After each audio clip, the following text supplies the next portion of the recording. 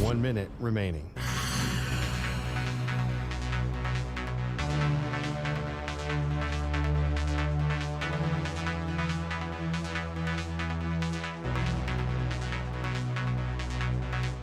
$45 seconds remaining.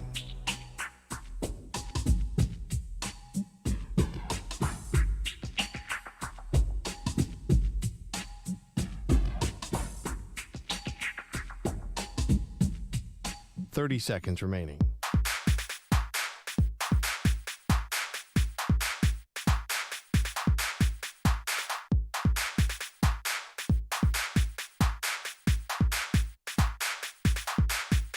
$15 seconds.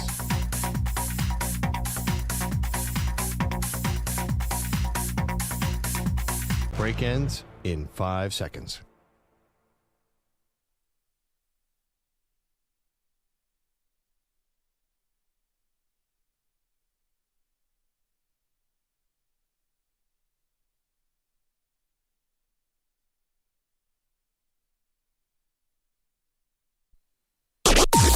Maggie and Perloff on the Infinity Sports Network. 2-point game, 6 seconds to go. Haliburton driving. He's in the lane. He nearly lost it. He backs up and unloads a three. Oh! That did not happen! It hit the back of the rim. It popped high into the air. And it dropped gently through the net. And the Pacers have... The scoreboard shows 125-125. It's called a 2-point shot. Indeed, it was a 2-point shot. Foot on the line, goes to overtime where Indiana wins it 138-135. Welcome to the show. Good morning, Pearl. And there was history that was made last night at Madison Square Garden. According to the Associated Press, teams that led in the postseason by 14 points or more with 2:50 left to go in regulation, or under 3 minutes in regulation, were 994-0 until last year. That's the Associated Press, guys. Don't kill the messenger. I know this is a tough day for our guys EJ and Manny, but we're going to get through it. Aaron Nesmith, might want to put a body on that guy. 6 threes in the final 5 minutes of the game. In the final, checked in with 5 minutes. 6 threes in the final 3 minutes of the game, plus 2 free throws. The anatomy of a comeback/collapse, choke sign, and all. Oh, I mean, Maggie, I remember you saying to me yesterday, one of the keys to the game is the Knicks covering Aaron Nesmith 47 feet from the basket. Get a body on that guy. Where did that come from? He had 10 points coming in when he checked in with 5 minutes left to go in regulation and scored 20 points from there. And he's not a 3-point shooter. I have no idea. It's almost like there was some sort of body switch in movie style with Reggie Miller, and then I can't believe that happened. And there were so many little moments to break down. There's so many moments where the Knicks could have ended the game. I'm in shock. And I do think we're lucky because we win this. If you didn't have a rooting interest, this game will be talked about forever, just like the Reggie Miller in front of Spike Lee game. We saw a historic NBA game, 30 for 30s, all sorts of things, NBA highlight reels. This was one of those games people won't forget. Complete with, as you just heard from Mark Boyle on Pacers radio, which I should have said before, the ball hitting the back iron and going up into the air over the backboard, like higher than the backboard. That's when time suspends like the Matrix and then falls back into the net. Thought it was the game winner. The Pacers bench explodes, erupts. Turns out it was a 2-pointer, so we go to overtime. And overtime was just kind of, neither team could stop each other at that point. So gassed, Jalen Brunson. It's just actually a variety of mistakes. I don't want to first just go to Brunson because the guy had, 40? I mean, there were mistakes that were made by all. He scored like a dozen points in the last 5 minutes. I don't know, mistakes. He was cooking the Pacers. I know, but all night long, and even in the end. He was 2 big turnovers, though, in the final 2:24. He was in foul trouble, though, so it kind of messed things up there. OT, I mean, I'd be curious with these Knicks fans. Manny is he's apoplectic. It's game Manny's one. winning like 6 jackets right now. Manny. You can't hide, But man. we need Manny like in a Trying. straight jacket maybe because I don't know. I think he is in a straight jacket. You look like you're in a snowsuit. If you're watching on YouTube or Twitch. It's a cold, rainy day in New York. Yeah, I know, because the basketball gods are crying, or they're smiling and laughing because of how Indiana has been able to pull out these insane games. Just a little historic context for Indiana. They've come back from being down 15 or more 4 times this postseason, tied for the most ever since 1997. They're 4-2 in those contests when they've been down 15. Who are you guys blaming?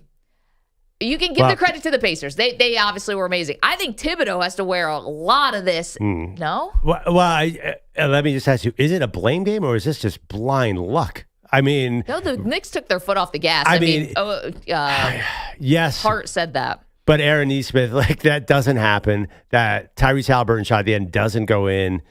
There is a little bit of wackiness to this. I understand, like, by blaming someone, you're saying something was wrong by design, and I'm not quite sure I see it. Like, they should have closed out on Aaron Nesmith. Like, that's not part of the game plan. No, I know. But you also said there were so many different times when the Knicks could have put this away. Missed free throws that could have put this away.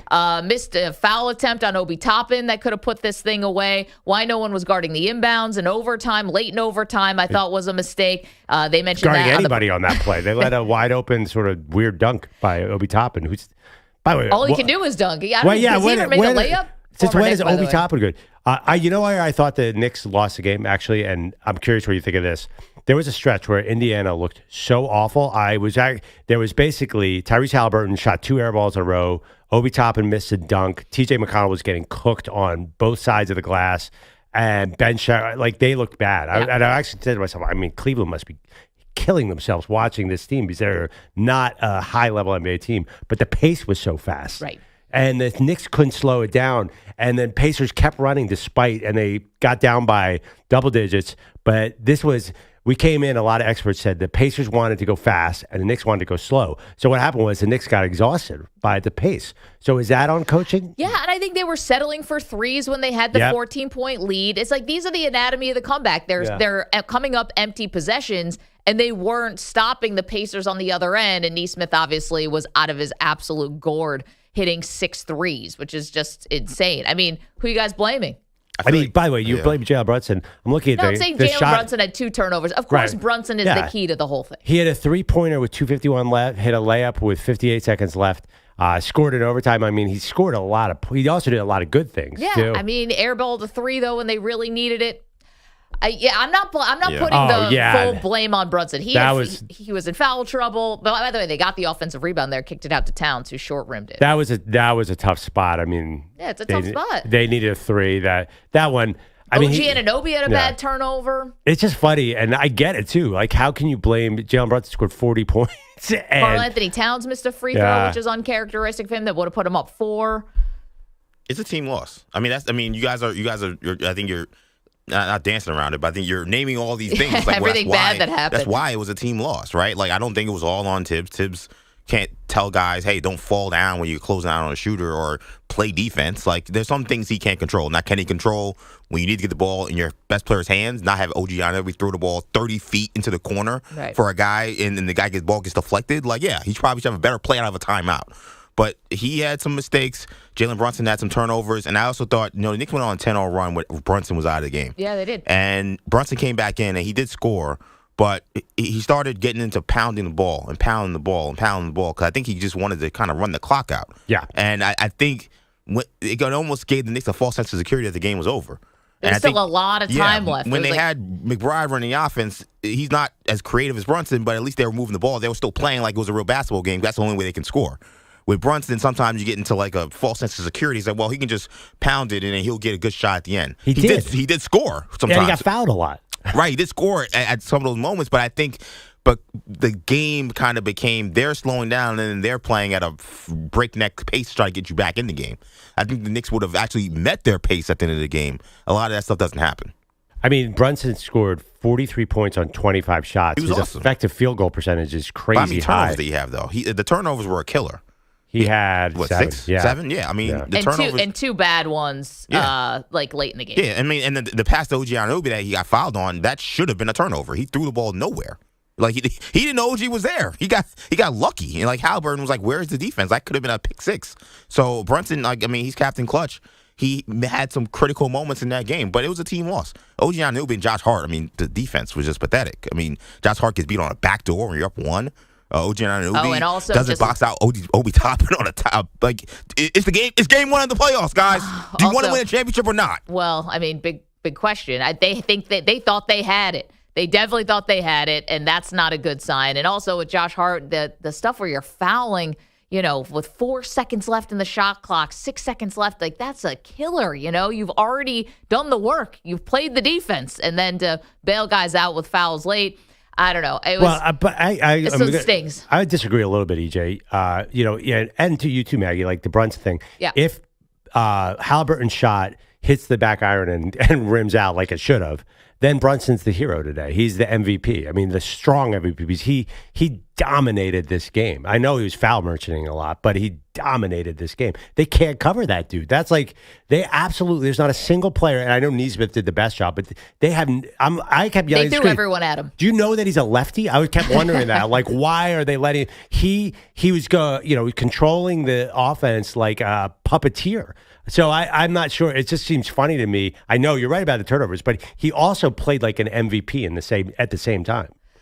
888-710-4ISN, 888-710-4476. I got a couple questions off of this game last night. First of all, the Knicks had actually been the team coming back on teams, right? They're the ones who came back from 20 down twice against the Celtics. Historic. The Pacers have been doing this all game, right? It's never over when it's the Indiana Pacers, ever.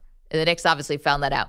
But to be on this side of it, how quickly can they rebound from that to get this snatched out from under them and then have to, try to get their minds right, bodies right, everything before Friday's game 2. That's number one, because Pacers are developing a little bit of a boogeyman, how they just never go away.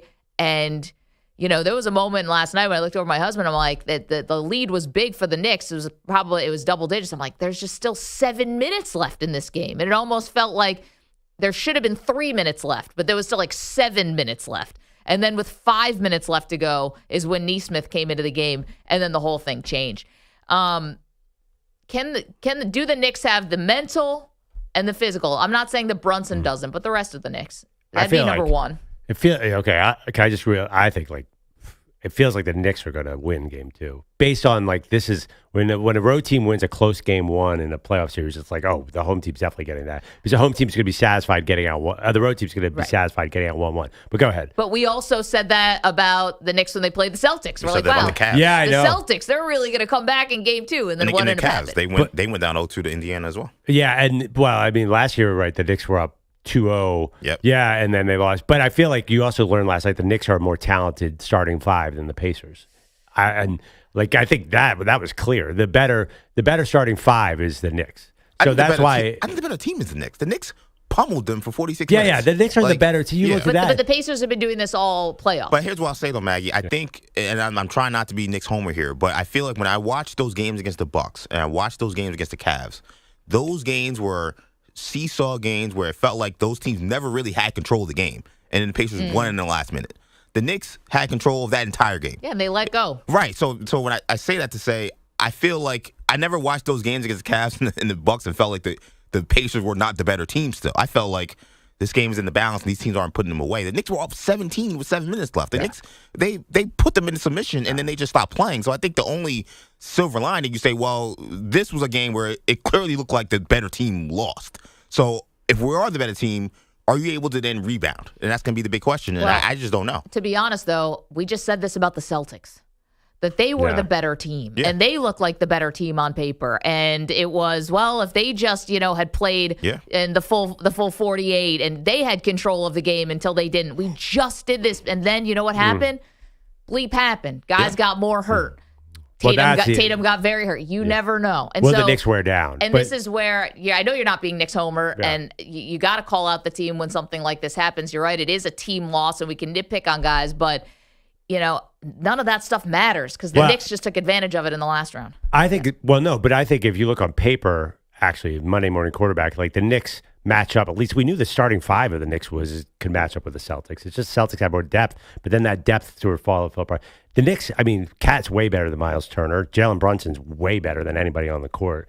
I mean, they are more talented from 1 to 5. I just think that the Pacers have so much more depth, right? So why was Cat limping at the end of the game? I don't even know. And Brunson looks like he's always worn down because he's doing so much. I just think that the lack of depth is going to catch up to him. So the Knicks got to strike now.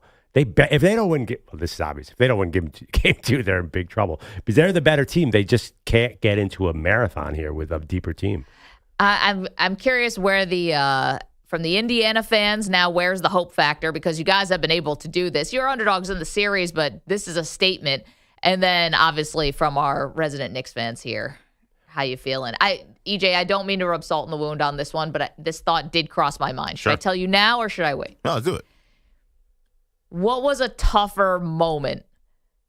The Haliburton thought we was a 3, ends up being a 2, goes in, jaw on the floor, dropping, and then obviously go to overtime and lose. Or when Rodgers popped the Achilles 4 plays in. This was worse. Oh, my God. This was worse. I don't think it's close to me. The Rodgers thing was terrible, but, we didn't know what we had still. I watched the Knicks pummel the Pacers for 46 minutes. Right. So I know the Knicks can beat this team. And then you saw them throw away a crucial game. Game ones are just crucial in the NBA playoffs. And you wonder if you just blew your shot at a title. With Rodgers, it was game 1 of the team. It was terrible, but it also didn't seem out of the realm of possibility. He's a 40-year-old guy trying to play football. This thing kind of happened. So this was the worst loss I've ever experienced as a fan. I did not sleep last night. Wow, I've no never, sleep. I've never experienced this. What Haliburton did to my body. Stunned. What Haliburton did to my body, I can't even describe. I don't mean to laugh. I'm sorry. I'm being real. That was. I know I was only 3 when Reggie had the choke sign and the 8 points in 3 seconds and 8 points in 6 seconds. This crap is crap. I was too 8 young. points 9 seconds. I was too young for that. So I don't know. Yeah, 1990. This was lack of sleep explained to win a title. You understand? You're assuming some kind of weird injury to SGA. Both those. If you go to the NBA Finals, you have a chance to win a title. No, you don't. Don't listen to Perloff. No, you don't. Yeah. Did the Nets have a shot when they went against Shaq They're and Kobe? not going to Shaq and Kobe. Did Dwight Howard have a Shaq shot? And Kobe playing for the There's OKC no Thunder? way. These teams are. First of all, they're going to wear each other into the ground. I thought about that. They were going to wear each other in the ground, then Oklahoma City is going to run all over them, I think. Okay, well, that's for another day. Shaq and Kobe ain't walking through that door. Anyway.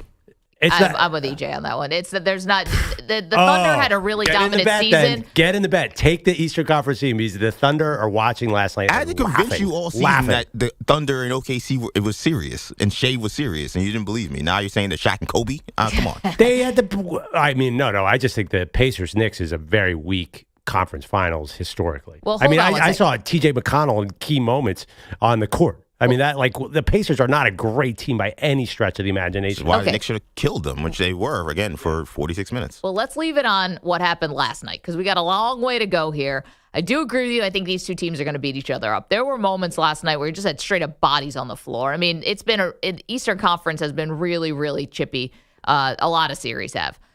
Let's keep it on this before we start writing death certificates for everyone who plays against OKC. Because, by the way, OKC's still got to get past Minnesota. And I'm not sure that Minnesota is that we're not going to hear from them at some point. Well, yeah. I mean, it was a great game, but it was ultimately a JV. It's a JV tournament in the East. But I totally, I mean, you saw it last night. The fact that what happened last night to me does linger.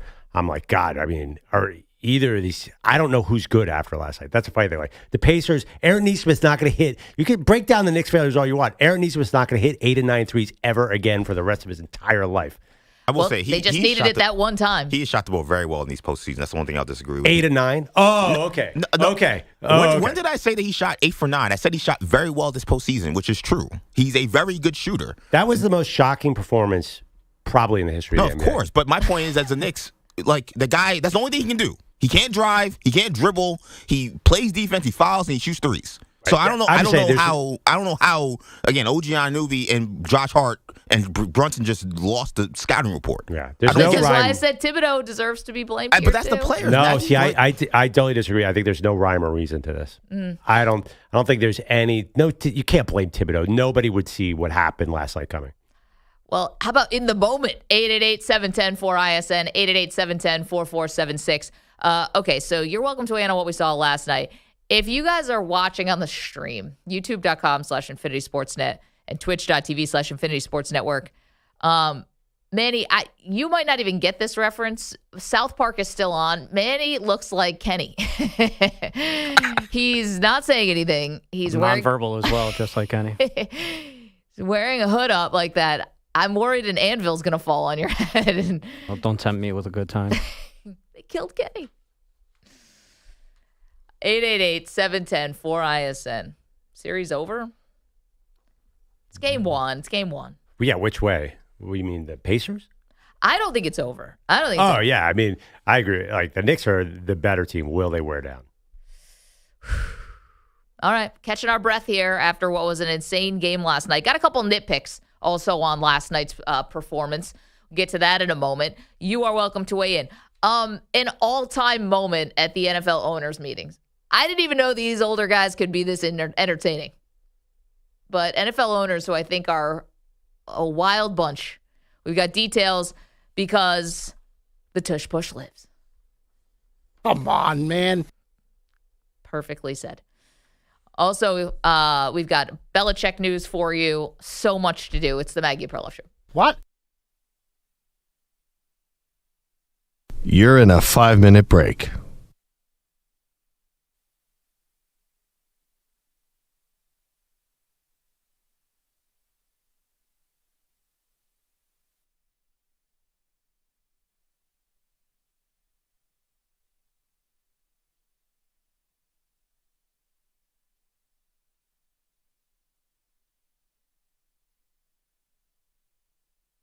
Four minutes, 30 seconds remaining.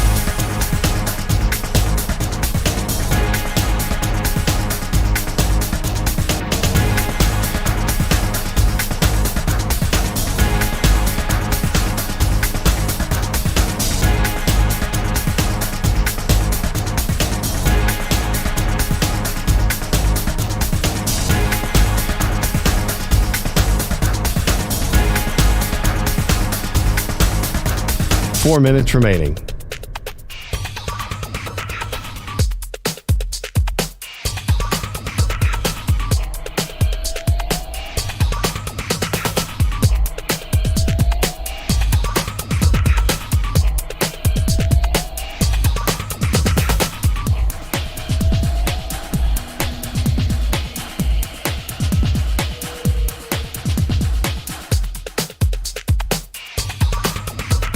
Three minutes, 30 seconds remaining.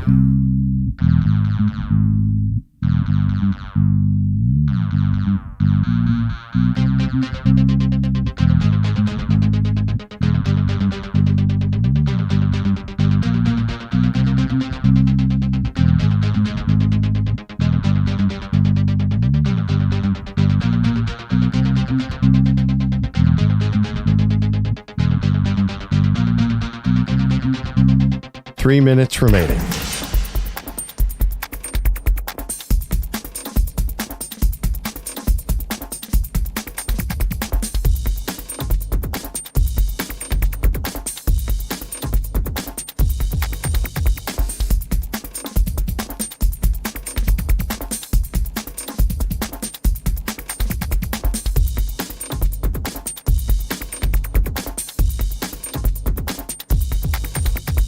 Two minutes, 30 seconds remaining.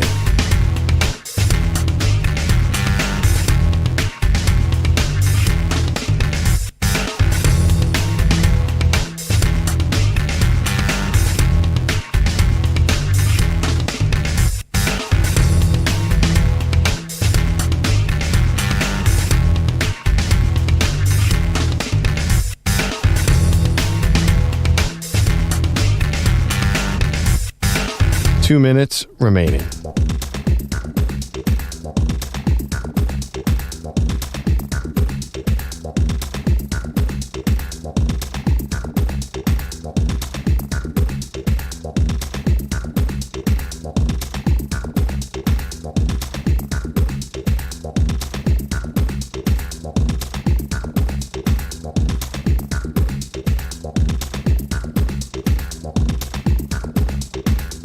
1 minute, 30 seconds remaining.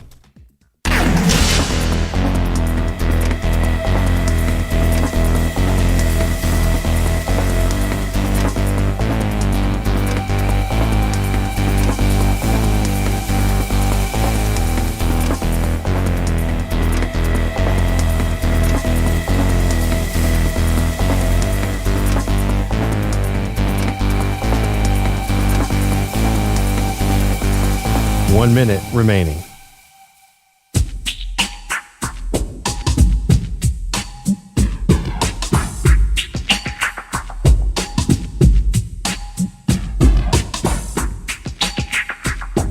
.45 seconds remaining.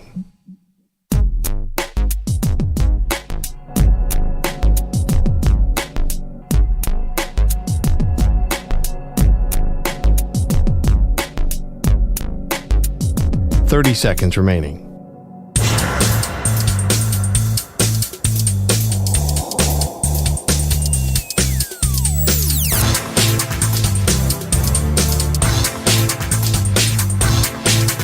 .15 seconds.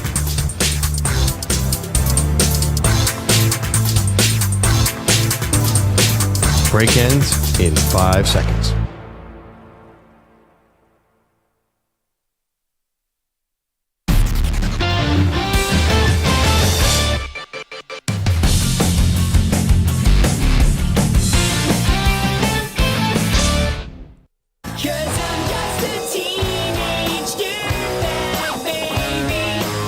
Welcome back. Maggie Perloff Show. I'm in shock after last night's game. There's so many angles. My take is you can't blame anyone. That was just sometimes basketballs bounce in funny ways, but I honestly don't understand. If you try to explain to somebody that Jalen Brunson blew the game or was bad defense on Aaron Nesmith, okay, I understand what you're saying, but it's still like, come on. Aaron Nesmith jumping 4 feet in the air, 40 feet from the basket and swishing a three. That's not a thing that happens. This was the craziest, most unexplainable game I remember. Okay. I'm being serious. I can't remember a game that made less sense than what happened last night. And obviously that is a Pacers overtime win, 138-135 when the Knicks were up 14 with 2:50 left to go in regulation. So it was a Knicks choke job. It was an incredible comeback from Indiana. This has been the Pacers thing, though. Not Nesmith going 8 for 9, but hitting 6 threes in the final 3 minutes of the game. I'll give you that. We were in the upside down. But this has been the Pacers thing. It's also the Knicks thing, though, too. And it's been the Knicks thing. So that's why I'm asking you. The Knicks were the ones who were the comeback kings, right? They were the ones who were putting the Celtics on their heels, erasing 20-point deficits in back-to-back games and others. Yeah. How do the Knicks respond when they're not the team that pulled the rug out from someone? They got the rug pulled out from them. I mean, for example, a little critical of Jalen Brunson. How many points did he score with 2:50 left in regulation? He might have had 12 more points in that game. I mean, he was in foul trouble. He scored 43 points. I'm saying the last 3 minutes of regulation to overtime, he scored a ton of points, had 43 points in the game, and that's who you're blaming on just 25 shots? He cooked the Pacers. They have no answer for him, and they still lost the game. I am saying that 2 turnovers in a tough spot for Jalen Brunson. Yeah, he's the reason they're going to win or lose. And he had 6 points in the overtime. He had 10 points in the fourth quarter. Yeah. In only 6 minutes because he was on the bench for a significant part of it because they thought they had it too. Yeah. EJ and I were just joking in the break. So I think we brought up the Pacers went with a strange rotation choice. They put Ben Shepherd, a young player, in for defense, and he proceeded to get destroyed on every single play. But he kept him in there. And Reggie Miller, the broadcaster, said, "Oh, did Carlisle forget he's in there?" I was like, is Carlisle going senile? Get that young kid off the court. He doesn't belong. But EJ's theory, what, that Carlisle was already giving up and going to his bench and saving minutes? Well, no, I think that because there were some guys on that bench in the Pacers, they got outplayed by the Knicks bench. So I think he thought, you know what, I may need Ben Shepherd in this series. He had not played much in the last series. He played a lot against the Knicks last year. Yeah. I think he was like, let him get these minutes now because I'm going to probably be playing him in the rotation at some point later in the series. And then they were down by double digits. It didn't look like they were going to come back. Yeah. So I think that's why he gave him those minutes. And he wanted to give Brunson a different look because Brunson was killing everybody else. The Pacers could have put their backups in. It was a double-digit lead with 2 minutes left. They could have just emptied the bench, but well, to be said honest, they won.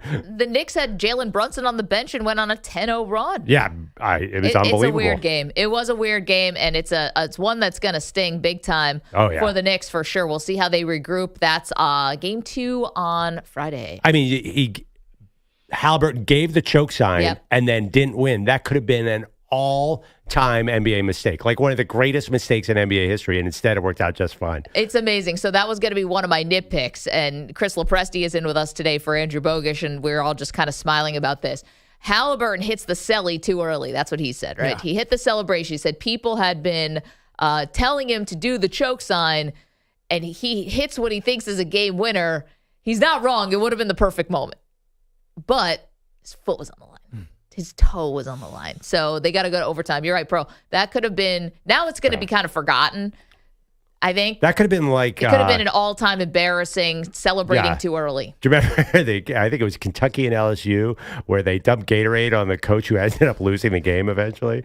Like, that was dumping Gatorade on the losing coach. That was terrible. I mean, we had a debate, by the way, and I want to get into it later. Is he a good guy? Is he a bad guy? Who is Tyrese Haliburton? Is he a professional? I heard him described as a heel many times. Well, he and Brunson, not just the history that goes back to last year's playoffs, but then they met in like a WWE type thing that happened at the Garden, right? Yep. Yeah. And Haliburton's the bad guy? Yep. Well, when you're in the Garden, he's the bad guy. He's with Logan Paul, so that definitely makes him the bad guy. Yeah, and we know about his dad, too. Like, we know where he gets it from. He's still banned, I think.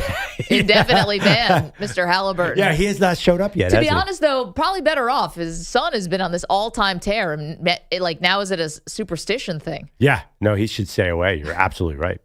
CeeLo has the latest for us. How you doing? These guys they're hard up over here. You're a Knicks fan too. Yeah, I mean, in place shock. Is crawling with them. In shock. Yeah. Didn't get a lot of sleep. No shock. No shock there. I was thinking, throw the game on, drift off, comfortable lead. My wife was like, the Knicks again. And I was like, well, she's like, all right, there's not that much time left. I'm like, it's 10 minutes in the fourth quarter. That's an eternity. Oh yeah, you got an hour and a half after that. It was a 2-point game at that point. I'm like, it's a tight game, like unless it's a blowout, it's gonna, it'll take a while. And sure enough, then the Knicks went on that, 14-0 run. And I said, look at that. Look how quick that was. She's half paying attention. Mm-hmm. And then the next thing you know, it's a 2-point game again. And then all hell broke loose. Tyrese Haliburton is letting loose from the... Yeah, it was interesting. All right, we've got a riddle sponsored by Progressive Insurance. What do your home and auto have in common? Progressive protects them both. It was an easy riddle. Learn more at Progressive.com. As you guys said, so many layers to another epic comeback for the Pacers, this time shocking the Knicks here. Game 1 of the East Finals at the Garden, including the bounce of all bounces. 2-point game, 6 seconds to go. Haliburton driving. He's in the lane. He nearly lost it. He backs up and unloads a 3. Oh! That did not happen!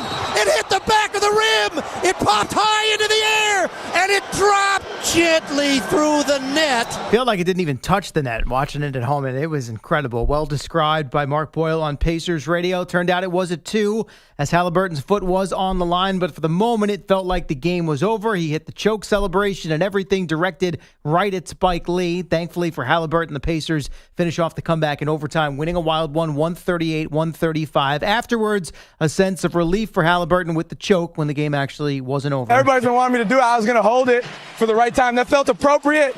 And then, it went to overtime. So we're going to have to save it for later. I was on the court Can't with do TNT. And, it's interesting because he said maybe save it for later. But later on in the postgame press conference, he, I think, basically said that was the one shot. So, no, you can't do it again. Yeah. Reggie didn't do it twice. Right. And he didn't have a reason to, but yes, that was a one-and-doner. It was. So we'll see what happens. Well, the he rest definitely of the thought he definitely thought it was a 3. The entire country thought it was a 3. Sure, their whole bench thought. And then when well. that moment, wait, I think it's a 2. That was dramatic. And they quickly had it on the scoreboard. Yeah, they got it immediately on the scoreboard. Did a good job. By the way, the only time they had a review quick last night. Yeah. I mean, get out of here with these 5-minute reviews. I'm dying. Mm-hmm. It's been the story of the playoffs. I also want to say, too, and I'm not here to bang on the refs, but on that comeback, it seemed like every single review or call was going to the Pacers, and they all were razor close. Yeah, I mean, if It was a 5-minute review on the Pascal Siakam. They were trying to just give them the ball back on that Pascal Siakam play. Because I'm like, why are you waiting 5 minutes? Like, he's clearly grabbing his jersey and hits his arm. So you're going to give him the ball back. It was incidental. Yeah, it's like, all right, you guys really want them to get the ball back here, which, okay, whatever. But that doesn't square with a lot of our conspiracy theories about the NBA, of which we have a million. No, I think the refs are just incompetent. I mean, that play could, if that gone the other way, that particular play with 29 seconds, the game's over. Totally. Yeah. I agree. It was unbelievable. It was a razor's edge on that. It gave the Pacers possession, and they were obviously on a heater at that point. But the theory generally is that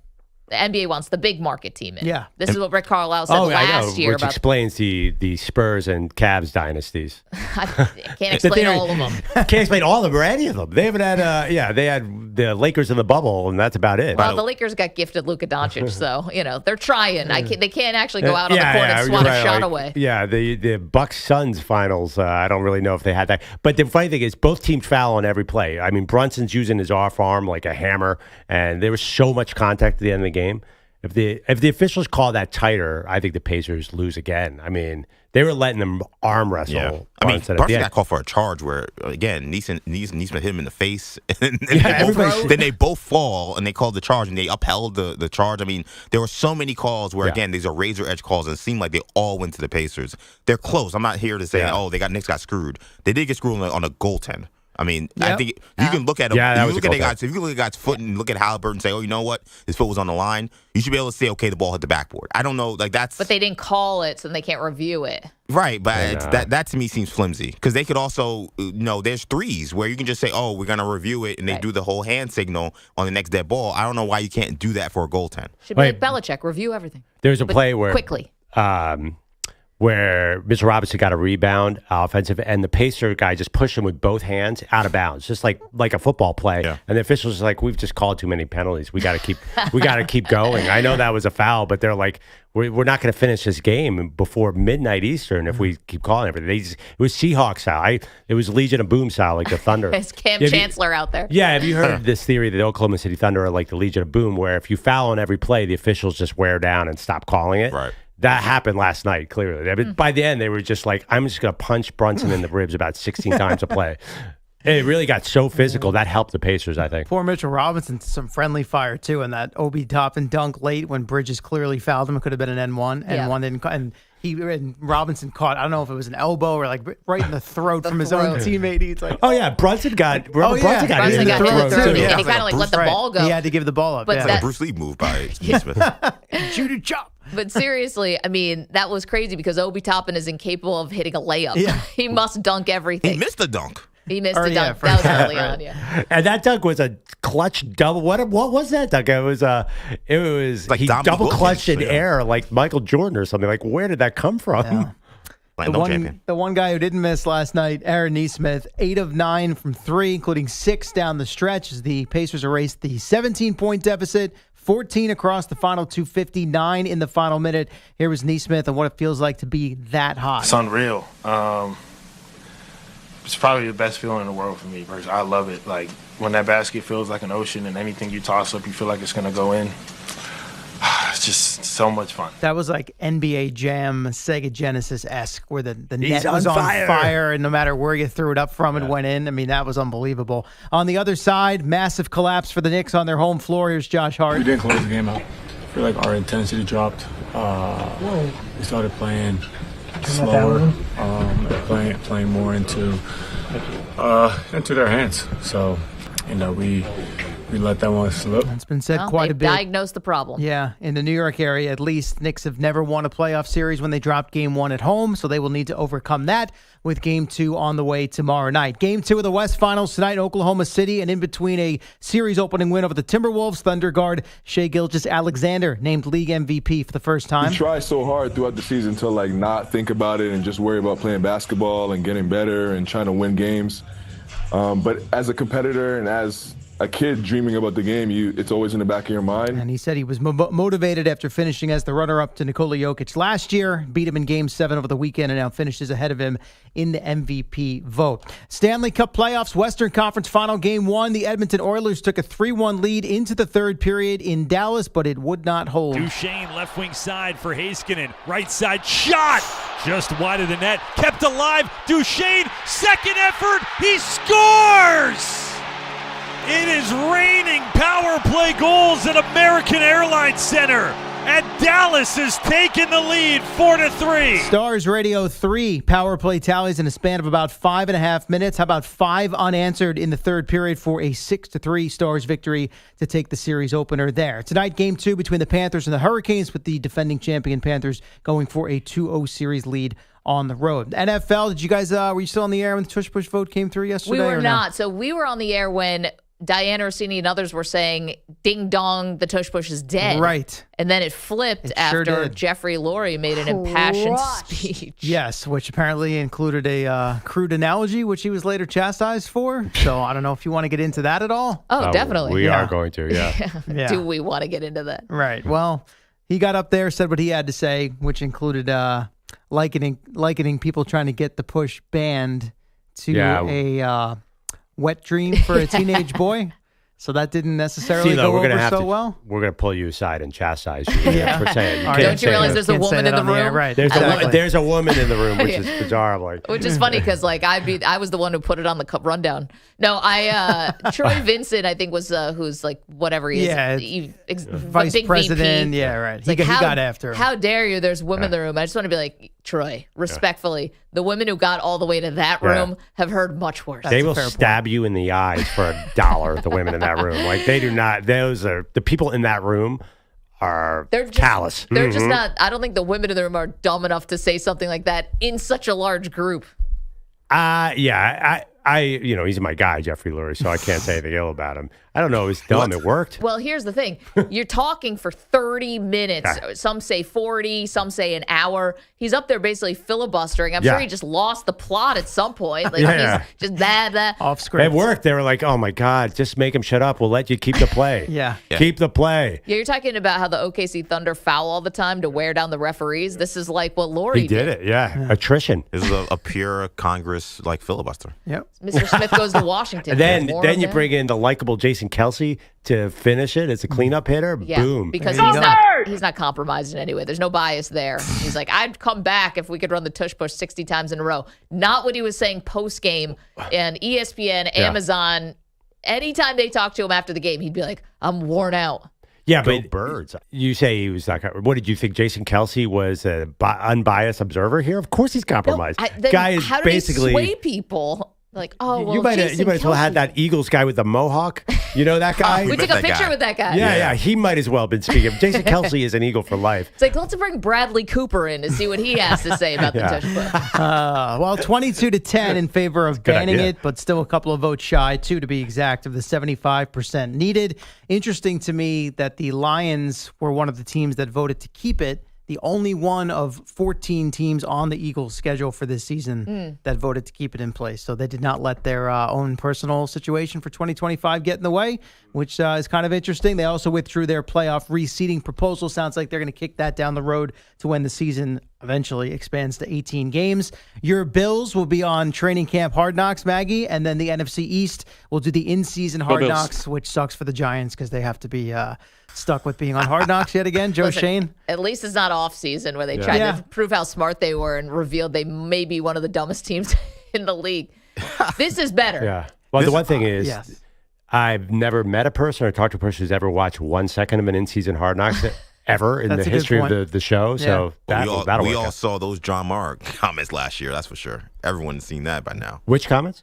If we lose Saquon Barkley to the Eagles, I'll be very upset. Right, that was the off-season Hard Knocks. The in-season. The in-season, like once in a while you'll see a tweet from the Bengals last year or something. That is a non-watch show. I'm being dead serious. I tried last year. What I will say, though, is this may be the first time in Hard Knocks history that we see the beginning of the end of a tenure and the end of the end of a tenure. Because we saw the beginning of the end last year in the offseason Hard Knocks. For the Giants, And this could be, the Giants are 4-10. We're watching them play out the string.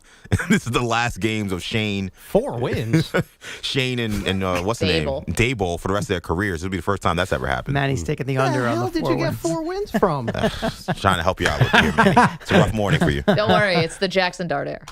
It will be at some point. You did also lastly have the passing of Colts owner Jim Irsay at the age of 65. As they say he passed away peacefully in his sleep yesterday afternoon. Yeah, interesting for the city of Indianapolis. You know, you get this news, Irsay, who's been such a mainstay there, and the family moving the team from Baltimore to Indy and the Colts, and he's such a figure in Indy in so many ways. The owning the team, the philanthropy, some of the embarrassing headlines that came out with his substance abuse issues over the years, and then to have the Pacers have this unbelievable moment. It felt like Indiana was front and center last night. Very true. Very true. Okay, quickly, thank you, CeeLo. We will take a quick break. We've got more than just Knicks Pacers, but if you want to talk about that, let's do it. 888-710-4ISN. We've got more NFL for you. CeeLo went through some of it. Tush Push gets saved. And by the way, more details coming out about what could have been with the 49ers and Brock Purdy. They were trying to trade this dude? What? We'll get to that next. You're in a 5-minute break.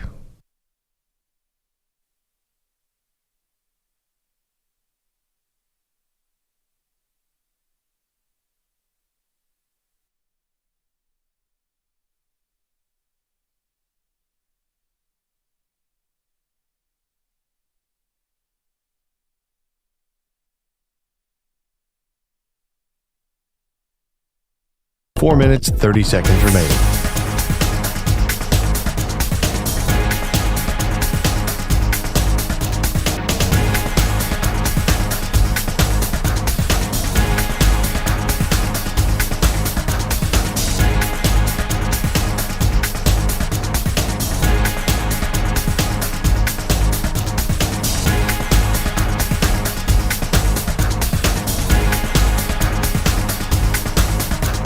Four minutes remaining.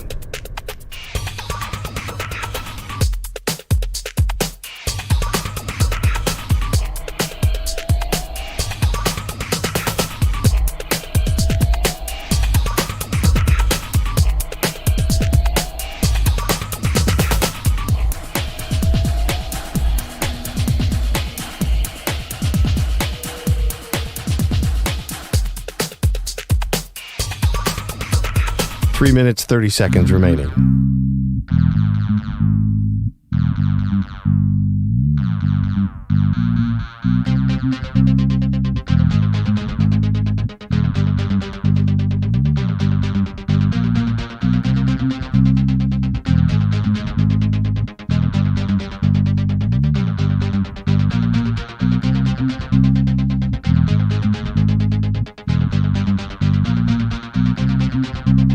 Three minutes remaining.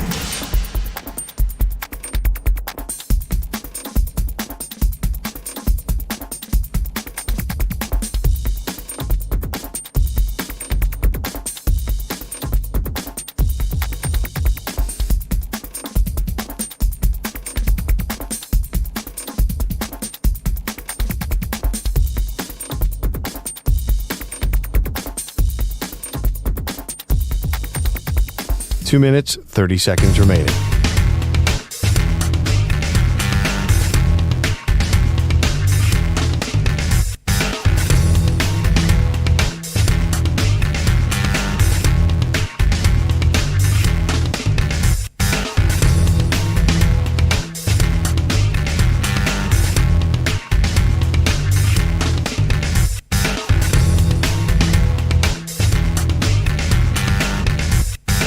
Two minutes remaining.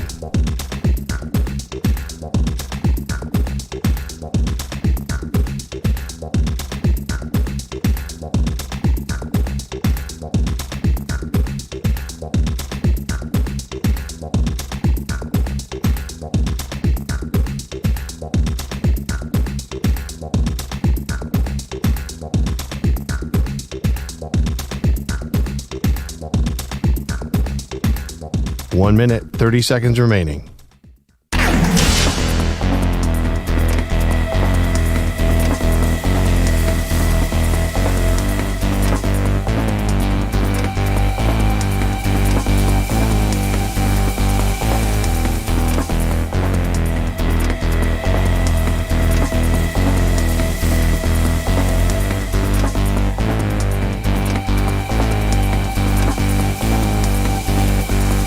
One minute remaining.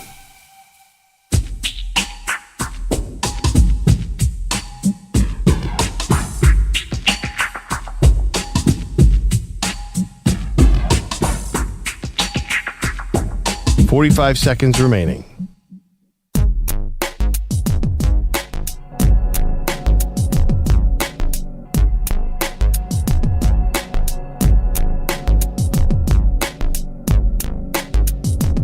Seconds remaining.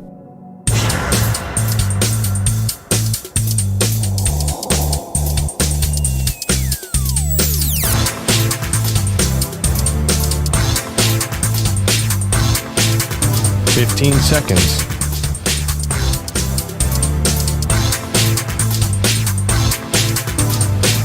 Break ends in 5 seconds.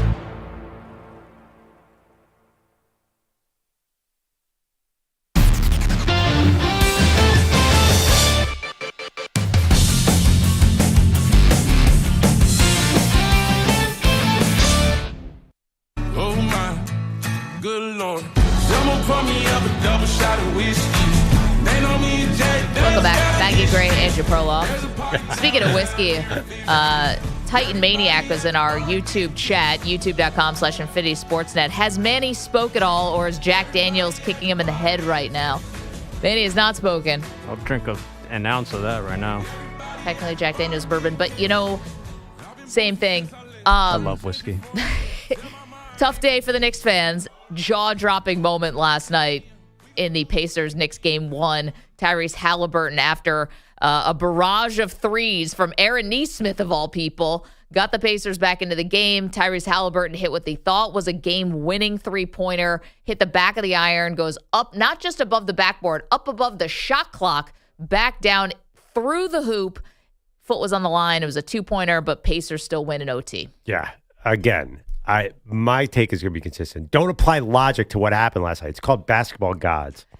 Maybe Jim Irsay, the unfortunately deceased Colts owner, guided it from heaven. I don't know. His last tweet was saying good luck to the Pacers. Yeah, it just doesn't feel like any way to make sense of this. Like looking at, the Knicks should have done this on defense or offense. The ball bounced 15 feet in the air and went through the rim cleanly. I mean, through the net cleanly. But why would this Knicks team get punished by the basketball gods? See, they're not wearing the stink. Now, I did think of one thing that did cross my mind yesterday. Now, the Knicks have made a really big deal about bringing back the legends of Knicks history, which you love to see. I mean, I think every team, like when your Eagles do that, obviously Dr. J is in that. Yeah, of course. Love that kind of stuff. I think universally as fans, we love it. The circle's gotten a little wide, I would say, though. That's where the basketball gods are mad? What do you mean? This is just what Ewing, Starks, obviously like the Bernard Kings and the LJs and these guys that are Bernard King didn't really, but these guys are positive memories mostly, right? Knicks nostalgia. Stephon Marbury is not. Oh, come on. Stephon Marbury is a New York legend. Starbury? Get out of here. He's a New York legend. You don't want to go back over the era of Marbury at the Garden. That actually is not. I'm glad that he's either patched things up, or I don't know if things ever even got bad, quite frankly. But he and Isaiah Thomas together in that building was not a good marriage. Okay. First of all, I'd like to go to Knicks games, so I don't know if I'm going to let you get into that again. I'm just saying that the circle got a little wide. And I've interviewed Steph, and I like him, and he's a good interview, and he's been around for a while. So it's not like he just showed up yesterday, and now all of a sudden it's like, all right, let's rehash everything that happened in the Garden.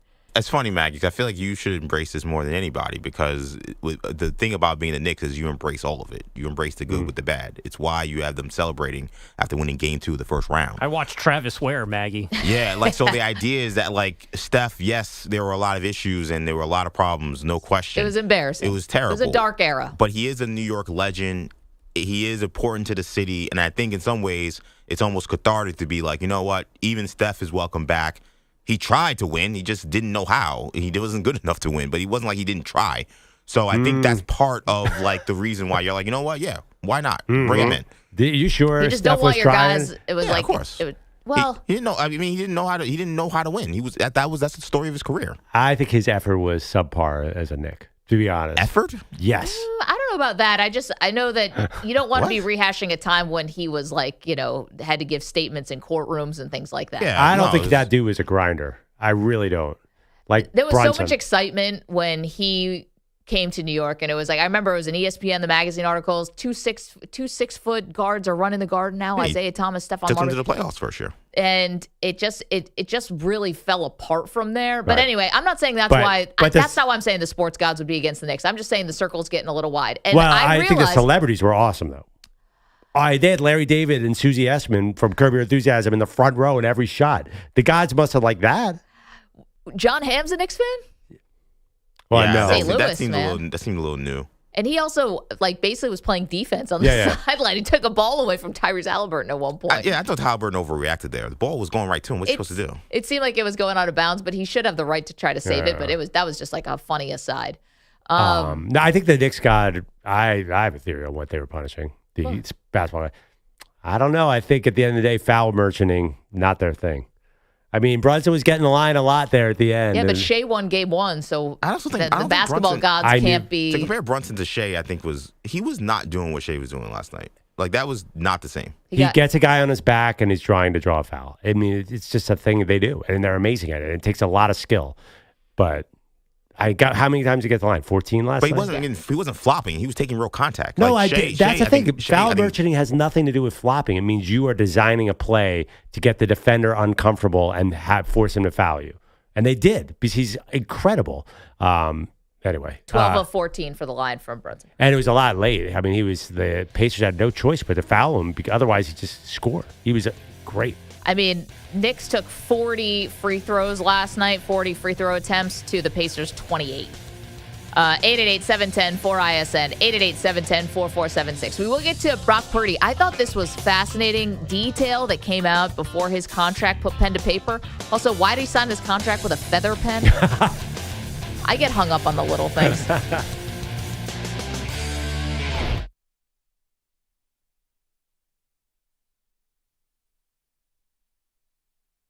You're in a 5-minute break.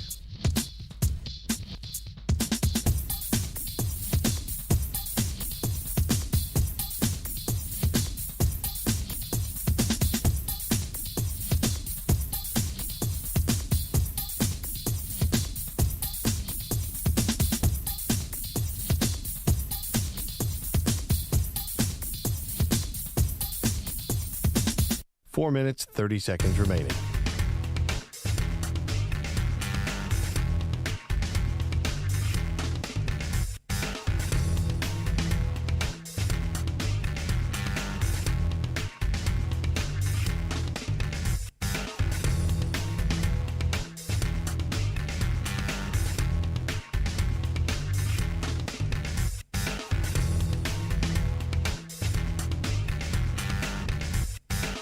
Four minutes remaining.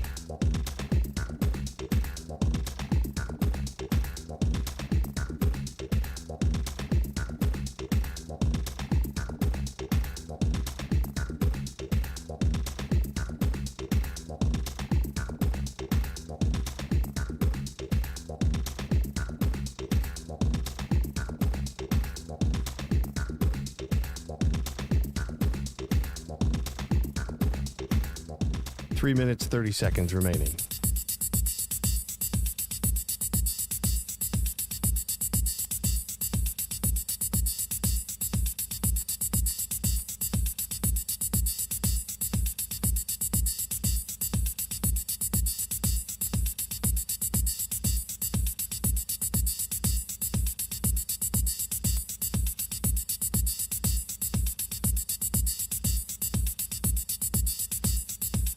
Three minutes remaining.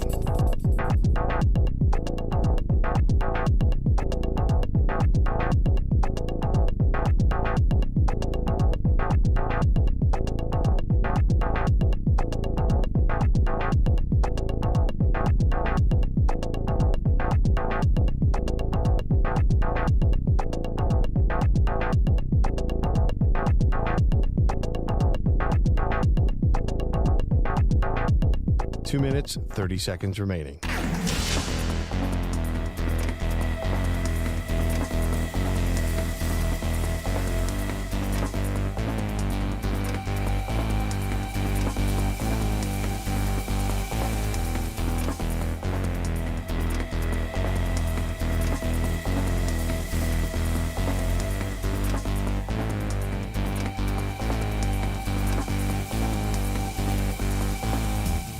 2 minutes remaining.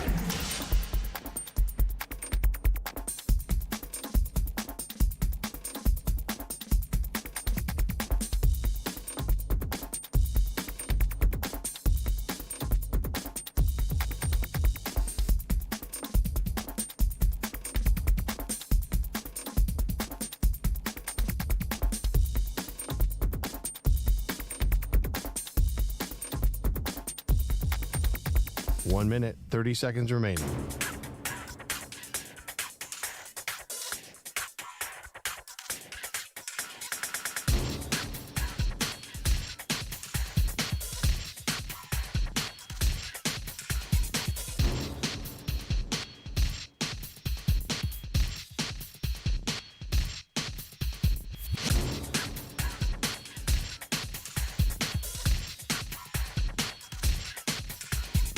One minute remaining.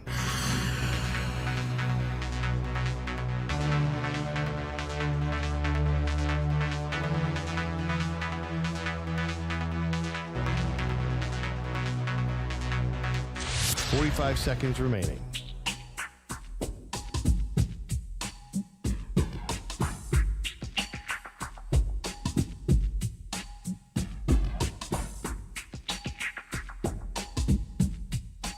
Seconds remaining.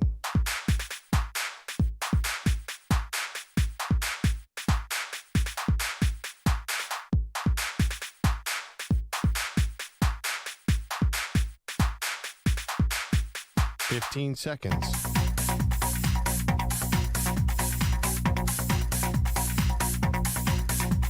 Break ends in 5 seconds.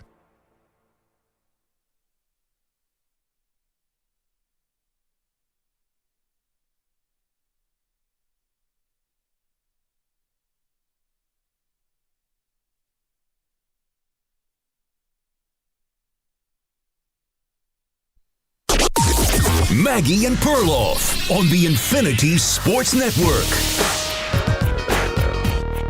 Philadelphia Eagles got a W. Season hasn't even started yet. Welcome to the show, Maggie Gray, Andrew Perloff. Pearl being restrained, and we'll get to the Knicks-Pacers ending in just a moment, but Pearl being restrained, I guess I have to apologize to the audience. Yesterday, when the insiders were all reporting that they thought the tush push was going to get banned, I said, ding dong, the tush push is dead. Well, I got to take that back. It turns out in the 11th hour, Jeffrey Lurie, the owner of the Eagles, tag team with Jason Kelce, the future Hall of Fame center, really did walk into a room of decision makers at the owners' meetings in Minneapolis and convinced everybody to keep the tush push. I will put you in that trash can over there. Okay. They physically threatened them. Since I'm a Philadelphia made more sense. Eagles fan, I am going to actually see the negative out of all this. I think the Eagles were poised to lose the tush push, and this was going to be the sole thing driving them to repeat as champions. That was all their bulletin board material went away yesterday. Go Birds! Honestly, I was so excited for them to ban the tush push and then for them to just quarterback sneak and get all the first downs anyway, and they were going to have this to hang over the rest of the NFL. You couldn't figure us out, so you had to change your rules to stop us. That was the ultimate NFL flex, and they kind of lost that opportunity. And I got to be, I'm also a little confused. Jason Kelce reportedly said the Eagles are going to get those first downs anyway, so I think this was the key moment. So you might as well let them tush push. Because it's true, the quarterback sneak works 90% of the time, no matter if you're tush pushing or not tush pushing. Kelce, I guess, convinced them that it's not a dangerous play by explaining the mechanics, which was a big deal. In reality, it was put enough seed of doubt that it's not dangerous into the other owners, so they couldn't use that as an excuse. But you have to admit, it is a bizarre thing. Now the Eagles are taking this giant victory lap because they got to keep the tush push. Why would they do that? Like, you understand the 22 teams voted against it. They're going to try and get rid of it next year. Yeah, so, they put out a big video about it. They put on out a photo that is the Eagles' official Twitter handle. It says "push on," and it's a Jalen Hurts lining up for the tush push against the Green Bay Packers. Yeah. And learning more about this yesterday, I was listening to Diana Orsini talk about it with Chase Daniel on their pod. That I had not put this 2 and 2 together, so forgive me if you guys had, and I'm a little slow on the uptick. The reason why the Packers were the ones who proposed this is not because the Packers really had a problem with it. It's because they don't have an owner. So they told the Packers, so this is not attached to like one owner. who's basically going against another owner in Jeffrey Lurie who wants to keep it. So they said, well, let's have the Packers do it. Then you have Matt LaFleur out there being like, well, I don't know if it's safe. Like, apparently the Packers could have cared less, according to her, and she's been all over this. It was just they don't have an owner, so the league thought, let's let the Packers bring this to the forefront so it doesn't get pinned on one person.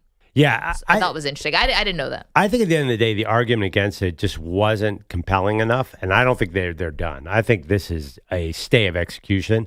I think they're waiting for one twisted ankle, one injury, and then they're going to come back after this again. Because, the NFL changes its rules all the time. So I just think, like, last night they were afraid. It looked like the visual would have been, we can't stop it, so we're just going to outlaw it. Like, basically, at the end of the day, there was no better reason except that it's a little boring, and we can't stop it. So I think the NFL didn't want to, at least 10 owners said, we'd look like chumps if we outlawed this play. So and I feel like maybe I'm not the one who should be reading this quote, but I'll do it anyway, because sometimes you got to take one for the team.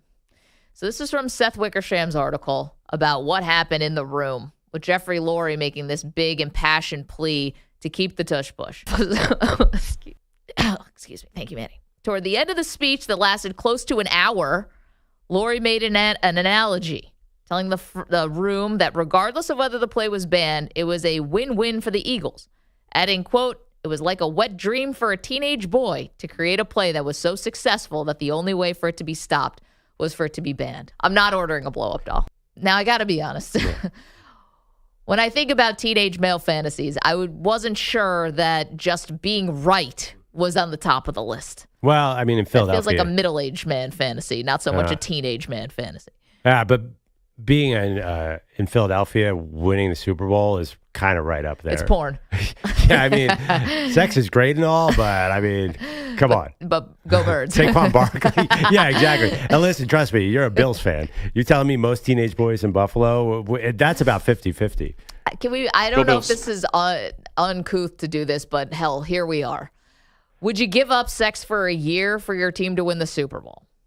Not the Super Bowl. In high school, I would have. Not by my choice. You can't have. In high school, I did. The game can't be giving it up for you. You have to consciously be giving it up. Yeah, I tried you have that. To have access to it. I tried that method in high school, and Buddy Ryan couldn't quite get over the top in Philly. But neither could you. Yeah, absolutely true. We had two people striking out. Stranded at third. You, Andy Reid, Buddy Ryan. Okay. Not a lot of people getting to the goal. All right, I'm going to say something. I don't think that quote was that bad. Oh, it's silly. It's silly, but sometimes we do use that expression to describe something that's really great. This is like a... Yeah. Yeah, I mean... Not at work necessarily. Not at work necessarily, but it is not... I don't think it was a dirty comment or anything like that. It's an expression that people use to describe something that is like beyond your dreams. Like for me, that situation would be sitting on my couch and having food delivered to watch football all day. That's like my version of that. Right? I think a lot of us are like that. Bar's really lowered for you. Isn't that everybody here's dream is just like have nothing on your plate for 8 hours and just get to sit there and eat food on your couch and watch football? I think for a lot of people's dream, it's actually this type of dream. I think they actually want to meet a lady. No, it's a middle-aged man. The fantasy changes over time. Then it becomes... Now it's more about DoorDash. Yeah, there's a movie where Adam Sandler plays an Asian comedian. He's like, yeah... in my 30s, I was all about going out there and getting women. In my 40s, it's all about going to the fridge and seeing if there's a sandwich there. So everybody has a different version of a wet dream. And I think Lurie's analogy, while completely inappropriate, I think it did the trick. I think he was effective. Home. I think the owners are like, yeah, I'm confused. I don't know if that was inappropriate or not. It was like a great lawyer. It was almost like Johnny Cochran in the OJ trial. Jeffrey Lurie just muddied the waters. Amazing. But what he's saying is actually, it's like it was a threat. He's like, if you ban this, we're going to come back with the wrath of 1,000 young men, or whatever. We're going to come back with 1,000 fantasies about this or whatever he's trying to say. Like, this will be bad for you. The other thing that he said that made no sense besides the wet dream comment. Well, that's what he was doing, right? Well, that particular comment... No, but that comment was not a threat. Oh, wait, you're saying that meaning like we're going to come up with another play? No, he's saying that if you ban this, it's like a wet dream for us. Like you're giving us so much bulletin board material That's what he was saying. It was like a threat to the rest of the league. Go ahead and ban it. We can't wait for you to ban it, just like you said. Oh God, no. I thought he was saying this is a wet dream to have come up with a play. I thought he was talking about in the past tense. Like, I don't think he was saying, oh, wait. No, he said it's a win-win because it's like a wet dream to create a play that was so successful. The only way for it to be stopped was for it to be banned. Right. You said that, like, the bulletin board material that would have propelled the Eagles to another Super Bowl. But he said the dream was to have created it, not like, I didn't say like, we're going to go back in the lab. We can't wait to do this. Well, did you read that as a warning? Yeah, I mean, I interpreted it as you guys are so pathetic that you guys are trying to ban a play that you now have deemed as so unstoppable. Like, you know how much that's like a cherry on top to the Super Bowl. Not only did we win a Super Bowl, but we dominated you guys so much that you wanted to ban something. That's how I think that gets me off. Yeah, it's funny. I didn't actually. You guys could totally be right. I didn't read that as a warning shot because there were other. I don't think they explicitly said we are going to come at you hard. I mean, I don't think Lurie said that. I didn't see that in the reports, but I read a really good column by Mike Silver of the New York Times /Athletics saying that the Eagles already had a plan in place to use this as emotional bulletin board material. Which is what you said. But I didn't think they were going to come up with another great play. So the other part of this that I thought was that I didn't really make a lot of sense is apparently one of the reasons why Jeffrey Lurie was able to make this impassioned plea to the rest of the owners, and supposedly it worked on some of them, was that if you ban this, it's somehow less safe for the game, and that you'll have to live on your conscience with the liability of quarterbacks getting hurt, I guess, by traditional QB sneaks or something like that. That was the NFL owner version of if the glove doesn't fit, you must have quit. Oh, my God. I couldn't understand. I'm like, you are putting these quarterbacks at risk. Because they're arguing that tush push is safer than a normal quarterback sneak. And the only reason I kind of maybe believe that is I saw your Bills run some sloppy quarterback sneak where Josh Allen had to run around and, Allen's always putting himself in harm's way. But he suggested that owners who vote to ban the play would be taking on the liability of potentially increasing injury risk. I'm like, explain that to me like I'm 5. Just because we have like 100 years of data about the QB sneak and we've got 4 years of data for the tush push? Well, I guess they're arguing what's safer? The way the tush push works is the quarterback is less exposed because there's so many people around him, which kind of makes sense. I mean, there's no way Jalen Hurts could get hurt on that play, theoretically. Didn't Mahomes get hurt on the play, and that's why they don't run it anymore? On a normal quarterback sneak, you're more exposed, right? You don't have as many guys around you. Is that the whole point of it? It's just a big push. I don't know. I feel like I've heard Jason Kelce, who was also there yesterday, also on behalf of the tush push. I don't know why people would think that he's an unbiased figure. You know, Jeffrey Lurie's paid him millions and millions of dollars. Obviously, still an ambassador for the team. It's ridiculous. But anyway, I just don't understand how he can talk about the tush push so differently after games than he did yesterday. He had a little bit of time, a little bit of distance, and now he's like, I'd come back out of retirement if I could run 80 tush pushes in a row. Is not the vibe you ever got from Kelce after a game. He's like, it's a hard play. Be careful, Maggie. You take on a Kelce, you're taking on Taylor Swift Nation. Bring it on. He's a Swiftie. He's a Swiftie by marriage. I think his wife has like the most popular podcast in America right now. The Kelces are at the top of the mountain right now. Jason Kelce can do whatever he wants. He's Jason Kelce. There's no rules that apply. You were mad at him because he was drinking a beer at the Bills game. Yeah, get out of our tailgate. Come on. Jason Kelce, there are no rules for that man. By the way, he's a superhero. By the way, I think it's real. That works well for athletes. Lurie, Kelce, and the Eagles made the NFL look like fools. Yes. I've never seen 29 billionaires look like complete, utter fools than what happened yesterday. And Goodell, by the way. Roger Goodell. Who made this like a pet project that it seemed like it was all coming from the league because they just didn't like it. The health and safety data is all bunk. They know they can't use that, or at least it's not conclusive enough. And so they went to like aesthetics of the game. Clearly Goodell wanted to get this through, and teams were like, no. And newsflash, Pearl, America's team is the Philadelphia Eagles. I'm declaring that today. You know why? Because Jeffrey Lurie walked in there and said, I dare you guys to do something against us, and those guys cowered. It was crazy. I don't think America thinks that way. America definitely doesn't think that. A lot of America doesn't want the Cowboys to be America's team. It's not a choice. It's just a decree. Just like the Cowboys got all the shine, got all the edge. That's over now. It is now Philadelphia Eagles country because of these bozos that don't know how to run their own league. I hated the last 90 seconds of the show. No, I think the Eagles are now they're like the mafia or something. No. It's like they come in there with their muscle. Like literally Jeffrey Lurie brings a goon with him to the meeting, threatening with a crowbar in his hands, threatening to break some knees. Yeah, Big Dom. I'm surprised Dom, I'm sure, was outside. Locking the door, like Bronx Tale style, locking the door. Now you guys can't leave. It felt like a shakedown. The vote was 22-10. We understand that they got 22 of the owners to ban a quarterback sneak. It's pretty close. I'm just telling you, enjoy it this year. Yeah, but they thought they had it. Yeah. They're telling Diana Rossini, tells me, oh, yeah, this thing's going away. It's over. We've been hearing this for days. And then they go in there, and Jeffrey Lurie talks about wet dreams, and Jason Kelce talks about wanting to do 80 QB sneaks, and now, oh, you know what? We're going to not ban it. Like, the Eagles run the NFL. This is the worst timeline. Tyrese Haliburton doing choke signs, and the Eagles run the NFL. They'll get rid of it This is not Manny's wet dream. This is the darkest timeline we could live in America. This is ridiculous. What is this? By This the is way? utterly ridiculous. Is that quarterback sneak? What are you talking about? Well, it's your secret sauce, or else you would have put out a 20-minute victory lap video on your social media accounts. Not you, the Eagles. That's kind of sad. Yeah, I mean, JC, but I totally agree with Kelsey. Like, he's getting those first downs no matter what you do, which is like, if that's the case, then why are we fighting so hard for this thing? Perloff, this is because you came in and you put it on the table. That's why. You showed who was the bigger. I don't know. I think Lurie went in there desperate, quite frankly. But it now comes out looking like he's the mafia don. I think it's more like the other owners felt sorry for this guy. It's like, oh my God, I didn't know you cared that much. It's not that big a deal. You can have the play. Just shut up. Stop crying. Just shut up. Here, damn.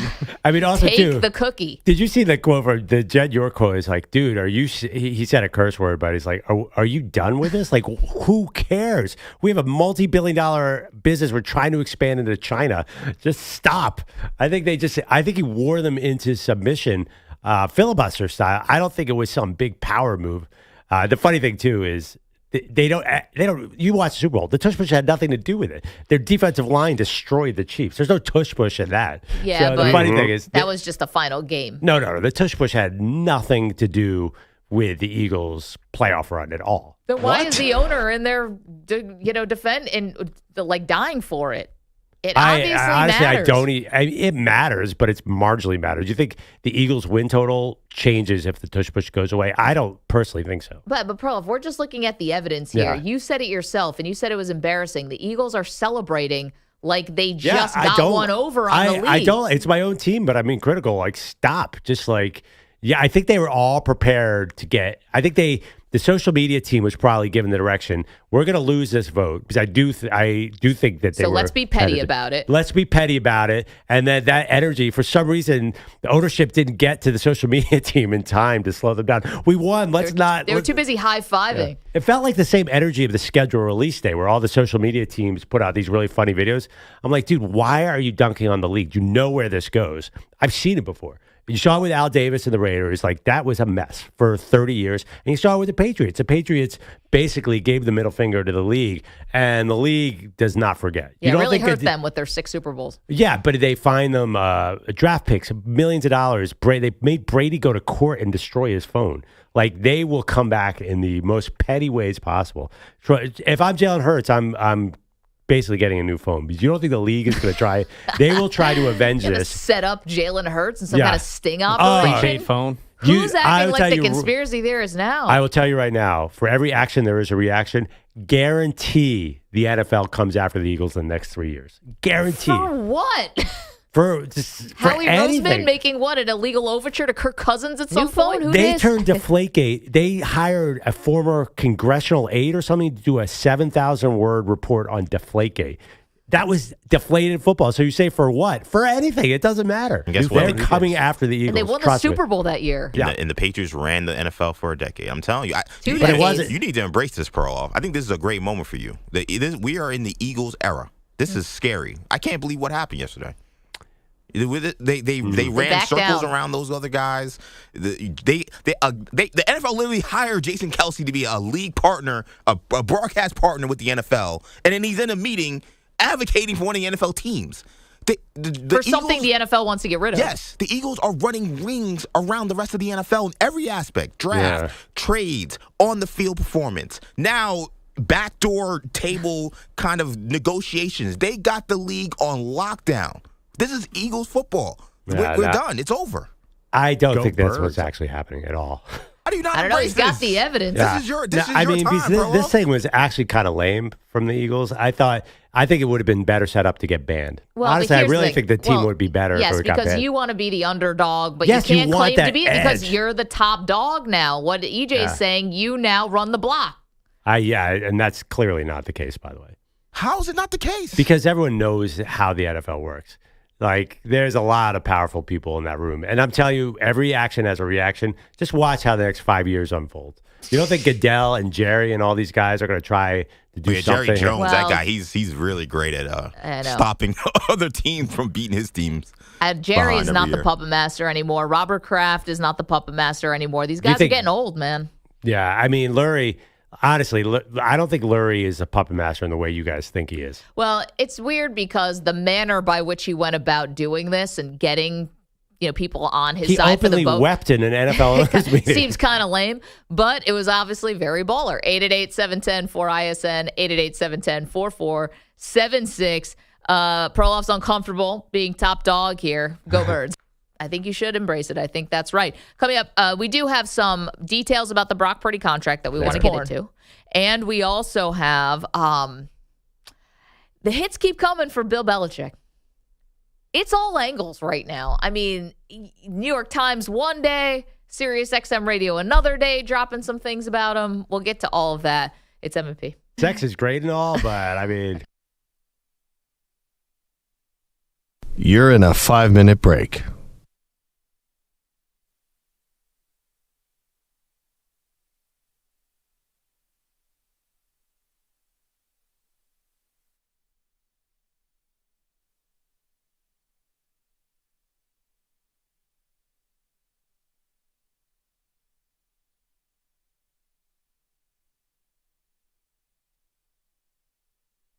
Four minutes, 30 seconds remaining.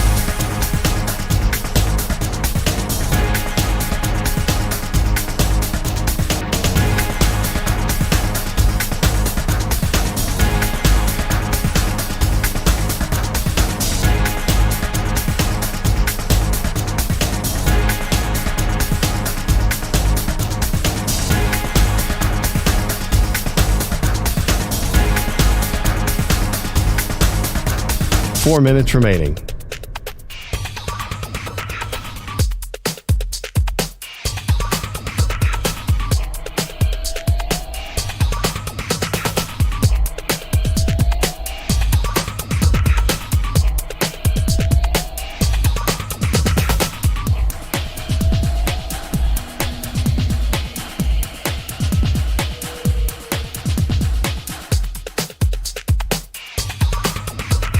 Three minutes, 30 seconds remaining.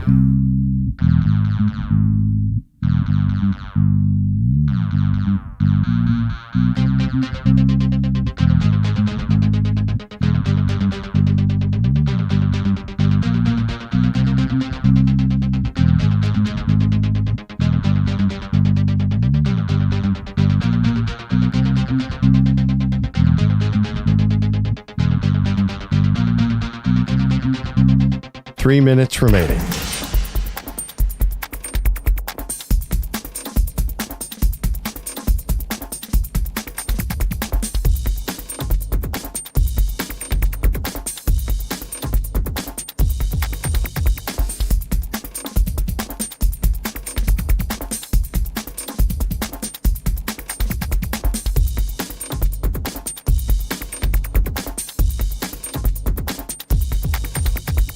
Two minutes, 30 seconds remaining.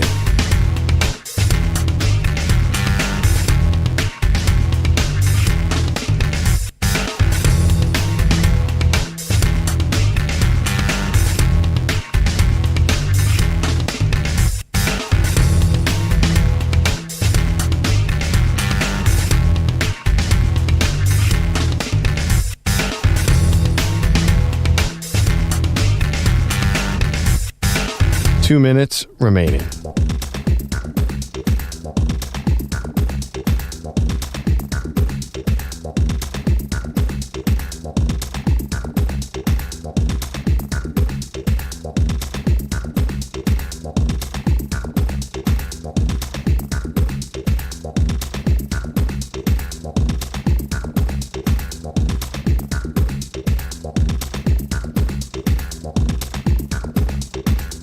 One minute, 30 seconds remaining.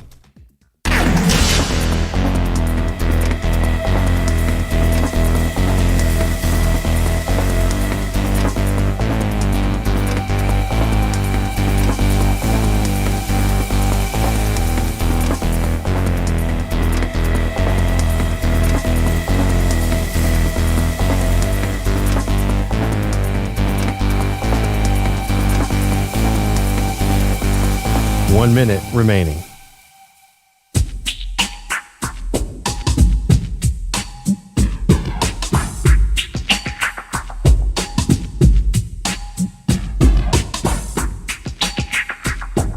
.45 seconds remaining.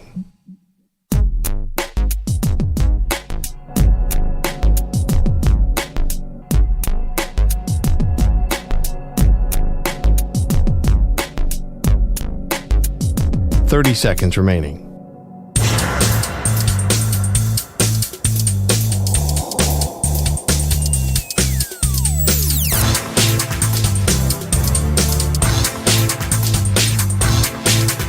.15 seconds.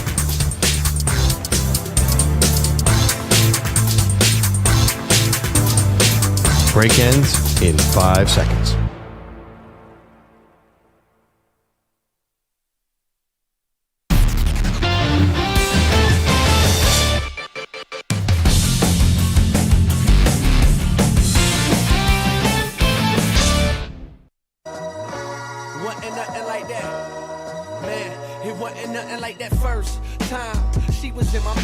Welcome back. Maggie and Perloff Show. I'm not saying what this song is called. I'm not saying these words anymore. I'm out on this. Maggie, you can know.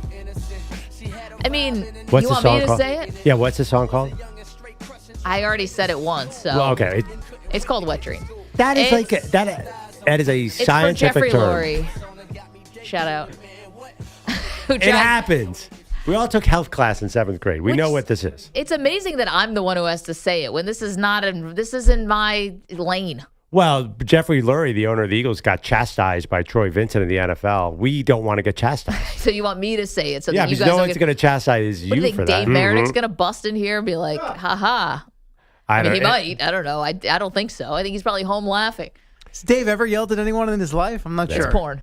Oh man, that would be uncomfortable. He is a happy individual. Yeah, he would yell and he'd have a smile from ear to ear while he was yelling at you. He has the loudest, most fun-loving laugh you could ever come Shut across. up, Dave. You can hear it from multiple floors away. Yeah, people say Mr. Belding. Yeah. It's great. Yeah. It really like spices things up Sure around here does. too. But no, I just think it's weird because this is just not something that I've ever had any experience with. This is y'all's lane. You know? So if Jeff Lurie says that banning the tush push would be like a wet dream to a teenager, I guess I just have to believe him because it's his word against nobody. The NFL really let him say that and then gave him the tush push. Like, these guys are clowns. Go Birds. All this effort to try to get this thing banned. Jeffrey Lurie pulls that out. You're like, you know what? He's got a point. He's got a point. Got to keep it back. Hadn't thought of it that way. The Eagles are they're beating the NFL at every level. It's insane. True. I think To be honest, they beat him in. Whatever. They were just so bored of the whole thing at this point. They're like, fine, keep the play. Like, if it means that much, you have it. I think that Howie Roseman is now the guy you don't want to do trades with, right? Because you feel like you're not going to get the best of them. Just thinking about that, I'll wet my pants. That I have some experience with. The other thing, no. Brad is in Oregon. Brad, what do you have, sir? Hey, good morning, guys. Great show as always. I got a question. Is there a rule in the rule book that says the defensive backs can't push the defensive line in a quarterback sneak or during the tush push? And if there is a rule, then the owner should have voted that rule out and give the defense just as much opportunity as the offense. So that's interesting. So you have the linebackers pushing the defensive lineman in the butt. Yeah. Wow. Double tush push. There's no rule against that, I don't think. Well, there's a leverage rule, which we see a lot on. You can't jump. Yeah, you can't jump. You can't over use. top. Well, that's. I mean, you can't use that guy as leverage to jump over the top. Yeah. That's interesting. Can you push? So we'll have 2 tush pushes. Yeah. Brad, I think you just had the wet dream version of football strategy right there. Oh my God. Well, but here's my question though. Guys. Thank you, Brad. It's still low man wins, right? Yeah. So, and you're always going to be at the advantage for the offense because you know when you're hiking the ball. Exactly. So I think it's just hard for the defenses to get a beat on that because even if you're pushing, if Jalen Hurts is already under the pile 2 yards, 2 yards ahead of you, it's over. Yeah, I don't know. You got a better idea? Well, I'm just thinking it's, you got to push, so you got to do the tush push, but you got to have a big lower half, right, to execute something like this. Jalen Hurts squats like 600 pounds. But then you go over to the defensive guys. No one's got bigger tushes than those dudes because they're the biggest dudes on planet Earth. Yeah, they're big. Well, just more surface area to push. One of the ways historically for defenses counters try to hurt the offensive player. Like that is the famous go for the quarterback's head. I don't know how you do that. Because everybody's, as Jason Kelsey rightfully argued yesterday, everybody's too close to each other. You can't injure somebody. It's like a rugby scrum. And that's why people don't get hurt in the same way in rugby. Yeah, I don't know. I'm at a loss for words for the defense. I'm actually a little afraid the rest of the NFL is going to use this now. Well, here's what I'd love to know. So, like, my Bills run it the second most times after your Eagles. Pittsburgh Steelers run it a lot. The Eagles brought in this like world-renowned rugby player to come in and teach them how to do it. Have the Bills done that? Like, you need to go to the PhD level experts here. This is not your, offensive coordinators, run-of-the-mill are not going to be able to obviously give you the right secret sauce here. Well, yeah, and I think the Eagles have the personnel too. Well, they have Jalen Hurts, famously squat 700 pounds. They have put a lot of resources drafting into the middle of their offensive line, a lot. I saw Dan Campbell, the Lions, voted for it, but he said we'll never run that with Jared Goff because they just said that he's physically not the kind of quarterback who can do that. So soak a couple of the balls. But Josh Allen's so big. I think the Bills should use it. He's so big and strong. He falls down. It's 4 yards. I mean, Tom Brady is probably the greatest quarterback sneaker of all time because he's 6'5". He just had a good sense of timing. He wasn't particularly athletic. And didn't need any push from behind either. Yeah, James White wasn't back there doing work. And the other part is I don't remember Tom Brady. Any of his centers aren't going to the Hall of Fame. It's not like, well, yeah. Who are some of his best linemen? Not to get into the weeds, Matt Light. Light was great. Okay, but he does not. It's Logan not like, Mankins was in there. We're not talking about him like Kelsey, who gets the God treatment. I think the Patriots, like the Eagles, had a strong interior line. That was a big deal. You got to protect Brady up the middle. But I think it was quarterback sneaks are, one thing fans are always right about. They always yell, run the quarterback sneak. And we all get mad when the team doesn't do that. And you hand the ball off, it makes no sense. And we always say, go for it on fourth down and run the quarterback sneak. That's the one thing fans are smarter than coaches at. When someone's in shotgun and 3rd and 1 or 4th and 1, you're at home just like, why? Yeah. I hate you. You're afraid your quarterback is uncoordinated or something. It's like in the NBA when the Celtics taking all those threes up 16 points. It's the exact same thing. Right. It's like work the clock. Yeah. Joe Mazzulla. Drive to the basket. Now he's home, and maybe a lesson, from the Knicks last night. We'll get into that in a moment because CeeLo is here. But quickly, Frank's in Georgia. We're just talking about the Patriots, Frank. You're a big Pats fan down in Georgia. Yeah, born and raised Pats fan, and I have a little advice for Pearl. Man, just take the win. You guys are sitting on top of the NFL right now, just like I used to be, and just take the win. It's the other team's responsibility to try to stop you. The thing about that's what you have to do. Yeah, Frank, Eagles fans can't take the win because our whole identity is to be the underdog. Like our whole identity is everyone's out to screw us. Yeah. The NFL hates us. The other teams hate us. That is who we are. We can't be at the top of the mountain. It's not comfortable. You don't think the Patriots had a little of that? They used it for 6 Super Bowls. I mean, the Patriots used to be the doormats of the NFL, and all of a sudden they turned around and they were kings of the hill. The identities change, and your identity now as the Eagles and the Eagles fans. You guys are in the driver's seat, and enjoy it.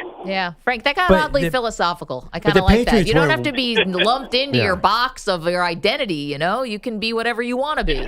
But the Patriots didn't go around bragging about Spygate. Like, they didn't go around, they didn't put out a video of all the illegal angles they had on the opposing coaching staff. Yeah, but they kept doing it. They kept doing it, but they tried to do it They kept quietly. doing it. They didn't rub it in. Yeah, I mean, they were the opposite of the Eagles. There was no victory lap. They were like, we don't even do it. They denied they even did it. The victory lap was the Super Bowls that they kept winning. Frank, thank you for putting a little perspective there. And I do like that. Super quiet and under the radar about all the ways they were cheating.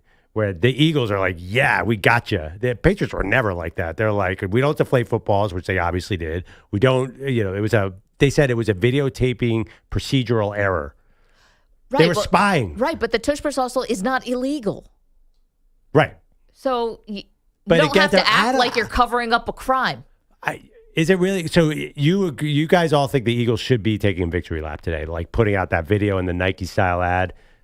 I think the fans should, and I think the fans should, but the team? Why not? You're better. You're better than everybody else. Like that's what I don't understand. Like I agree with Frank. Like you're acting as if like you're some massive underdog that Little sisters of the poor. Like you're lucky that you got to where you are. No, you draft better than everybody else. You train better than everybody else. You practice better than everybody else. You play better than everybody else. You got more talent. Your GM's smarter. You make better trades. And now we know your owner is way smarter and can maneuver things behind the scenes better than any other owner. Because the NFL worked for months to try to ban a rule that specifically helps the Eagles, and they couldn't do it because of one man, that guy they literally hired to work for at ESPN. The Eagles run the NFL. Just admit it. You forgot Sirianni got extended. I mean, yeah, that guy has a Super Bowl ring now. This is all awful for Eagles fans. Everything you just described. Perloff all of a sudden you're trying climbing to. up. I can tell. You're trying to mush my team. I understand what's Not happening. at all. 100%. Realistic. TJ would switch places with you in 1 second. If they do all that stuff so well, why do they need the tush push? If they could draft better than everybody and just like the Patriots got away with everything too. It's the exact same thing. Just like the Chiefs been getting away with stuff for the last few years too. It's the Eagles. What are the Chiefs got away with? All those terrible flags that everybody throws against every other team the Chiefs play. What do you mean? I mean, so you're saying Clark Hunt is like some mafia boss walking in that room? I think every franchise has their turn. And we talk about the lack of parity in the NFL and how dynasties have really kind of become a thing. I think now we know the Eagles are one of those teams right now. It's very clear. How long it will last, I don't know. But your perch at the top of the mountain is clear. It's obvious. I Center thought of the football universe, I Philadelphia. think in PA. New Orleans, all that was cool. What happened yesterday was closer to a little bit sad, to be totally honest. Like Jeffrey Lurie throwing himself on the sword for 45 minutes in front of the other owners. Like, I just thought it was like, dude, it just looks a little deedy. Let's put a poll question up. Jeffrey Lurie yesterday, more mafia boss, more sad filibuster. I don't know what you want to call it. Sad something. Basically glazed over everything. Unfortunate choice of words that I generally have most days. Yeah, that one though, that's out of context. I mean, that's a normal thing to say. Right. By the way, I know it's a wrong glaze meaning of the word. That's not that's not like. Yeah, you can't say it anymore, though. As Frank said, identity's changed. To, the identity of the word glaze is now totally different. Thank you, Gen Alpha. You say mafia boss, by the way. Did Don Corleone ever get chided by Troy Vincent? Did Don Corleone ever get... Yeah, right. Dude, that was in the director's cut. Did another mafia boss, like the 49ers, want to say, dude, just shut up. Guy's got to settle. And Jeffrey Lurie, by the way, his style is not mafia boss. He is... not Machiavellian Maggie. Those are the people you never see coming. He is a whole different thing. And then you bring out your enforcers. So that makes Jason Kelce Luca Brasi. Sleeps with the fishes. Luca Brasi was a cold-blooded killer. Jason Kelce was, I think, he's like, can I wear overalls and no shirt to this meeting? Yeah. He's Jason Kelce. Come on. The only thing they were missing from that meeting yesterday was Big Dom getting up and speaking on behalf of and the Eagles Mohawk guy. Right. I think maybe the White House hired Big Dom. Like they let him have the microphone when the Eagles visited the White House, and I feel like maybe Trump was just like, I'm keeping this guy. I will give you one thing. I do agree. Big Dom definitely runs everything in Philly. That's become clear. He is the de facto GM, coach, offensive coordinator. security guard. That's your It all mafia checks connection out. right there. I didn't want to lean into the stereotype. CeeLo, what's going on today? All right, prior to the Tyrese Haliburton clank, drop, and choke at the end of regulation, there was the deadly three-point shooting of Aaron Nesmith for the Indiana Pacers. Across the timeline, left edge. Nesmith's been unconscious. This time his three from the left edge cuts the New York lead down to 2. And now New York will spend its final timeout. Wow. You can hear the quiet Madison Square Garden there. Stunned disbelief. Mark Boyle, Pacers Radio. Wow was right. 6 threes down the stretch for Nesmith. 8 of 9 for the game. He finished with 30 points. And the Haliburton heroics sent the game to overtime, where the Pacers did finish off the Knicks 138-135, completing a comeback from 17 down in the fourth quarter, 14 across the final 250 of regulation, 9 in the final minute. Now entering Wednesday, according to Elias, teams that trailed by 9 or more in the final minute of the fourth quarter or OT of a playoff game since 1998, I guess when they started tracking play-by-play, 0-1,414. These numbers are they're massive. What was the one I gave you before, according to the Associated Press? Right? Yeah, teams that had that were up 14 with under 3 minutes left to go in regulation in the playoffs since 1998 were 994-0. Yes. What were teams when there was 1 second left on the clock and the shooter hit the back iron? What was the number there? It was unbelievable. Really was. Something we haven't seen probably ever to this extent, though we have seen some epic comebacks from the Pacers already in this postseason. Nothing new, says Haliburton. We played a lot of games where it felt like the other team had control. It ain't over till it's over, till it hits 0. That's a hell of a win, but I really do think there's a lot for us to improve on. That was People on say that all the time. TNT after the game. He went with the Reggie Miller choke after what he thought was a game-winning 3 at the end of regulation. It's got to feel right, and it felt right at the time. If it would have been, if I would have known it was a 2, I would not have done it. And then here's where, when the dust settled, he Voice acknowledged. change over there, by the way. Yeah, I noticed it. Yeah, a little high. I mean, there's some excitement after the game on the court versus settled. I was looking for one where it changed mid-sentence again. I haven't come across that yet. But here he was acknowledging the moment's probably passed for the series here. I think I might have wasted it. If I do it again, then people might say I'm like aura farming. So I'm not, I don't plan on using it again. Aura farming, I the fact believe. that he used that in a press conference just shows how corny this guy is. EJ.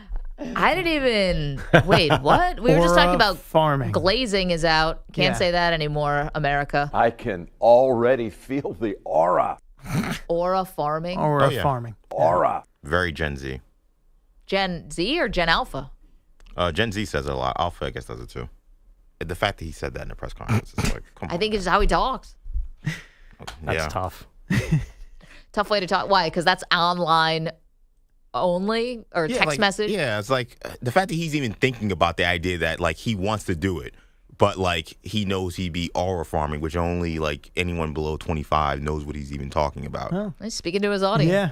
Although it's funny right. because the move that he's replicating happened 30 years ago. Yeah. So did the under 25 set even understand it's an homage to Reggie?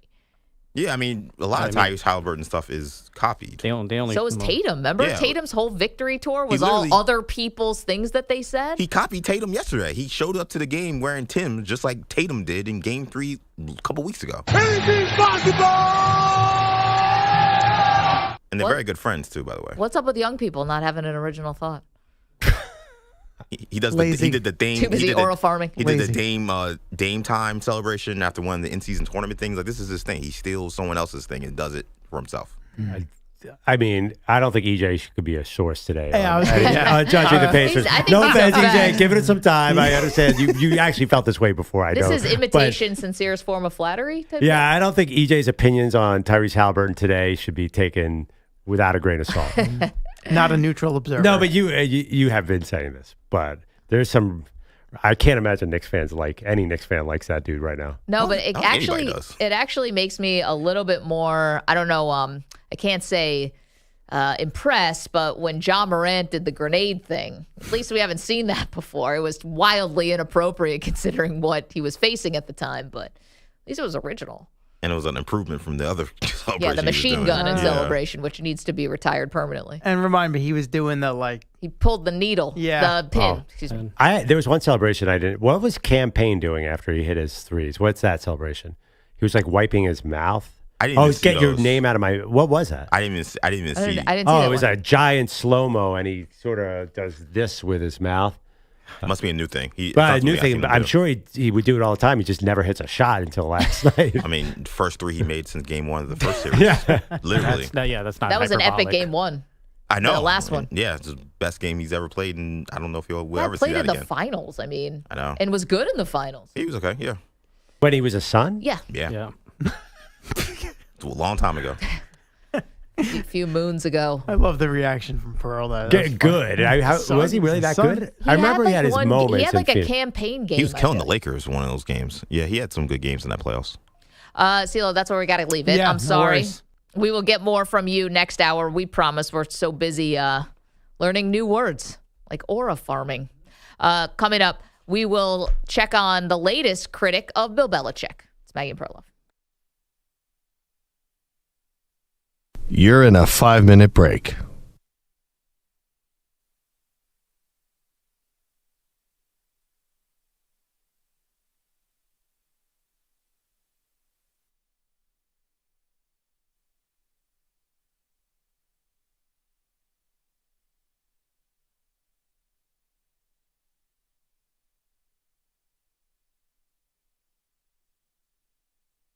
Four minutes, 30 seconds remaining.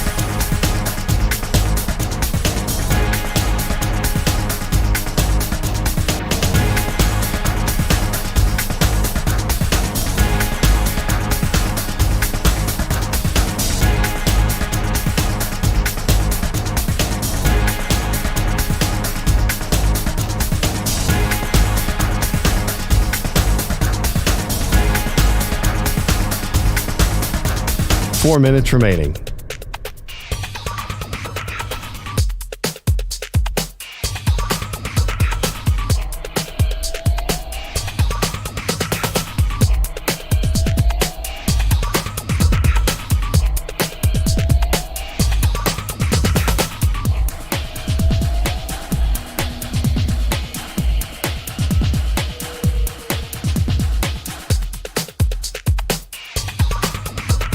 Three minutes, 30 seconds remaining.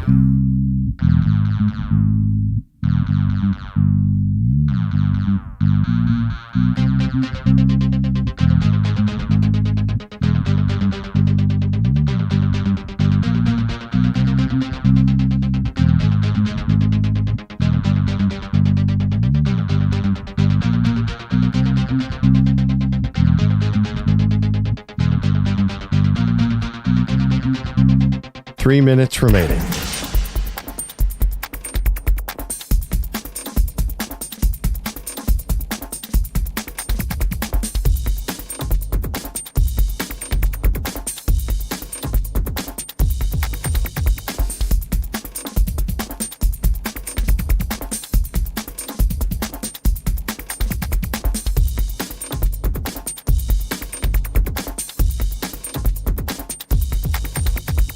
Two minutes, 30 seconds remaining.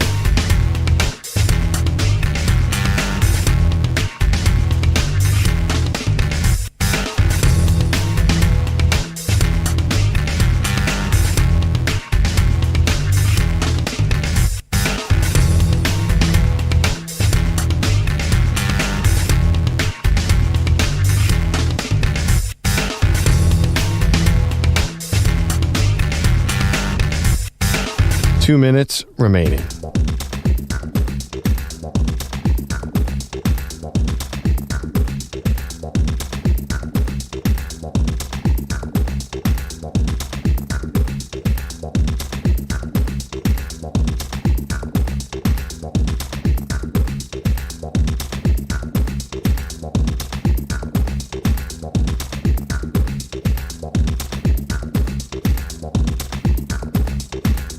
One minute, 30 seconds remaining.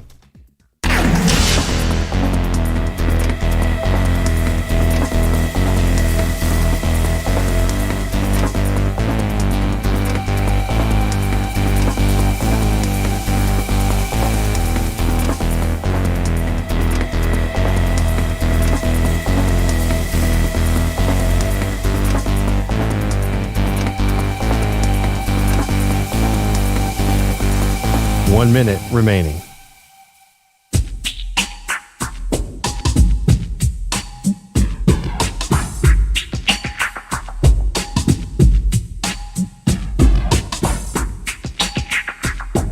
$45 seconds remaining.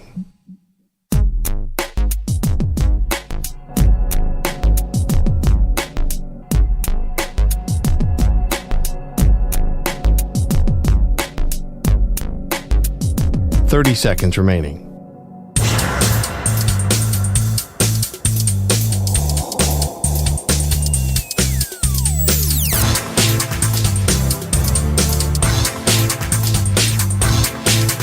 $15 seconds.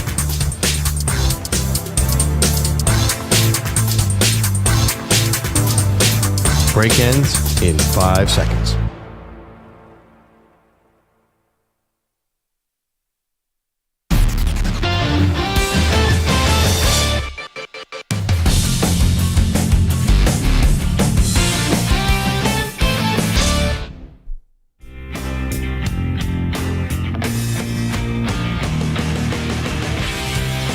This portion of the show is brought to you by Ethos Life, the easy way to get life insurance in 10 minutes, up to $2 million in coverage with no medical exam, just a few health questions. Get your free quote at checkethos.com. Not available in all states. Welcome back, Maggie and Perloff Show. A lot on the table. I think you guys are all wrong on the tush push. If you're the Eagles, you have to act like you've been there before, that act like you've had an unstoppable play that the league tried to ban but didn't quite ban because you gave a $45 million filibuster. That's what great teams do, Maggie. We asked you on X at Maggie and Pearl, how would you describe Jeffrey Lurie's efforts to prevent the NFL from banning the tush push? Is it a boss move or was it sad and desperate? Pretty close. Expose himself? Boss move, though, winning 56%. Had Kelsey there, his muscle with him. We will get to the Knicks and the Pacers and that shocking ending last night. But first, a little from Bill. He's calling the plays, but she's calling the shots. It's time for As the Tar Heel Turns. All right, well, Bill Belichick really has been getting slammed from all angles here. I'm sorry, that's going to get me every time. New York Times writing a big piece about him. Everyone's got something to say about his relationship with Jordan Hudson and Perloff. People like us who are trying to keep this story above the fray, we just keep asking, but what about the football? People like us. People like me. You love the fray. Yeah, that's true. I'm all in the fray. You're swimming in the fray. It's my favorite part of the story is the fray, but people are asking, what about the football? Well, of all people, here comes legendary college football coach Mack Brown. What? The last man who had the North Carolina job and obviously legendary Texas coach. So here's Mack Brown on SiriusXM yesterday talking to those folks about leaving UNC. He said, bottom line, there was no more money. It was time for me. North Carolina didn't have NIL money, and I said we were kind of a slow bleed. We weren't able to recruit the top kids like we were when we first got there. So it was time for them, and it was time for me. So it was kind of like a divorce. Everybody was ready. All right. That seems fair. But now how have things changed? That Belichick, Pearl, is in charge at North Carolina. Well, Mack Brown said one very important thing has changed. Yeah, now he's arguably the best coach ever. They've committed money to it. They've helped them with academics. They've lowered those standards some. So there's absolutely no reason that they shouldn't be successful. And anymore, they've changed the roster. I think they've signed maybe 60-something new transfers. So you've got a chance to succeed at the highest level, and I expect them to do that, and I'm proud for them. Setting the bar a little high for the next guy coming in. And you can understand, because I'm sure Mack Brown does obviously respect Bill Belichick. I'm sure all coaches do. But, Pearl, that it wasn't a shot, but that was something to say that North Carolina has loosened their academic standards since Belichick has gotten there. Ipso facto, it's going to be easier for him to field a winning team because he doesn't have to deal with the rigorous academics that Mack Brown had to. Yeah. No, that's exactly what he's doing. He's like, well, I couldn't win because they had a setup like this. This guy, if he wins, it's because they let him do things I didn't. By the way, it is college football. That is a very valid argument for a coach. We all know what's happening at Notre Dame right now. They're letting they lowered their academic standards. So that is a big thing in football. Yeah, of course, he's right. There's a lot more money coming in. I love it that Mack Brown had to somehow field a team where they had no money and everyone was nerds. Only Ivy Leaguers that they could get for North Carolina before this. Now Bill Belichick can let in anybody. It's like, I don't know if it was like that at North Carolina. It's a great school. I couldn't get in, but. Oh, yeah. But I mean, colleges always have that. Every college has some issue with academics. No, I get it, but it's also I never thought that North Carolina was holding themselves to that former Notre Dame standard, Northwestern standard. There's some other Stanford. There's some other places that really don't budge on the academics. I thought North Carolina would play ball with you a little more. Oh, I have no idea because it's North Carolina football. I mean, we're talking about basketball or football? I'm talking about athletics, like whatever they need. Remember, this is a school that had a academic cheating scandal. That, right, the guys clearly couldn't pass the because at most schools, classes. But at most schools they just give them the grade. Which is what was happening. That actually was an honor for North Carolina. These guys had to actually cheat. Where most schools, it's like don't show up, who cares, right? I mean, I assume. It probably varies. North Carolina does give a lot of talk to them being, they're one of the hardest schools in the country to get into. They're probably top 3 or 4 state schools in the country. I get it. I'll raise my hand. Yeah. There's no way they would have admitted me. I get that. So I don't want to seem like I'm wagging my finger at them. I'm just saying, I thought when it comes to athletics, there's always a little bit of wiggle room, especially for a school like North Carolina. Yeah, I've never been inside of recruiting, but don't you think that there are some players that they couldn't bring in? Or maybe if you're so academically ineligible. I think it's a spectrum. I don't think a school like North Carolina just has access to every player. It's not the SEC. Big shot. 888-710-4ISN. But that is one. It points out a really good point with Belichick. All this press, all this talk, definitely attracting NIL money. So in that sense, it's a win for the program. Belichick, I think, was attracting the NIL money, but everything after has kind of been embarrassing, right? He's supposed to steady the ship. He's supposed to be no distractions. He's Mr. Distraction now. Yeah, but I wonder if you need a lot of publicity to get NIL money. Was it one of the worst collapses we've ever seen? We'll tell you next.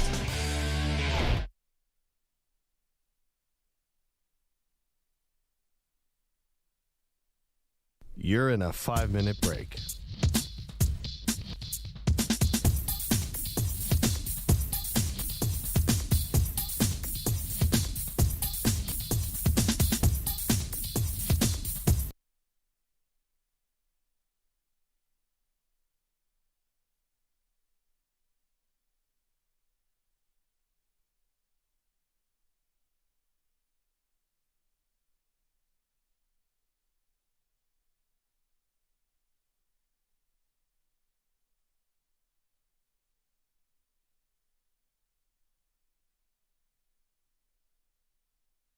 Alrighty.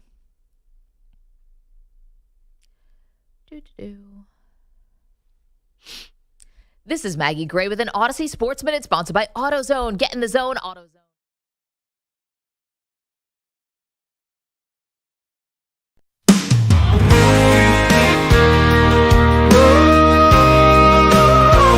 Maggie's got some giant feet. They're the talk of the town. When she walks the sidewalk cracks, she's bringing buildings down. She tried to buy some shoes, but they said no way. Now she's wearing boat sails just to get through the day. Maggie's giant feet, they're a real big deal. Stepping on poles, creating legs for real. Maggie's giant feet, they make a mighty thud. But Maggie just laughs, hey, it's all in good fun. She went to a dance, cleared out the floor. Her feet made the music, folks yelled for more. At the beach she's a hit, making giant sand castles. Her footprint's so big, they're like dinosaur battles.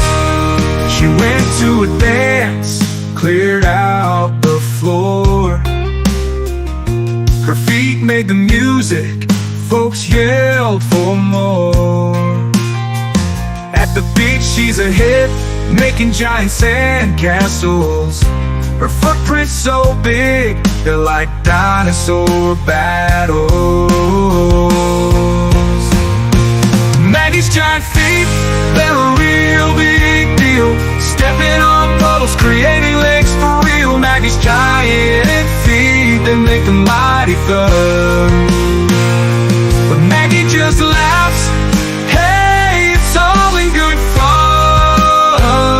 She went to a dance, cleared out the floor.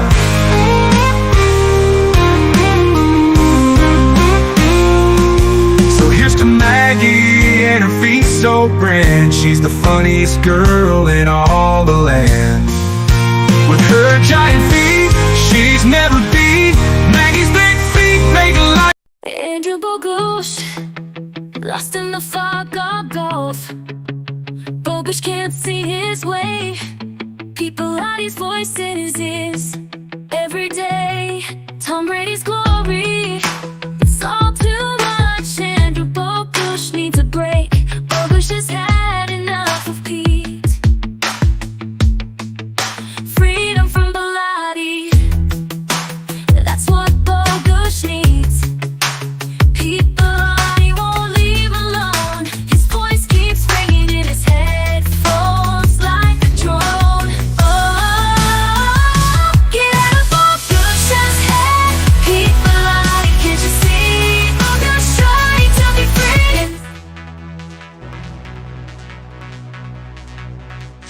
45 seconds remaining.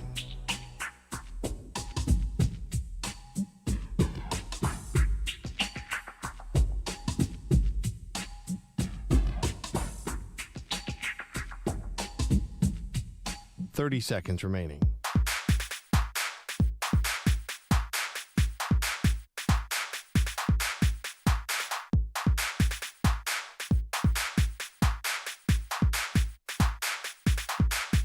Fifteen seconds.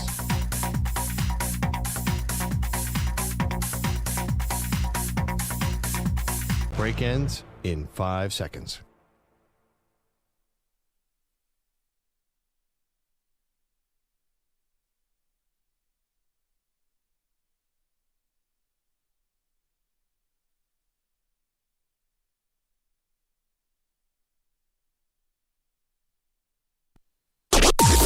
Maggie and Perloff on the Infinity Sports Network. 35 and 9/10 seconds to go. That leaves 11 and 9/10 separating game and shot clocks. Haliburton spinning near the logo at center. Way out on the left side. Working against Brunson. Shovels it to the cutter and Nembhard lays it in. Beautiful ball handling by Haliburton. Mark Boyle on the Pacers radio network, and it was the combination of Aaron Nesmith, of all people, and also Tyrese Haliburton that really put the dagger into the Knicks in game one. Final score, 138-135 in OT, and the Knicks squander a 14-point lead in the last 165 seconds of regulation. Perloff, it was an all-time collapse. Yeah, Aaron Nesmith, I know he's a good three-point shooter, but what he did last night was out-of-body experience. And there's no reason the Knicks should have seen that coming, or anyone on planet Earth should have seen that coming. The Knicks did make mistakes. But again, I would caution analysts to read too much into what happened last night. Maybe, yes, this could bury the Knicks. This could be the kind of loss that you feel for weeks on. But I think talent-wise, scheme-wise, everything-wise, the Knicks had the advantage last night. I just think a guy got unconscious and there was a lucky bounce at the end. I know that doesn't sound like what Knicks fans want to hear. Somebody wants to blame somebody. That was a freak loss. Let's hear from Nesmith. He was one of the heroes. He hit 6 3-pointers with 3 minutes left to go in the game, plus added in 2 free throws. The guy had 20 points in the last 3 minutes of regulation, and then Haliburton's shot was what sent it to overtime. But here's Nesmith, said it was an unreal feeling to get that hot down the stretch. It's unreal. It's probably the best feeling in the world for me, personally. I love it. Like, when that basket feels like an ocean and anything you toss up, you feel like it's going to go in. It's just so much fun. Okay, and now here's Nesmith talking about yet another late-game comeback that the Pacers have become, this has been their signature so far through these playoffs. And I have a question for you off of this quote. It's always special. It's always fun. This is what we live for. This is what we, work every day for, work so hard for, is to perform and to show up in these moments. And, we just continue to do it time and time again. Right. So here's the question, because Perloff, you're basically insinuating, not that you're boiling it down to make it this simple, but that it was kind of luck. Absolutely. Okay, so you're saying it was luck, or is it being a pro, which is what Neesmith is saying? Are all these games, not just last night, which is the latest example of the Pacers pulling the rug out from somebody? They did this against the Bucks. They did this against the Cavs. Now they just did it against the Knicks. Is this not also a skill to be that mentally tough, locked in? Yes, Neesmith is never going to be that unconscious probably ever again from three, right. But doesn't it show some type of skill to be able to, go down 15 4 different times in the postseason and come back and win all of those games? Oh, yeah, absolutely. But to think that Aaron Neesmith will ever do this again in the history of his existence would be foolish. Well, that's fine, but it could be another Pacer the next time, right? Yeah, but it could be another Knick the next time, too, because the Knicks do the exact same thing. Or that last shot by Tyrese Haliburton could have clanked off, and we wouldn't be having this discussion at all. Right, but Haliburton's had like 4 of these. I mean, his dad got banned from the stadium because he hit this incredible shot over Giannis. The Knicks have had just as many as they have. I mean, right. So here's the question I have about the Knicks, because yes, they were the ones who were executing the comebacks against the Celtics, right? They were the ones who were in the Pacers position. How do you respond now that you're on the other end of it? How do you respond now when you're the one who just got punched in the mouth and you're looking around like, man, how many things had to go wrong for us in a short amount of time for that to happen? Well, don't you think that bounce could go the Knicks' way the next game? I mean, it's going to be, I think we're going to have a lot of close games here. And I understand what you're saying about the Pacers. Yeah, there's professionalism. I definitely think they could lose a close game to the Knicks just as easily as the Knicks could lose a close game to them. I think the next game, who knows, Brunson hits a big shot. Sure. I think that's very, very possible. Yeah, I mean, you'd think that this would be a mentally tough team. The Knicks, they're mentally tough to overcome all these deficits and come back. And are they going to be able to stick together? Do they trust each other enough? I mean, you got 3 guys who played college basketball together. You would think there's a good amount of trust there. But, I think about another shot that this one kind of reminded me of last night. I'm curious if the Kawhi shot, which was different against your Sixers. Game 7. It was Game 7. I understand that. It bounced around the rim 100 times, and then it went in. And it was more devastating. The Knicks have plenty of time to make up for this, but those shots sometimes live. Tyrese Haliburton gave the choke sign when he thought he won the game last night. His big toe was on the line, so only sent it OT. But he's looking over at Reggie. That's an homage to 30 years ago when Reggie Miller had 8 points in 9 seconds. That was also a game 1. Yeah. And we remember it. Who won the series? I'm just saying. Right. Knicks won the first series. And that was actually the Knicks won the choke series, right? The choke was the big fourth quarter Reggie had in 94. Right. The 8 points in 9 seconds was 95. There was no choke. That was not the choke. You can't do it. Yeah, you can't do it too many. You can't do it back-to-back years. That's oral farming. We like wait. So, and the Knicks won 94 famously. Knicks won 94. That was the OJ finals. And then 95. 95 is when he did the 8 points in 9 seconds. And the Pacers won that series. Pacers won that series. So I'm just saying, things that happen early in series live on, and they do get remembered, and they do swing, and it does matter. So I'm wondering, that was a Game 7 with the Kawhi shot, but I'm just wondering, does this shot define the series? We still have a long way to go, maybe, but does it define the series? Well, I'm just saying the original choke, did not define the series. So, yeah, I think this series is so wide open. I expect it to go really deep. So, honestly, I think that a lot of other drama is going to happen. So, I guess my answer is no. I think there's another magical moment coming. Okay. I think sometimes a loss like this is so tough that the team gives up. I don't expect that at all. I expect this. Don't you? What do you expect? I think it's going to be 6-7 games, unless the Knicks have an injury, because they're getting run really ragged. I will give you that. They needed this win. They need to win now until the Pacers can use their depth advantage. But, man, I think this is going to have a lot of moments. Yeah, I think that the Knicks will collect themselves, but Knicks aren't exactly an amazing home team when it comes to the playoffs. I I am curious about wearing down, getting tired, all of those things, because that's what the Pacers want to do. They want to drag you out to deep water, right? And Jalen Brunson is Mr. Clutch, but Haliburton in these playoffs has also been super clutch. So he's kind of, I want to say, met his match, because we're going to find out who ends up advancing past the series. But they kind of have gone shot for shot in these playoffs. Have they not? I mean, Haliburton has hit almost as many, just as many, whatever you want to say, unbelievable, unreal shots as Jalen Brunson has. They're same right now. One guy's got the award. One guy may have more of a history of it. But Haliburton's right there with him right now.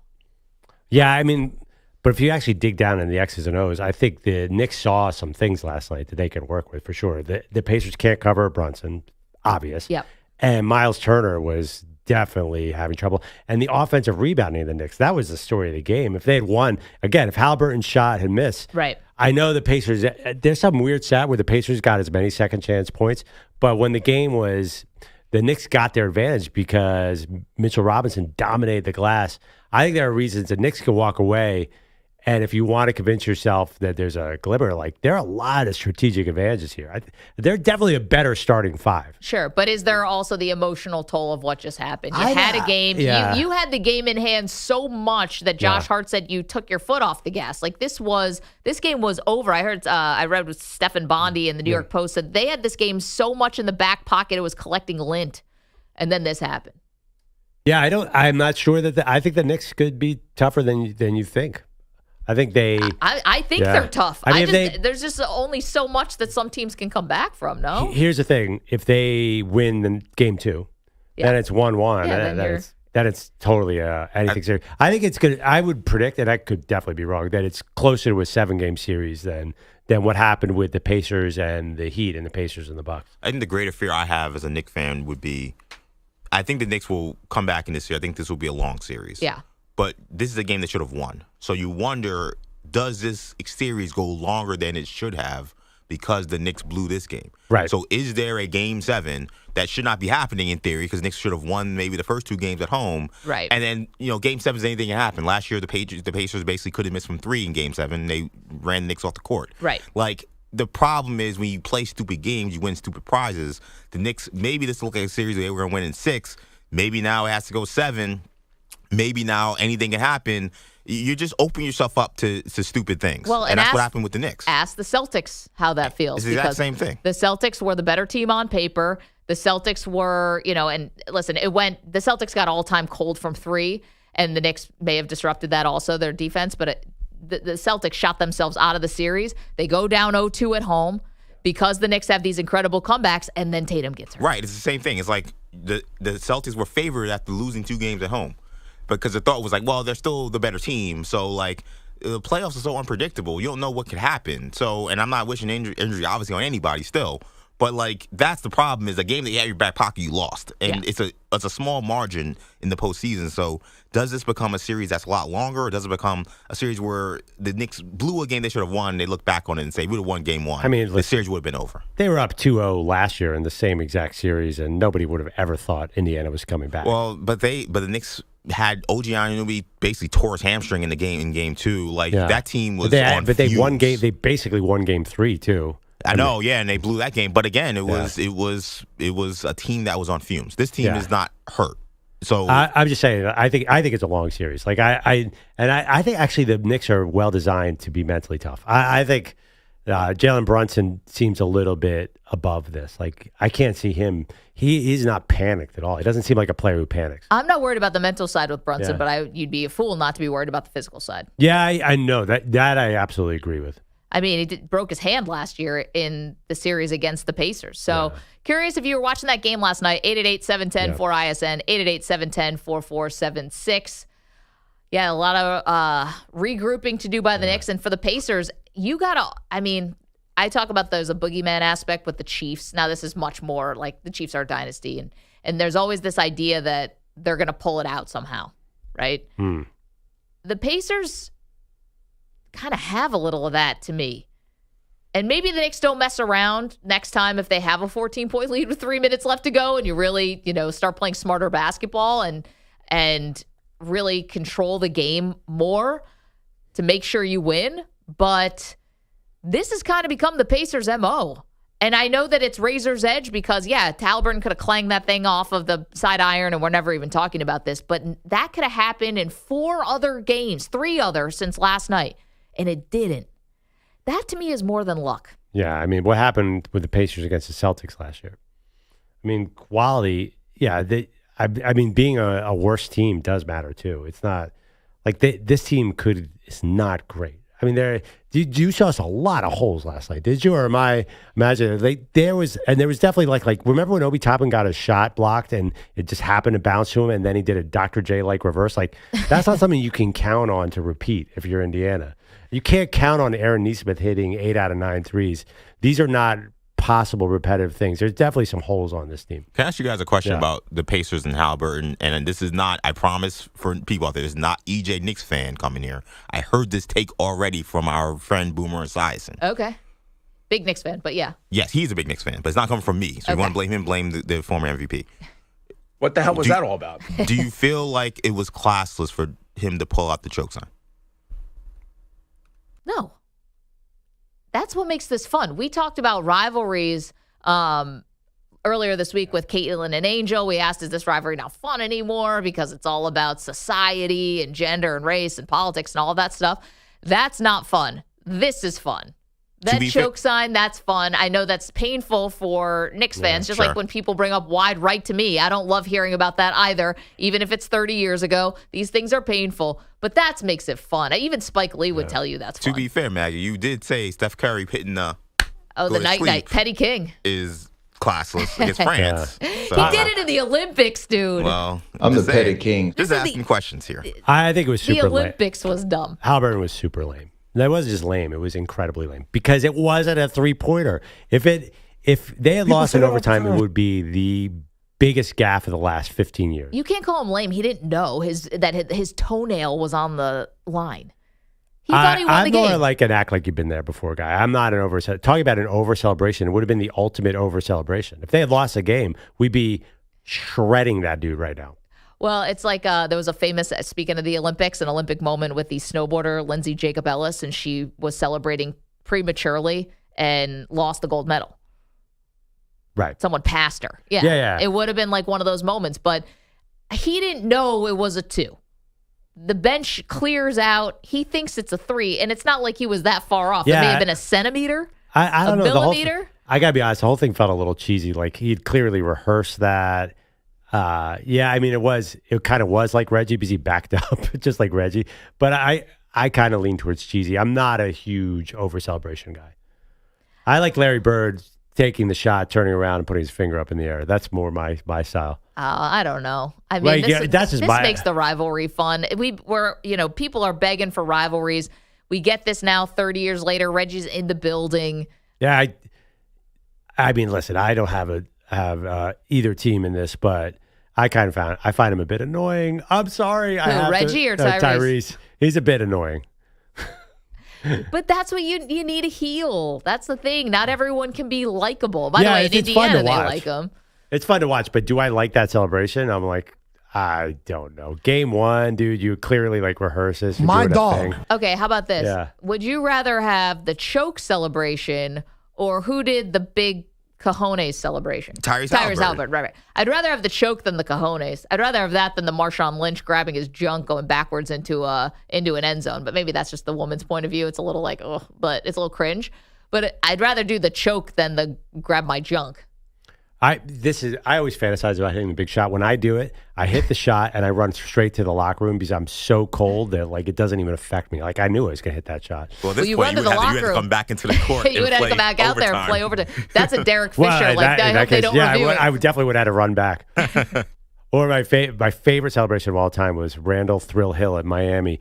Caught a touchdown and ran out of the remember the dude who ran out of the stadium into the parking lot? What if he found out like he'd stepped out of bounds at the 1 and he just wasn't there? I don't know why Haliburton's not my style of celebrating. I mean, everybody has their own. People like different things. You like it if you like it.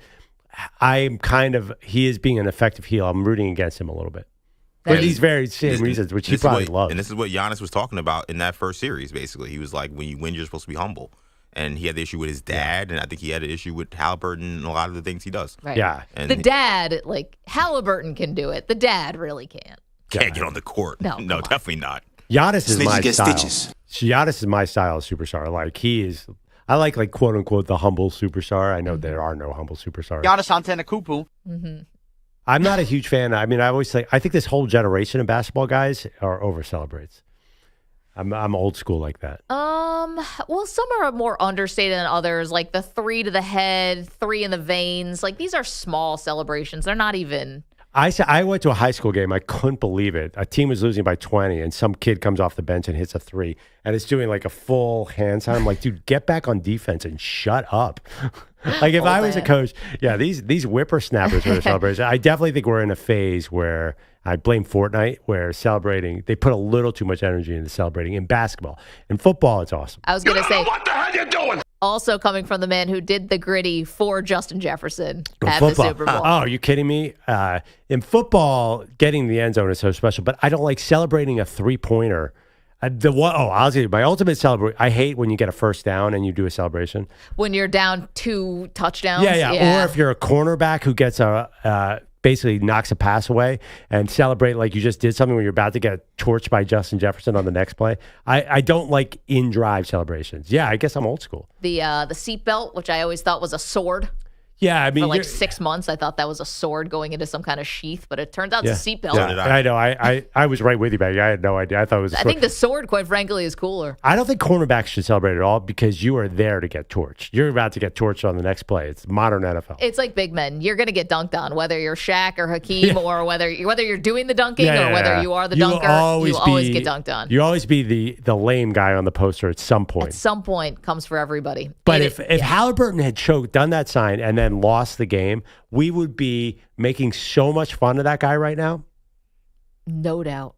And he would deserve it, but I can't knock him for doing the celebration, the choke celebration, the homage to Reggie, because he thought he won the game. And to be fair, so did everybody else in the arena. How lame is that to think you won the game and your foot was on the line? That's so lame. I mean, he's not thinking that in the moment. That's not lame. The guy at the bench is clear. I'm sure there was a huge groan in the Garden. It would. They set themselves up for an epic letdown after celebrating and jumping up and down. Oh, you know where your feet are, Maggie. If 3-point shooters have an innate sense. Steph Curry would have known where the line was. Yeah. Hit the night against France. You reminded me about that. Yeah, you said it was classless. I stick with that. But you think choke signs are okay? Listen, there's a history here. What's the history of the U.S. and France playing a gold medal game or whatever? Was it the gold medal? Yeah, it was gold. Still, the greatest moment was Vince Carter jumping over Frederick Price. Yeah, there is history. There you go. That's the greatest. Was that classless? That was the most amazing play of all time. He sat on the guy's head. On the he didn't celebrate. On the Netflix doc, Kevin Durant really did not he did not like the French. He really wanted to beat the French. Oh, God. Whatever Kevin Durant says is gospel. 888-710. Heard my case here, Manny. What I said. 888-710. Also someone famously who had a foot on the line. Kevin Durant. Mm-hmm. Yeah, and he didn't. The Bucks. Did he celebrate after that? He knew it was a 2, right? I can't remember. No, but they end up losing the series. They won the game. No, they lost the game. They lost. And they lost the series of the Bucks, and the Bucks went on to win the title. 888-710-4ISN. 888-710-4476. Thoughts on the game last night? Was it classless that they did the choke sign? That's what Boomer Esiason said next door. Yeah, I'm going to disagree. Come on, it's rivalries. It's fun. Got a lot more to do, including some details about Brock Purdy's contract that we had not heard before. M&P. You're in a 5-minute.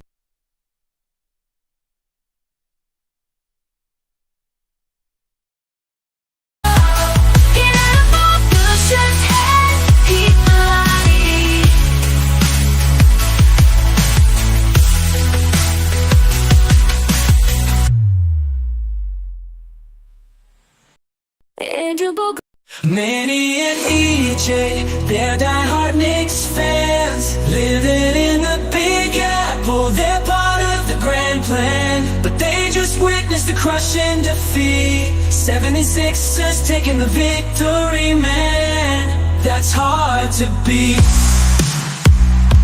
Sitting in the studio talking about the game. Maggie and Perloff, it ain't all the same.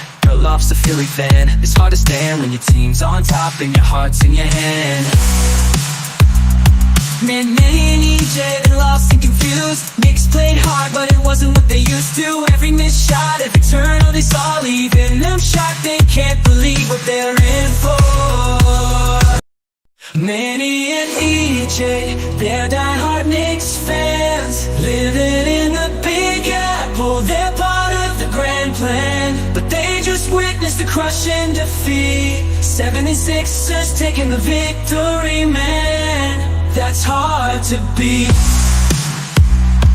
Sitting in the studio talking about the game. Maggie and Perloff, it ain't all the same. Perloff's a Philly fan. It's hard to stand when your team's on top and your heart's in your hand.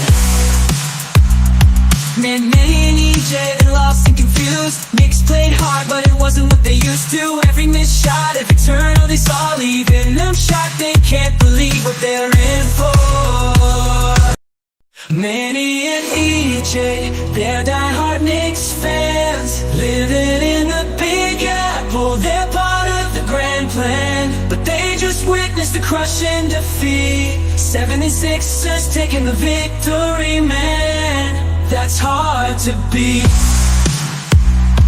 Sitting in the studio talking about the game. Maggie and Perloff, it ain't all the same. Perloff's a Philly fan. It's hard to stand when your team's on top and your heart's in your hand.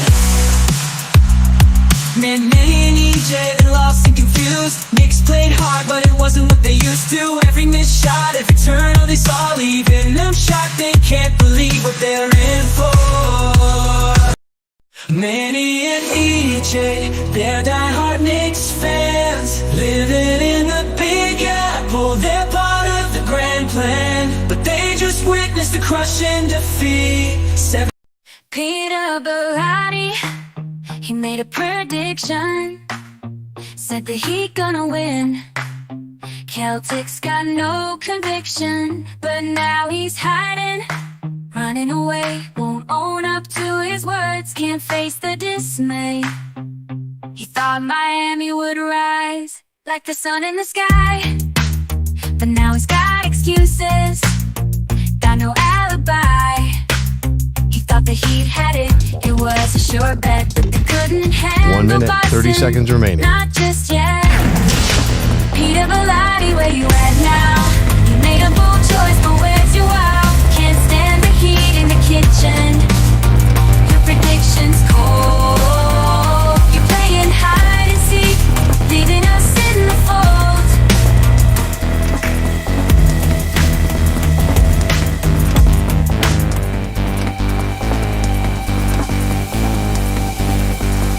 One minute remaining.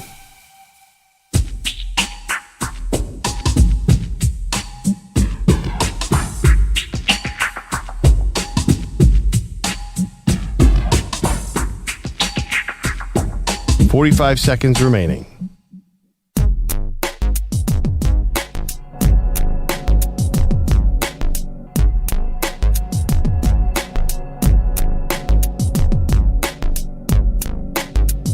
$30 seconds remaining.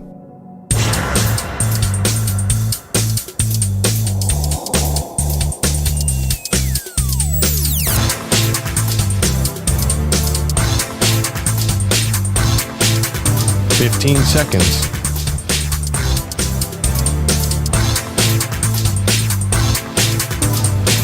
Break ends in 5 seconds.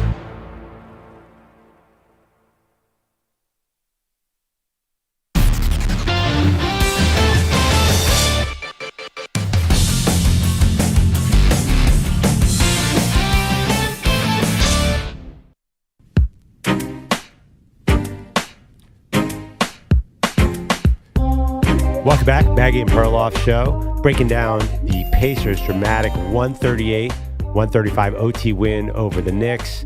My family was so into it. I actually woke up this morning, Maggie, got to the show, had a long text from my wife about how the Knicks need to put this behind them and focus on game 2. She's become a super Knicks fan. My daughter, because of Timothy Chalamet, is into it. Wow. I actually was Chalamet there last night, by the Oh, way? yeah. He was there? Wearing I didn't tight see red him. pants. Yeah. Oh. And red pinstripes. But he wasn't on the side with... He was closer to the CC TNT. Sabathia. He was closer to the TNT booth. That's why he was on the near side. He was there in the ref's face, not the face, but the play where, what was it? Oh, the ball off Brunson's hand that they ended up reviewing. Yeah. And Haliburton came over, I think, to delay end, things yeah. a little, and I saw Chalamet telling the refs to tee him up. He was yelling. He was gyrating there. Which on celebrity got the was in the way. most sort of face time? I think I just kept seeing Larry David's head on every play. Yeah, well, he's got that bald head. So Yeah, it's the kinda- head kept showing up. And then CC Sabathia was in the huddles, basically, right? Like Yeah. that one seat where you're next to the player, that's crazy. There is no other sport where the people are as close, and it sort of adds to all the drama. It totally does. So our pal Anthony Gallo, who works over WFAN, but was Yeah. very instrumental when we all went to WrestleMania. He actually came with us as our cameraman and almost like a de facto also producer. Obviously, EJ was there, but he was in a singlet, so he had nowhere to put his phone. He had nowhere to put anything. Yeah. You're part of the story that day, not just telling the story. And so we have a lot of good history with Gallo, but he is a big Knicks fan. He tweeted, "I haven't felt this bad since Yadier Molina. There's like a sports hangover. The Knicks fans today are all licking their wounds. What's your version of this for whoever you root for?" Obviously, I have a million as a Bills fan, so I could go on and on. But What's a Yadier Molina? Some Mets thing? yeah. I don't know. Yeah. Game 7, Yeah, NLCS. NLCS. Yeah, Yadier Molina hits a home run to help send the Cardinals. to the Gallo's a World Series. moron. You may remember this as Carlos Beltran called strike 3. You I may not remember this at all. The Carlos Beltran strike 3. It was going to be known as the Andy Chavez catch, and then that got turned upside down. But anyway, every fan base, or most fan bases, have their version of what happened last night, where you just are gutted, stunned. Well, Philly, I guess it'd be the Kawhi Leonard shot, because that got a lot of comparisons, because Haliburton's shot rattled around the rim like Yeah. but Kawhi Leonard. But, I mean, the Sixers are a lower priority in Philadelphia than the Eagles. So I'm trying to think. The Eagles did one to the Giants with Shady McCoy run back, Well, the Matt Dodge, punch. Deshaun Jackson. Yeah, But they had the Jackson. most famous of all with Miracle the Meadowlands. Yeah, the Miracle so Meadowlands. so Go they down. have the ultimate. I'm trying to think, did the Eagles ever lose one they should have? I have to Gallo's come a back to moron. me. I mean, there's Kawhi Leonard is the easiest one. The Phillies blew 6 and 7 to the Diamondbacks the other year. This is Joe Carter. Joe Carter. You have Joe Carter in the World Series. Yeah, That's you the could one. say like what That, She's talking like- about like just one name and so. And But just like your stomach drops. yeah, I mean that was Game 6, and listen, that was Wild Thing Williams' fault. God, get a breaking ball over. Maybe you don't have to throw a fastball right down the heart. But no, I'm over it. That's just go. It was only 1993. But the thing about New York is so funny because everyone's split in their fan bases. So a lot of people here don't care about. A lot of Knicks fans don't care about the Mets because they're Yankees fans. So I don't think that's universal to say Yadier Molina. And Gallo's a Broncos fan, ironically. So I don't even know what that guy's got. Gallo's a moron. Well, he's got What is he? Joe Flacco in Mile High. What's the Yankees moment? Do they have? Yeah. Yeah. 2001 World Yeah. Series. Oh, They the blew sawed World off. Series to the, Alfonso Soriano hits a home run deep into the left field seats. Mariano Rivera's coming in. It's good night, the Luis lights. Gonzalez. Except it wasn't. Yeah. I haven't gotten over that one yet. I haven't gotten over 04, and I was like 3. Now, that's a bad one. It is, but that was like a more long, drawn That out was the pain. long goodbye. Because that was, 4 straight games. Although now, it Big wasn't Poppy home runs are probably what you remember from well, that. also, I mean, Game 7, they just got They got murdered destroyed, at yeah. home. So that was part of it. but it wasn't one moment. It was Right. Yeah. What about last year's collapse though against Air Dodgers? Judge. Yeah. But we didn't know Judge what and was going to Garrett Cole, happen with. true. So Judge dropping that ball in center field, you didn't know at the time the avalanche that was going to lead to. Yeah. So in the moment, it was like, oh, but you thought they still were going to But that did come crashing down quickly, similar to what happened to the Knicks last night. It was in that But one that inning but right that there. series ended up being kind of a blowout. So does it hurt a little less? It was 5 games, right? Yeah, but they looked like they were well on their way to winning that game, and then you know whatever take your happens, shots happens. after that. I just wanna- Bartman, I think one of them too. Well, yeah. Yeah. And that unraveled right away. Let's go to Carlos in California because Perloff was lamenting the Tyrese Haliburton celebration, the choke, and kids today celebrating seemingly all the time. Carlos, what's your read on it? Well, Perloff, get off my lawn. You know Yeah, what I'm saying? absolutely. I am. No, I'm not with you. No, I know. I'm that old guy yelling, "Get off my lawn!" I totally get where you're coming from, Carlos. You're reading it right. I'm 63 years old. I've seen the change, and these young kids, they're so athletic. They're having a great time. There's excessive, like you said, the kid about high school and doing all this with the three, whatever. But if you think about it, Brunson had a shot at the end of the game, and so did Anthony Towns, and those shots were terrible. They were choke shots. Way off. You know what I'm saying? They didn't even come close to the rim. You also called, who do you call the Spurs? You call them boring, but they won a lot. So you're going against kind of what you're saying a little bit because they never celebrated. They just did their thing, but they were boring. You know what I'm saying? So you got to roll with the punches, enjoy it, and it's a game. But I think the Knicks will have an effect from losing this game because it showed it at the last 20 seconds. It showed how they were just panicking, trying to just shoot, not really doing something smart with the ball. So that's my take. You know, Carlos, it's a great read on Perloff, and thank you for paying such close attention to our show. I thought you were going to say the Knicks. No, because, well, that too, but also I sit next to you every single day, and even I didn't come up with that massive hypocrisy that you have about calling the Spurs boring, yet not being in favor of celebrating. Mm-hmm. So, listen, Thank you, Carlos. I don't need, Vince Carter was not boring, but he wasn't known for his celebrations. He was known for his athletic actions. I want to see the great dunk, but I'd rather, I don't want most of your energy going into the little dance you do down the court when you don't get back on defense. Gets in the end zone and starts rowing a boat, you're okay with that, or end zone celebration. I'm okay, but my favorite player, one of my favorite players of all time is Calvin Johnson. What did he do when he got in the end zone? Absolutely nothing. Well, they were never playing for anything either. It didn't matter. I mean, I remember I heard Kevin Durant talk about this. He said the coolest thing in sports is when Calvin Johnson scores a touchdown and acts like it's just another play. There's something so badass about that to me. Yeah, but Barry Sanders, two those great guys Lions, same thing. Yeah, I think there's something spectacular about having your play do the speaking. Okay, but I know a lot of people who look at Steph Curry and the shimmy. Now, I didn't like the night to France at the gold medal game. I thought that was a little over the top. But I never said that when he did it against the Celtics in the finals. I love Curry as a player. I mean, of course I don't like the shimmy. I thought everybody was annoyed. The mouth guard and the shimmy are not his strongest attributes. He became one of the most popular people in the league. For me, because he hit 42-foot shots, not because he was shimmying. I like his style of play is amazing, and he's relentless. The celebration is the only downside. I wish he would just do that and walk off the court. I mean, the ultimate, I mean, this is my mind. Every game, Larry Bird ended the game with a 35-foot shot and then just walked off and drank a six-pack. I'm the petty king. Yeah, that is not actually what happened. Yeah, but the other thing about Larry, though, is he was not so quietly trash-talking everyone on the court. So was he being humble there? Who's coming in second? Exactly. That was just walking into the three-point Right, but he competition. wasn't doing a Fortnite dance after hitting a 26-foot jumper in Magic's face. Fortnite didn't exist in 1986. You think Larry Bird knows what Fortnite is? They didn't have dances in Pong. You could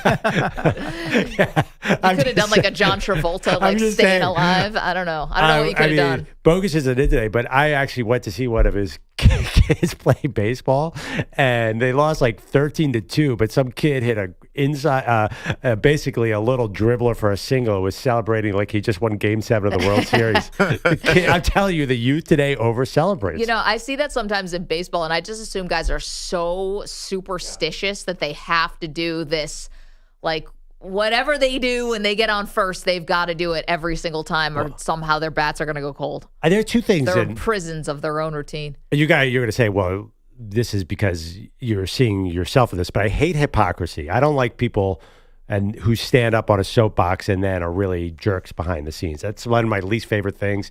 Maybe I do it sometimes, but I don't like over celebrations. For example, Juan Soto the other day, I think he thought that was a home run, and that's why he didn't run out. Of course it was. Definitely did. Yeah, I hate when you do a bat flip and it hits the wall. That's my worst nightmare as an athlete, and that's what Haliburton did last night. He did the choke sign, and it was a tie game. I can't stand a premature or an over celebration. Yeah, but I mean, Haliburton wasn't like a hustle. I know. He hit the shot, but I'm telling you, his freaking toe was on the line. If he had lost that game in overtime, it would be a murder scene today. We'd be making so much fun of him. He would almost have to not play game 2. Speaking of hypocrisy, because I keep keeping score today, Maggie also was upset about Noah Lyles winning by a nose Meanwhile, this guy hits a shot that hits the back of the rim and it hits the ceiling of the garden, goes in, and she's like, choke sign, do whatever you want. No allowance celebrates being the fastest man alive. She's like, blah, blah, blah. Yeah. No, I celebrating? I said, can you call yourself the fastest man alive when you win by 2/100ths of a second? I am an idiot. And by the way, I paid for that take. Yeah. I got cyber bullied for that take. I wasn't there for that, but I love that take. I wish I could have backed you on that because I totally agree. No, you didn't want that. No, I'm glad you took. I mean, listen, my favorite is when I have a bad take and the internet blames you. That's the best. Thank you, Steelers Depot. Freaking patriarchy. Mike Tomlin deserves a career contract. And Steelers Nation came after you. They're like, idiot Maggie Gray thinks Mike Tomlin deserves a lifetime contract. I'm like, wait a minute. That's the best. Perloff said it. AI sucks. You missed that, CeeLo. Yes. Basically, she got murdered on the internet for my take. Sounds about and they right. embedded the video of him saying the take. And you still got But nobody wants to go through the ad on the video. So like Maggie Gray. Yeah, what a hater. Yeah, she specifically said, I do not think Mike Tomlin deserves a career contract. Anyway. I got called a crackhead by multiple people. Accurate. To the point where I was like, do I do crack? It seems like a lot of people are convinced that I'm on drugs. Who was on crack? Am I on crack? CeeLo, will you hang with us for a second? I don't want to shortchange your update here because we have a lot of great sound from the end of this Pacers-Knicks game and hockey as well. So we'll get to that. Yeah. Yes. In the year 2025, can you still call somebody a crackhead for a bad take? Is that a dated reference? Not in my mentions. They were liberal, very liberal, thinking that I was on crack. You're on the rock. I know. It doesn't seem like anyone's really trying to help me either. 888-710-4ISN. We've got sound from you for last night's game. We see you guys on the phones. You want to talk about what was your gut punch moment as a fan. Our Knicks fan friends are going through it right now. What do you got, M&P? Stay off the weed. You're in a 5-minute break.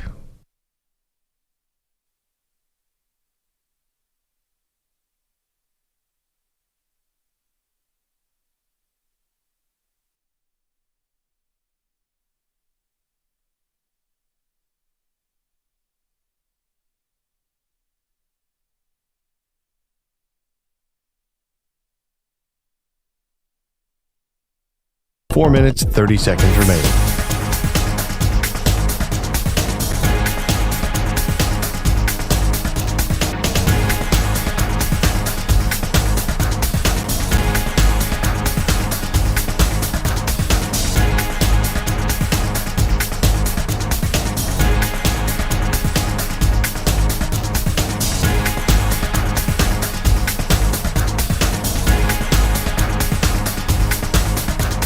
Four minutes remaining.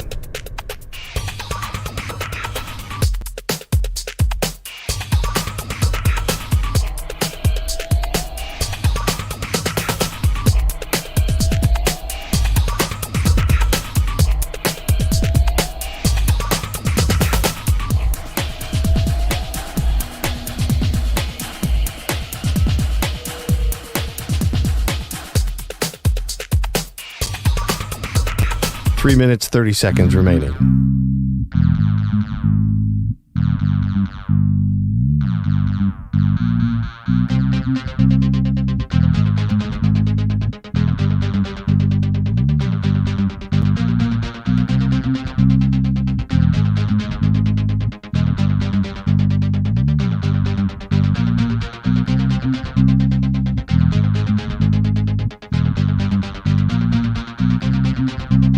Three minutes remaining.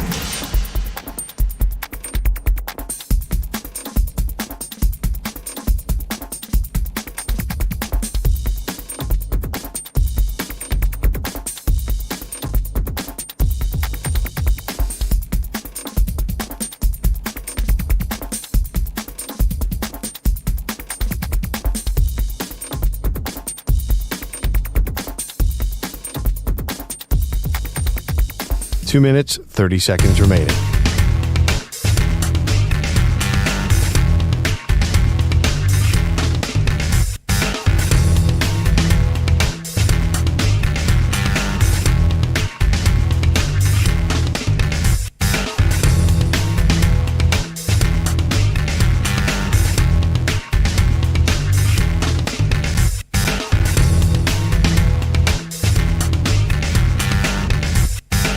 2 minutes remaining.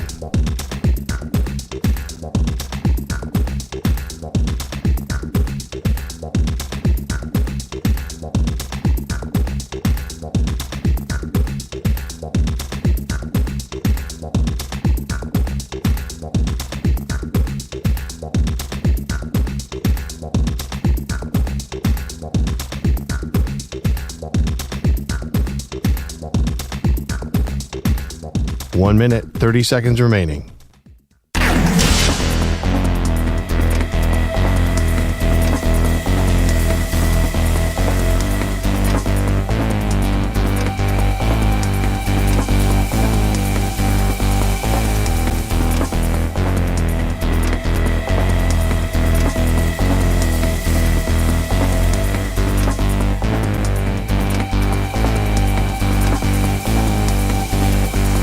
One minute remaining.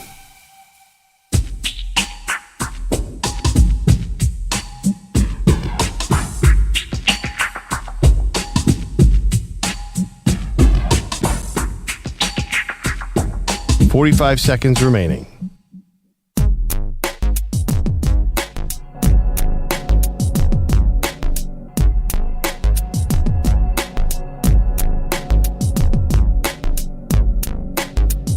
.30 seconds remaining.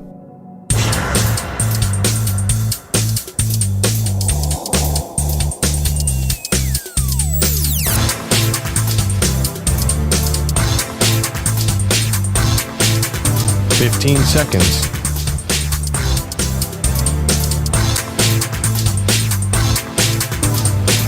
Break ends in 5 seconds.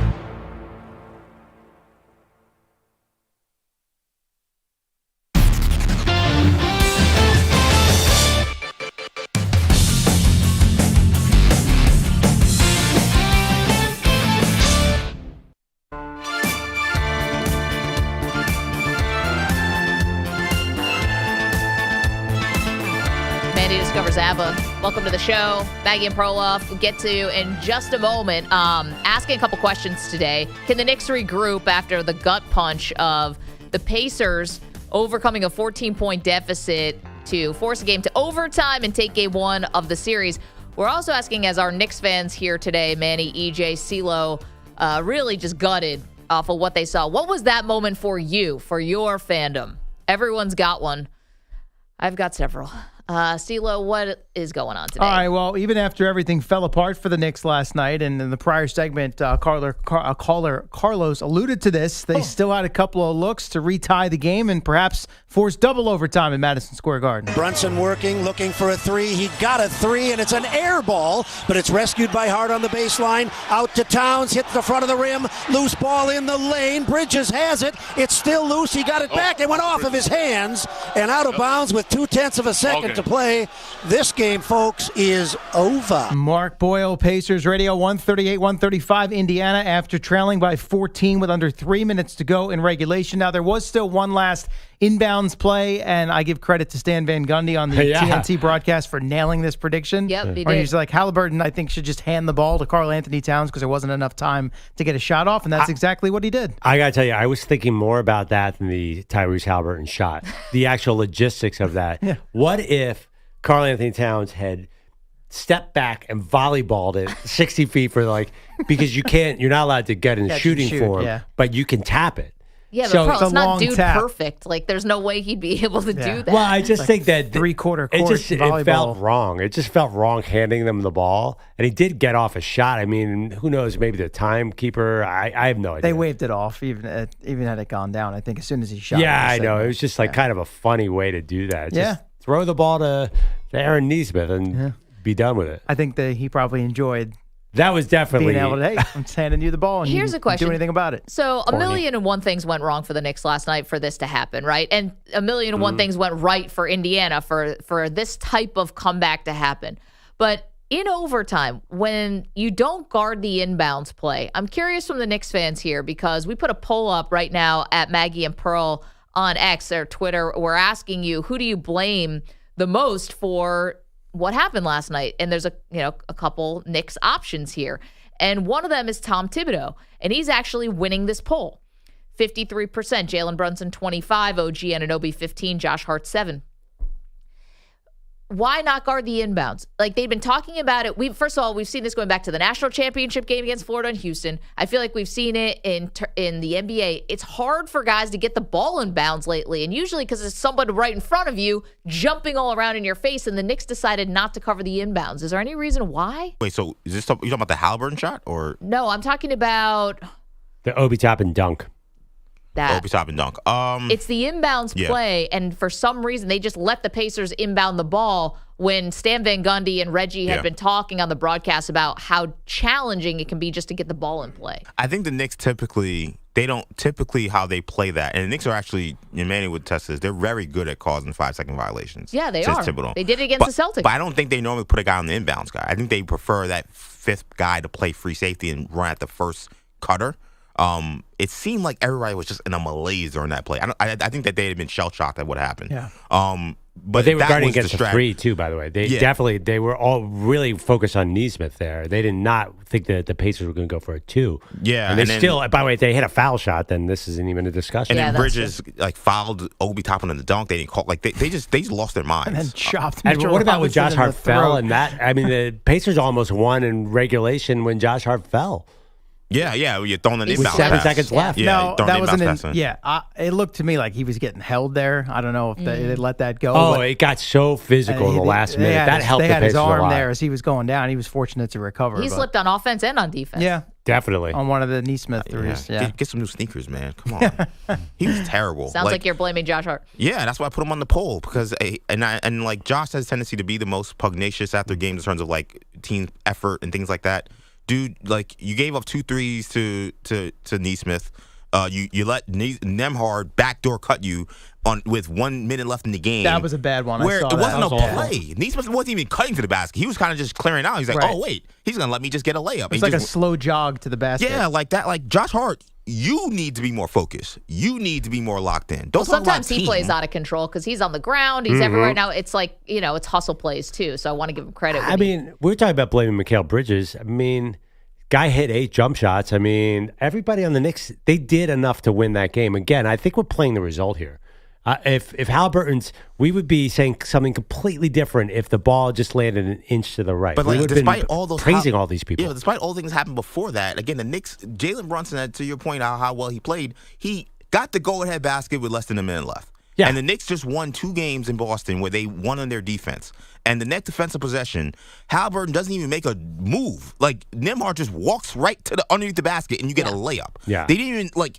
You were so focused on the 3, maybe? Is that an excuse? No, if you watch the play, he just is not paying attention. Yeah. He's ball watching. Right. Like, and when you're, as a team that consummates, that like hangs his hat on defense, and again, you hung your hat on winning in Boston on final defensive possessions, for him to talk about this stuff and then let a guy just walk right behind him and get an easy layup after your captain clutch just put the go-ahead basket for you to get a stop and win the game, that's a bad job by him. Yeah. What is going on? You did say that they let their foot off the gas defensively. What else you got, Sela? Pearl just mentioned Mikal Bridges, and that Haliburton shot at the end would be different if it didn't go in. He even referenced on that play, Bridges kind of knocked the ball loose a little bit because he was going in for what was probably going to be a 2-point shot, and that's why he ended up dribbling out to take what he thought was a 3. So Bridges did impact that play. Had it not gone in, maybe we'd be talking about that a little bit more. Of course, it did go in, whereas originally it looked like he'd won the game, complete with the Reggie Miller choke sign and everything. Afterwards, elation for Haliburton and his teammates. Basketball is fun. Winning is fun, and I'm so proud of the resilience of this group. We've shown it all year. We've had to win in so many different, random, unique ways, and today we just kept going, kept fighting, and man, that's fun. That was on TNT. He did admit he wouldn't have done the choke if he knew the shot was a 2 and not a 3. Longer clip here from the postgame press conference acknowledging the history of Reggie Miller, the choke, and Spike Lee. I've seen that winning time doc probably like 50 times growing Different up. voice. So I know that they didn't win the series. So I would not like to repeat that. But, I think that's just a historic moment, and that was obviously more him versus Spike, kind of the one-on-one. And that just felt like it was to everybody. But to him, too. I wanted him to see it more than anything. And then I thought TNT delivered one last knife to the Knick fan last night, cutting away from the on-court madness after the game to show Reggie still with the headset on, with those piercing eyes, and he's just pointing seemingly at Haliburton, as I have to say. Good job. Yeah. That was rough. Reggie, was rough. When Reggie ripped off his suit and had a Pacers jersey on in the fourth quarter, I mean, A little much. Reggie was trying to. I give him credit for trying to be objective for I thought part he of the game. was. I thought he was. Towards the end, for a lot forget of it though. Yeah. Oh, He they put gave up Stan on Van that. Gundy in there as like an airbag for him. It's like, Yeah. I can't just have this be Reggie in the garden. Let's throw Stan in there. I thought Reggie was going to run over and start jumping in on the officials during the review and be like, "That's Pacers ball. That's definitely Pacers ball." He got super biased by the end. I saw EJ. You were tweeting about. He was openly calling for them to overturn the turnover on OG Anunoby, just like you have to overturn this. I'm like, this is razor close. He almost went "we" a couple times. I could tell he wanted to go "we." I get it. Again, it doesn't. To be honest, it doesn't bother me. I told you guys last night. This is full WWE. Like this is a show. Like I mean, look at what you saw last night. This is a show. So he's gonna play the Bobby the Brain Heenan announcer. He's the heel announcer. Like he didn't even bother me much last night, but it's obvious what's going on. Like that was crazy. Him pointing at the team saying "good job." Right, but you're not saying it's scripted. No, I'm saying WWE in the sense that like it's all about entertainment, and that this is an entertainment product. And Reggie Miller being rooting for the Pacers in the Knicks Pacers series is entertainment for some people. Right, So, but if they could have scripted the ball going 15 feet in the air, that is an incredible feat by the NBA. No, if they could have scripted it, his toe would have been on the line. This would have been the game winner. Right. The choke would have Not just stood saying, a lot cleaner. I mean, if they're sophisticated enough to fix the lottery, maybe they can make that ball with magnets or something go into the basket. I'm not sure how. Oh, man. Game 2 of the West Finals tonight in OKC after the Thunder took the series opener from the Timberwolves. And this will come after Shai Gilgeous-Alexander was named league MVP for the first time. He finished behind Nikola Jokic last year. To be honest with you, I use it as motivation. There's voters every year. That will never change. And last year, all it meant was that more people thought I shouldn't have won than should have won. And this year I wanted to change the narrative. And obviously he was able to do that. Thunder held a press conference in his honor at the team's practice facility with his teammates flanking him. And they wore Rolex watches that he bought for them as a token of his appreciation, which was kind of nice. And lastly, Stanley Cup playoffs, Western Conference Final Game 1. The Dallas Stars on home ice down 3-1 in the third period, ripped off 5 unanswered, including a trio of power play goals to beat the Edmonton Oilers 6-3. CeeLo, thank you so much. If you're wondering what the chat thinks about this, youtube.com/InfinitySportsNet. Pine Needle says, this is hilarious watching so much anger and despair. It's only game 1. The Knicks could still easily win the series. I agree. Coming up next, got a revelation yesterday. Not too thrilled about it. Tell you about it next. MMP.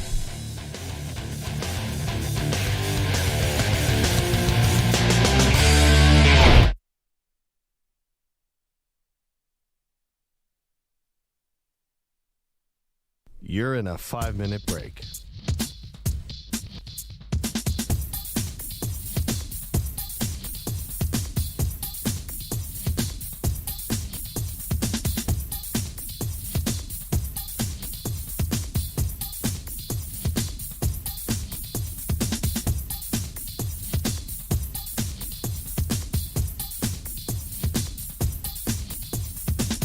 Four minutes, 30 seconds remaining.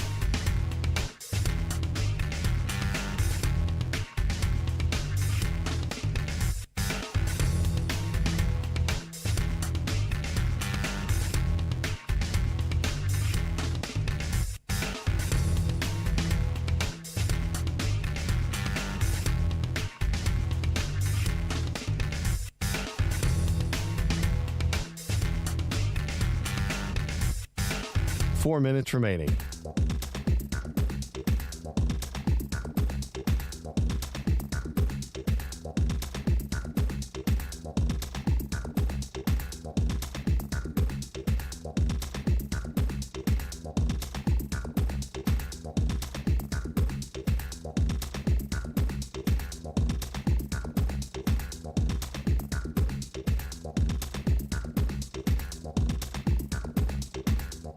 Three minutes, 30 seconds remaining.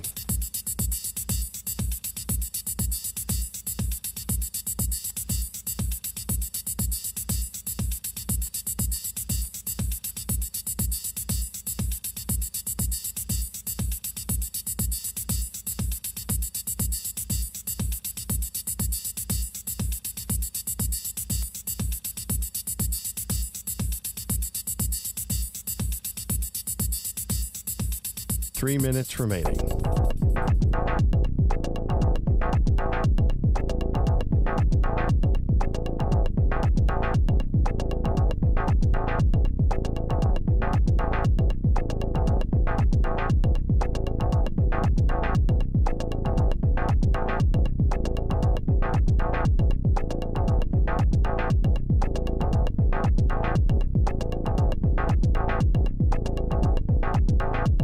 Two minutes, 30 seconds remaining.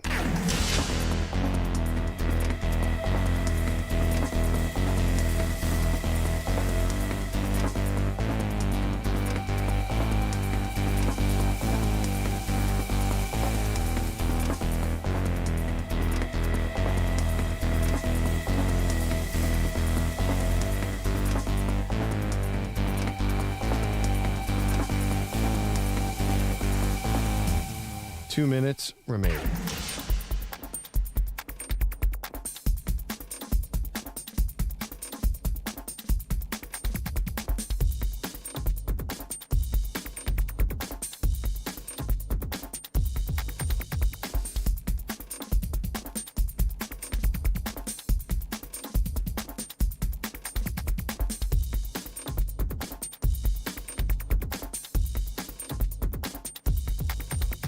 One minute, 30 seconds remaining.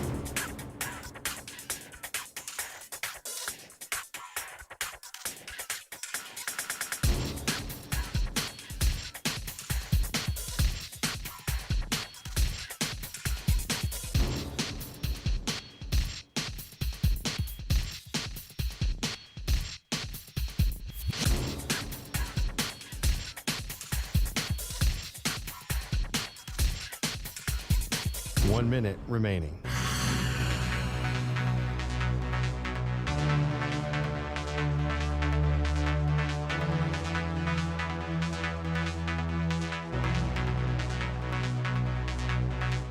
$45 seconds remaining.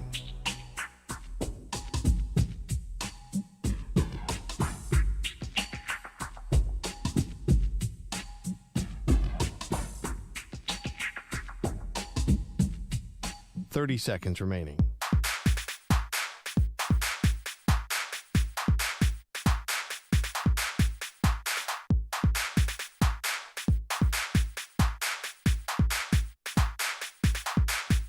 $15 seconds.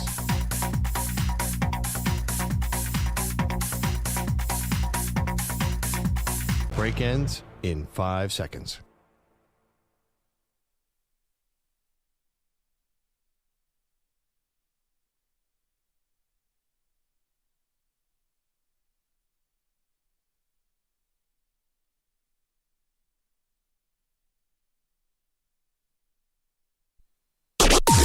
Maggie and Perloff on the Infinity Sports Network.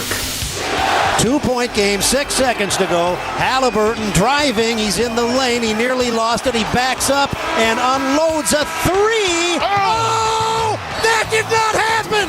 It hit the back of the rim. It popped high into the air. And it dropped gently through the net. And the Pacers have, the scoreboard shows 125-125. It's called a 2-point shot. Unbelievable. Jaws on the floor. Another Pacers comeback. How do they keep doing this? Welcome to the show. It's Maggie Gray, Andrew Perloff. Knicks are up 14 points with under 3 minutes left to go in regulation. And it was an unconscious shooting effort from Aaron Nesmith, who hit 6 3-pointers and 2 free throws, all in 3 minutes. He scored 20 points, and then you heard Tyrese Haliburton there on Pacers Radio Network giving you the play-by-play. They thought it was a 3-pointer. The shot goes up, hits back iron, goes above the backboard, above the shot clock, and then falls down through the net. It's ruled a 2-pointer, big toe on the line, goes to overtime. The Pacers win it. They take game 1. Yeah, I was at home watching this game. I was getting ready. I'm like, okay, the Knicks are up by 20. I can get ready for bed, brush my teeth, put on my pajamas. I had it all timed out. Nightcap? An hour later, I can't sleep because I'm so excited. That was the one downside of this game for me, because I'm not rooting for the Pacers or the Knicks, is that it kept me up too late. Which is I tell you guys the story. I told Maggie the story, but this was my last text because Andrea, my fiance, went to sleep early because it seemed like the game was, put away. So her text to me was, going to sleep, but let me know let me know if the Knicks win. My last text. Smiley face. I yes. know. Just trying to be supportive. A supportive fiance, but that kind of feels like a little bit of the knife. I've now sent her 12 sad emoji faces in this text. I got a text from I was telling Maggie, my wife never weighs in on anything. I think she wanted to get she texted me this morning, Knicks will win tonight. One, they're not playing tonight, but okay. Damn it, Sarah. We're already 0-1 there. She said they were hesitant last night, overwhelmed by pressure, but losing like that was a wake-up call. My friends asked me if I was alive. Wow. Sarah's got an optimistic angle for you, that it's a wake-up call that's slap in the face the Knicks need. I didn't even thought of that angle. Would this galvanize the Knicks? Well, we're asking if they're going to be able to regroup because they're usually the team doing this to other people. Yeah. Right? They did this to the Celtics twice where they overcame 20-point deficits. Jalen Brunson is Mr. Clutch in the NBA, and then Tyrese Haliburton and the Pacers gave them a little taste of their own medicine last night.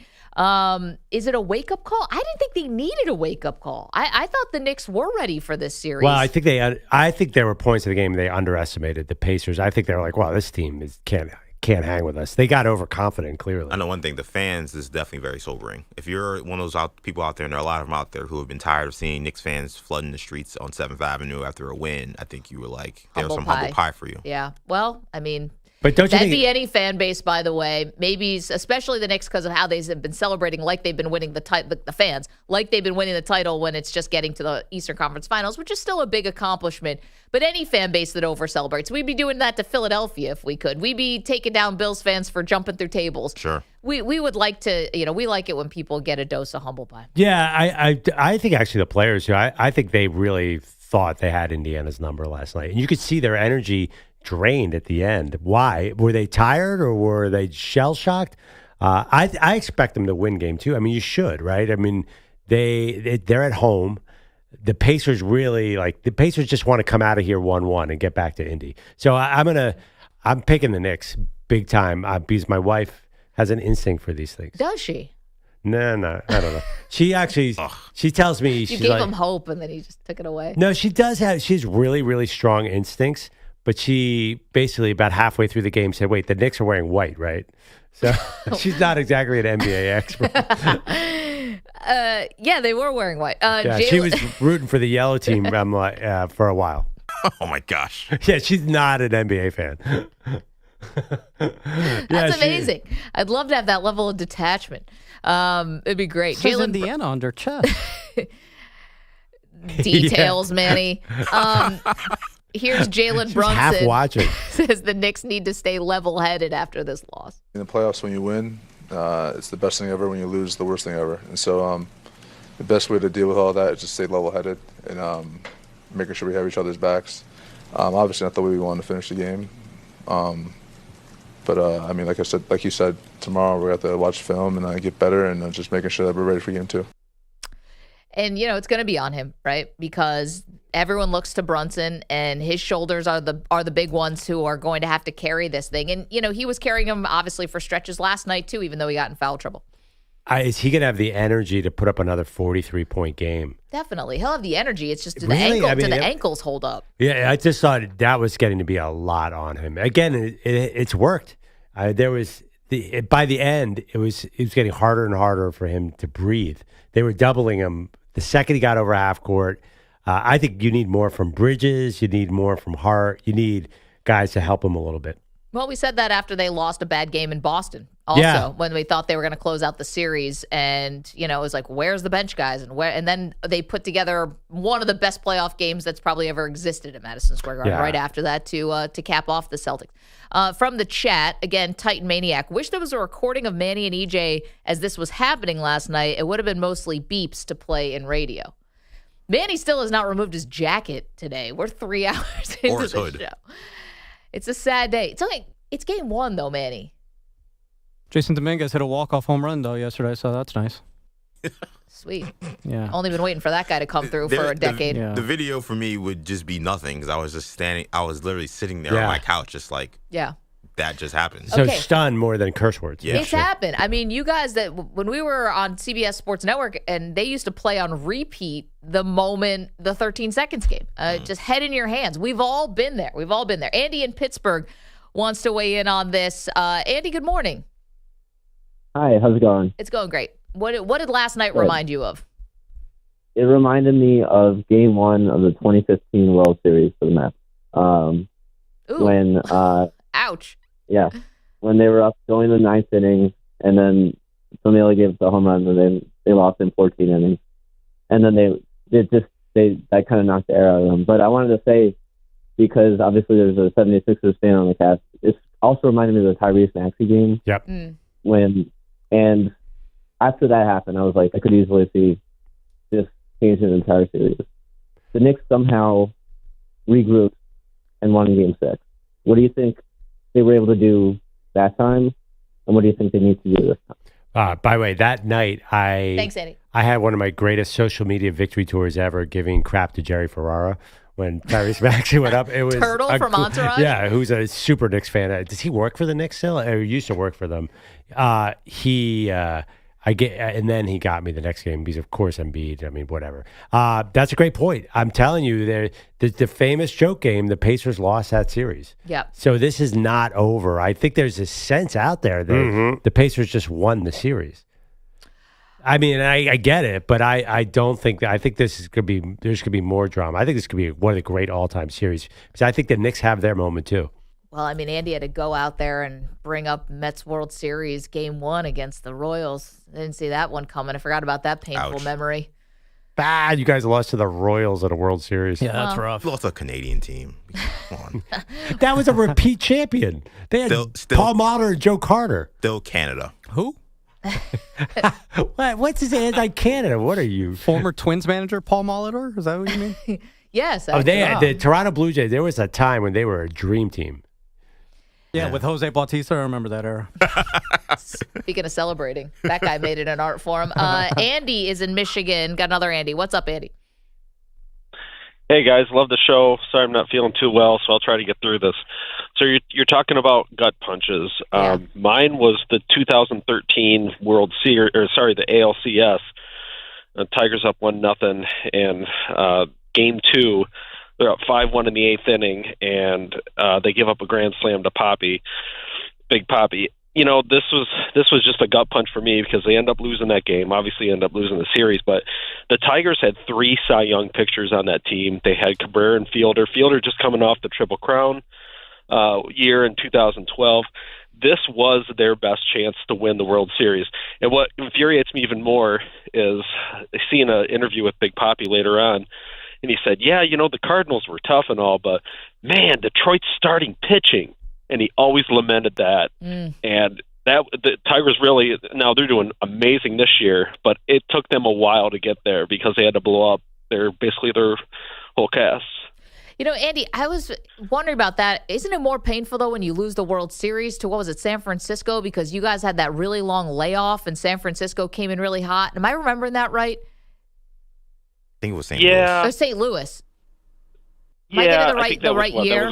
I'm sorry. Was that 06? I'm doing this off the top of my head. And it was the Tigers blew through the American League and were waiting around to see who their opponent was going to be. It must have been St. Louis, actually. That makes more sense because they went 7 games to the Mets, obviously. Yep. And another painful memory for us. And the Tigers beat the Yankees in that year, in 06. Yeah. In the Right. ALDS. That one sucked, but this one stung harder because it was like that. The Deshaun Jackson, just don't kick it to Deshaun Jackson, and then they kick it. And it was like Jim Leland specifically said, don't give him fastball to hit. Andy, maybe you ought to focus on college football instead of baseball right now. I mean, you beat Ohio State a bunch of times. That's good, right? That's good. And hey, I'm good right now because they're doing amazing, but it took a long time to get there. That's all. Andy, we know what you're talking about there. I totally understand. JT's in Atlanta. JT, what'd you think last night? It's crazy because, you know, I drive truck, so I'm always up in the morning with you guys, and I stayed up all night. I didn't think I was going to make it through that game, and it just could not, like Perloff said, I couldn't go to sleep. It was ridiculous.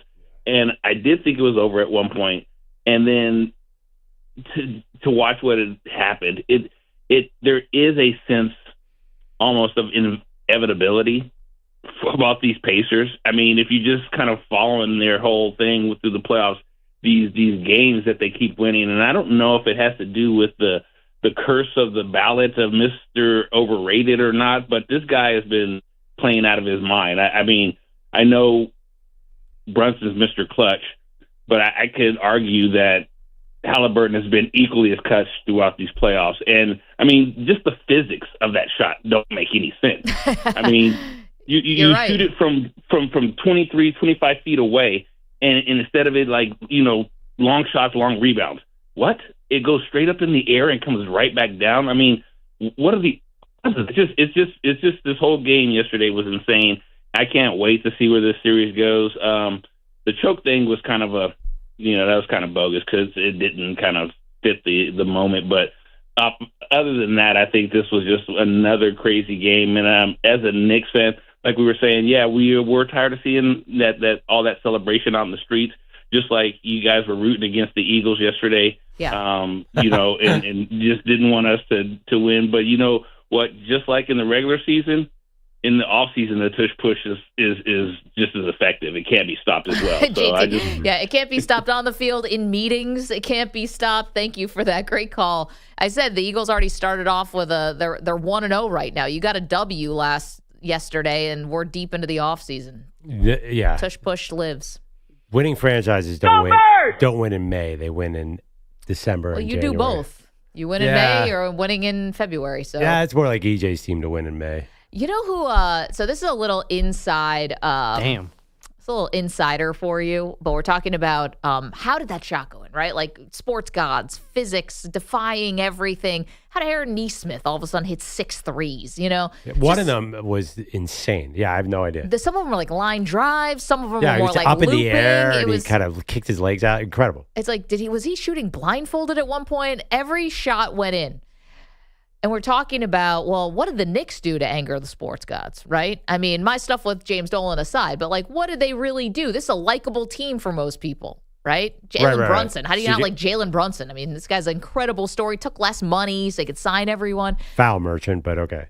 Sure. But, I mean, that's fine. You know who's getting away unscathed here? Joel Embiid, the foul merchant? Well, JT just brought it up about the Tyrese Haliburton overrated chance. Right? Because he got voted most overrated player. Yeah.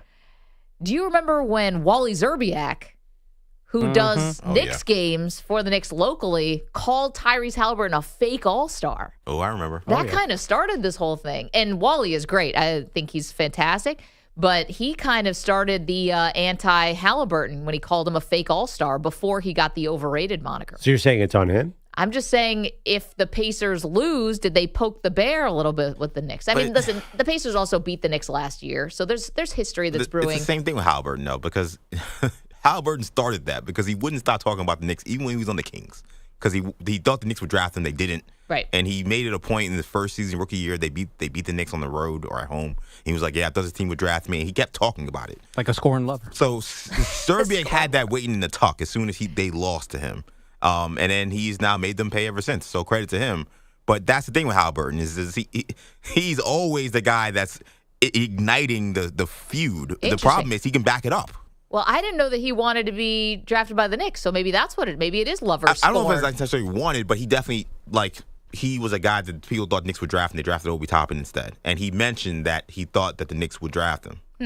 This was when he was in Sacramento. Yeah. And this was and then when they beat the Knicks, he made it a point to talk about how this team didn't draft me. I wanted to show them. Maybe that's it. This has been a thing that's been brewing since his rookie year. Yeah, but Rick Carlisle basically said goodbye to Jalen Brunson. That's a lot worse. Well, that wasn't Carlisle. That was Cuban. It was Cuban. Right? Carlisle, I think, was fired. Carlisle was fired. He wasn't there. Jason Kidd was there. Yeah, that was Kidd. Are you so Carlisle? Oh, I had heard the other day that Brunson has a grudge against Carlisle. Well, Carlisle didn't really play him. That was more the issue. Carlisle really, really saw him as a bench guy. Kidd played him more and gave him more responsibility. He had that great playoffs where Luka was hurt, but then they got rid of him. They let him walk. So he's got beef with everybody in Dallas. No, there's a lot of, if the Western Conference, we felt like they were kind of grasping for, hey, Shai Gilgeous-Alexander, Shai is cousins with Nickeil Alexander-Walker. Cool. You don't need much in the Eastern Conference. You got all types of stuff. I saw yesterday, Ian Bagley, who works for SNY, mentioned that also, or maybe it was Varden, actually, I'm sorry, Joe Varden. He didn't tell you what else, ironically, but he said it to SNY, that Jalen Brunson also remembers them picking Haliburton over him in the World Cup the Team USA last year. And he remembered that, and he did not like that. He is friends with Haliburton, but he wanted this matchup again because he wanted to show he should have been on Team USA. He should have been on the team. Okay, hold on. You guys know I love my Jalen Brunson. JB broke his hand. He wasn't going to be playing in the Olympics. Olympics. They named the team before he broke his hand, if I'm not mistaken. Well, and also they put Kawhi on the team, and he was clearly hurt. Yeah, and Joel Kawhi's Embiid knee was like basically my knee. Quickly, I want to let George get in here because George, our pal in L.A., want to bring up, it was a crazy day if you're living in Indianapolis, if you're a fan of Indy sports, because you have this incredible win, but you also got the sad news that Jim Irsay passed away, just 65 years old. Good morning, George. You wanted to mention that. Yeah, my condolences to the Irsay family. But, I don't know if you guys know, but the Irsays have a connection to the Rams because his dad owned the Rams and he switched teams with Rosenblum a long time ago. I don't know if you guys knew that or not. I didn't know that. I did not. Yeah, back in 1970, they switched teams. Isn't that crazy? Yeah. So they sold the teams to each other, or they just switched? They just switched. That's crazy. I've never heard that story. Yeah. Rosenblum was the Colts owner. He went to L.A. Irsay was Rams owner. He went to Baltimore back in the day. 1972. This is real. No kidding.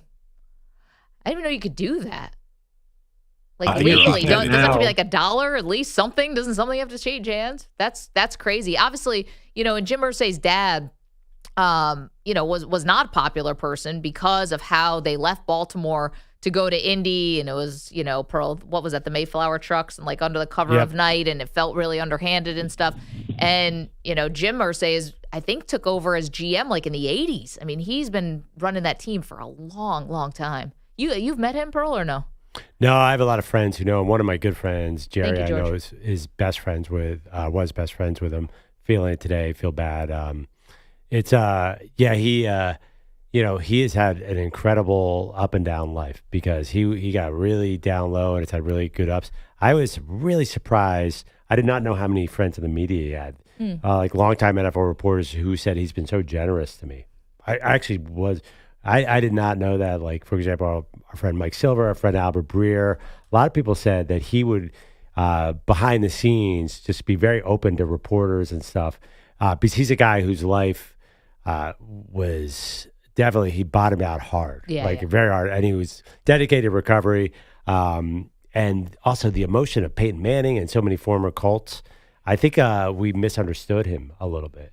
Because he was so outspoken on Twitter, for example, and the Colts were kind of a up and down franchise. I think you were learning more about him since he died than when he was alive. He was very brash. Did you think of him as brash by his public persona? But behind the scenes, apparently, that's not who he was.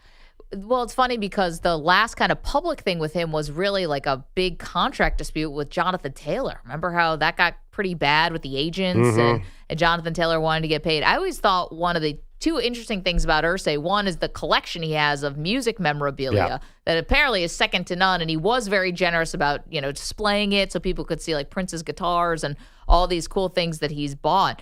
But also, he went to some really great lengths at one point to save a killer whale. Oh, that was him, the killer whale thing? Yeah. So he donated a lot of money to, I think it was the Miami Sea Aquarium, I don't want to botch the story, but I think the whale was on one coast and needed to get to the other coast. Like it was in Seattle or outside in the West Coast and needed to get to the East Coast. And Jim Irsay really took up for this, for Toki, the killer whale. Yeah. So, it's also too, have you ever heard him sing? No. My God. I know he liked the mic. No, unlike certain other owners in certain cities, he was good. And not just good. Oh my God. He does old rock covers, and he was like a kind of a blues rock singer. Really good. Like for that kind of gravelly music. Who, by the way, it's so funny about this too. I haven't heard a lot about the succession plan in Indy. The oldest daughter is apparently going to take over for now. For now, I'm wondering how secure is that?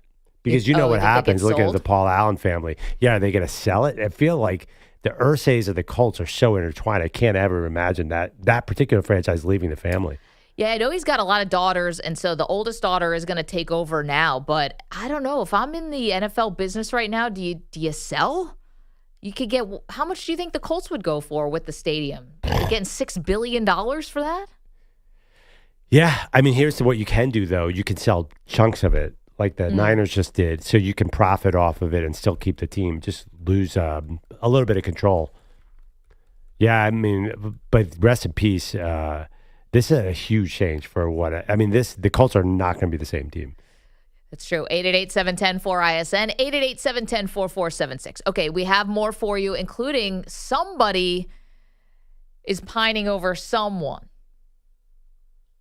Talk about, it seems like girlfriends and boyfriends breaking up yesterday. Well, someone's living rent-free in a franchise's head. We'll get to that next. You're in a 5-minute break.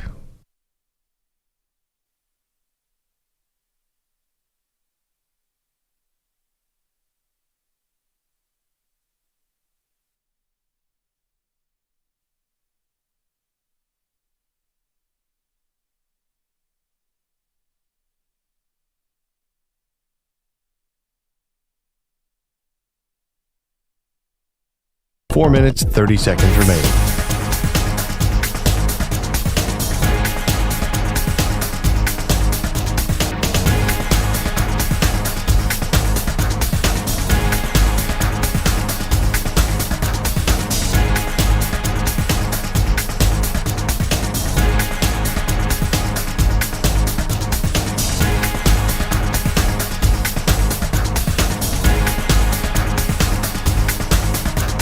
Four minutes remaining.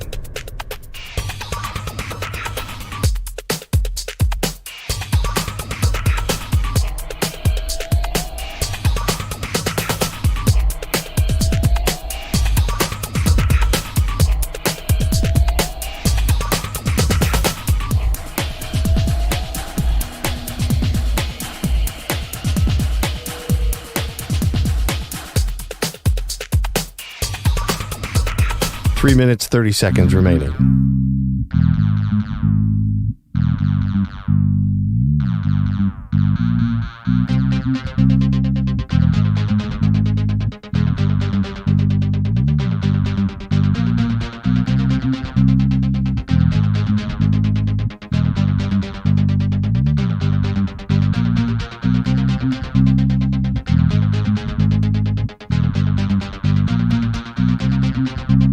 Three minutes remaining.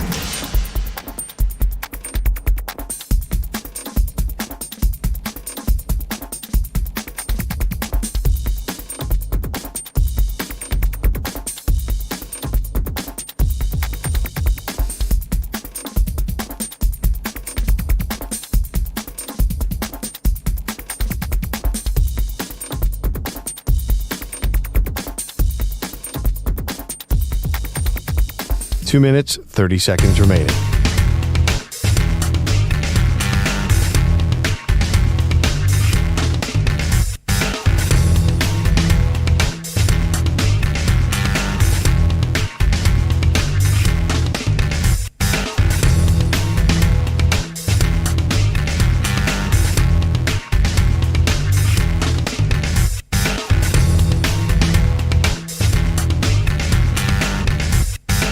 Two minutes remaining.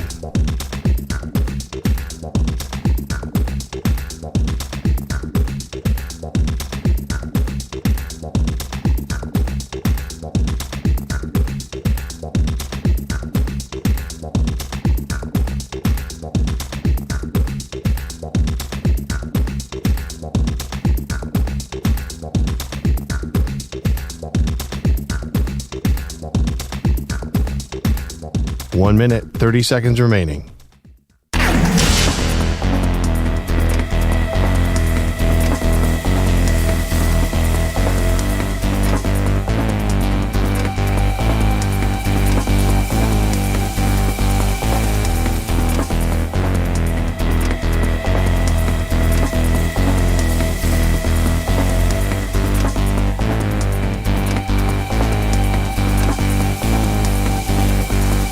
1 minute remaining.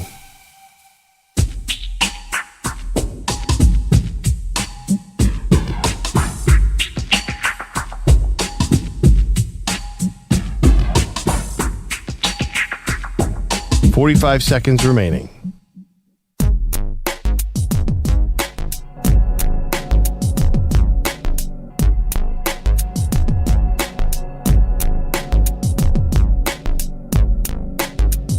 $30 seconds remaining.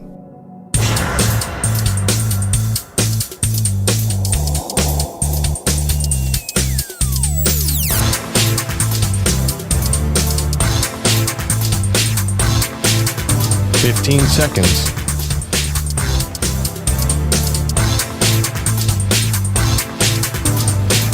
Break ends in 5 seconds.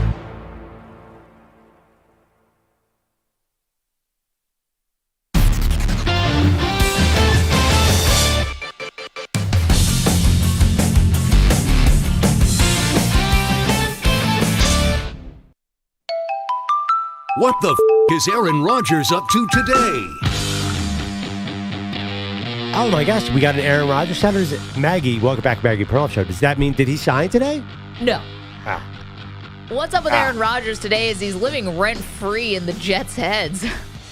I don't know why, but it seemed really clear to me that the team he's left, I think the theme of the day is like scorned significant others of this show.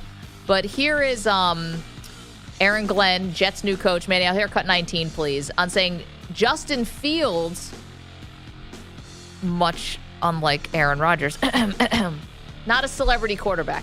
I'm going to use a Parcells deal now. He's not trying to be the celebrity quarterback. He's just trying to be himself. And whatever comes with that, it comes with it. So he's not trying to impress anybody. He's going out there and he's busting his ass trying to be the best quarterback he can be for this team.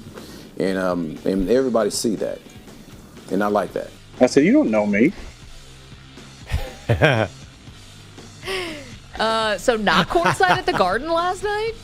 No, not trying to impress the New York fans where Aaron Rodgers once went back-to-back to a Knicks game and then a Ranger game 2 nights in a row. Yeah. Not real New Yorkers would never do something like that. Notice who's been doing that tour this offseason? Well, Russell Wilson. There but you go. he did that in Pittsburgh, too. He can't help himself. I said, you don't know me. And he said, you don't know me. And then I said, exactly. Exactly. That is right there is our best drop. It works for anything.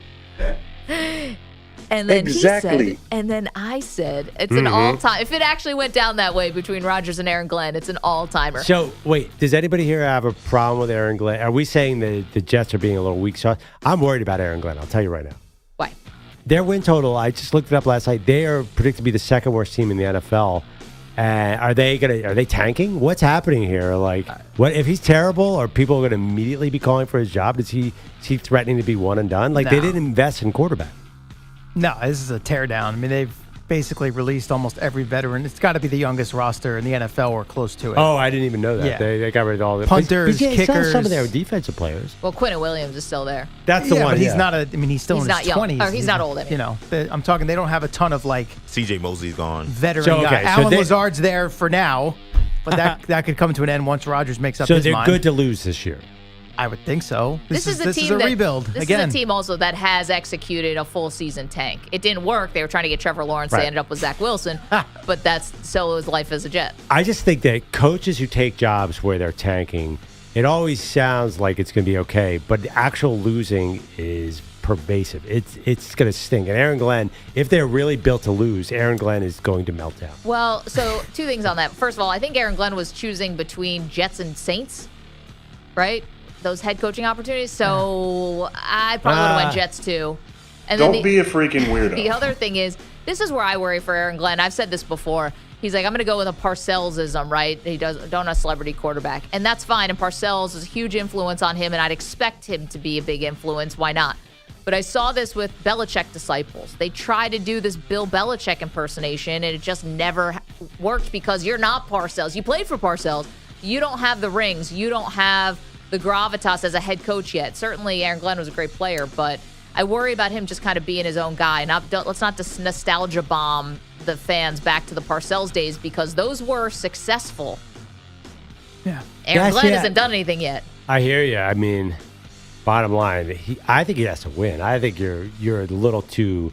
You're just like, oh, it's a rebuild. I don't know that Jets fans are going to be so forgiving if they really, really stink again. Like that year where they're trying to get Trevor Lawrence. Mm-hmm. That made sense. I'm just not sure I don't get that vibe. That's weird. I don't know if they're going to run him out of the building. And I get New York versus Detroit, but the blueprint of what the Lions did with a first-time full-time head coach. I'm not saying Aaron Glenn is Dan Campbell from a personality standpoint. First-time GM and Brad Holmes. So you've got Aaron Glenn and Darren Muji. Same blueprint of, hey, we could have went for the sexy pick in round 1 with a pass-catching tight end. What did they do? They went lineman, whereas the Lions did that with Penei Sewell and slowly built it up. Got it. And kind of changed the identity and the culture. Now, admittedly, the Jet fan base does not have as much patience for those things. They've seen it time and time again with the new head coach GM combo, and it crashes and burns. But at least he played here, knows the market. Yes. That's the hope, I think. One other thing that happened with the Lions, low-key, though, was there was like a shuffle in who was running the team. Woody Johnson is still here. Yes. He's your wild card that should make you scared because I don't trust him to have patience. Like, I think the Lions went, I'm not one Ford to another Ford, obviously. Someone got old and passed. And she was, I don't think she passed away. She was more hands-off. Yes. Sheila Ford. Something along those. She's a really good point. They went from a bad Ford to a good Ford. Yeah. They went from a Ford Focus to a Mustang. I'll never forget that first draft and Brad Holmes screaming and yelling when they were able to select Penei Sewell. Because the Bengals took Jamar Chase. And he's just like all fired up, and Dan Campbell's in there, and you got all that energy and masculinity, and she's like this tiny little proper, quiet, older woman. And was that Martha Ford? Martha Ford. Yeah. I think Martha Ford was the one who passed, if I'm not mistaken. I think Sheila is the one. We got to get our Fords in a row. I'll check. But she was, just watching her get embraced by these two fired up men, and she's like, whoa, what's going on here? Yeah, but, Sheila Fordham. Okay. Yeah. But the Lions are perennial losers. I don't think the Jets can be as patient. I know this Jets fan base. It's going to be a mess. And Maggie, you pointed out a good point. If he's doing a Parcells impersonation, I just worry. And he's a very fiery guy. Yes. He doesn't put up with a lot of crap. I just think this would be a disaster. If they're 3-14, it's going to feel awful for everybody. Well, but you got to have a little patience. I think. I think that the Jets fans after year well, one. I think the Jets fans want someone who's putting up with crap. See, that's the thing. Robert Saleh gave off this thing with the 49ers that he was this super intense. He needed a get-back guy. He's the defensive coordinator. He's all over. Then he got to the Jets, and he really changed. He was like Mr. Arms around everybody, golfing with Joe Beningo, giving secrets out to, media members. Also very muted on the sidelines. A guy who's a maniac on the sidelines became very stoic.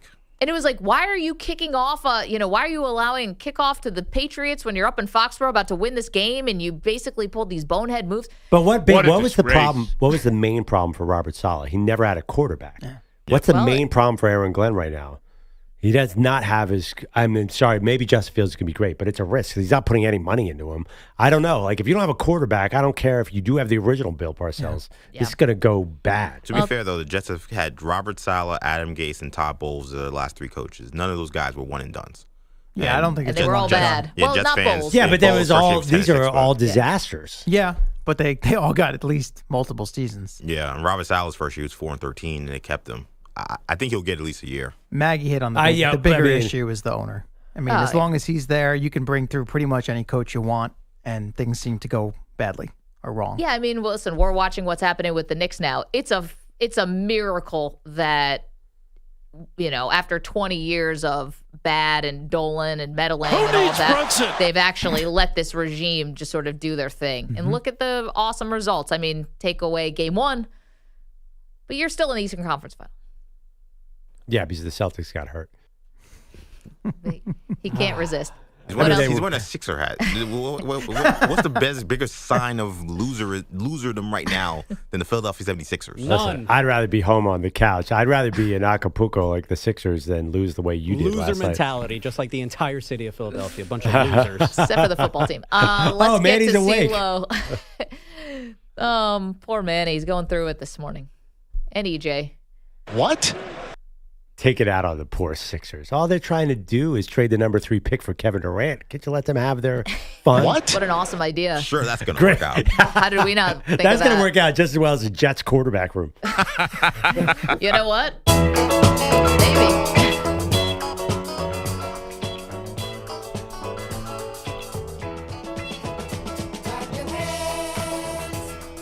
Honestly, they don't deserve this today. Fly Eagles Fly deserves to play today because the tush push got saved. Sure did. By Jeffrey Lurie, an impassioned, intense hour long. Can you imagine? No.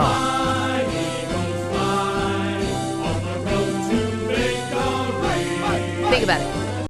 In 1 hour of this show, let's think of all the topics that we've actually hit upon, which started from the Knicks losing, wet dreams. We talked about Bill Belichick and Mack Brown taking a shot. And we do all that in an hour. He just talked about these the strippers. He talked about the tush push for an hour.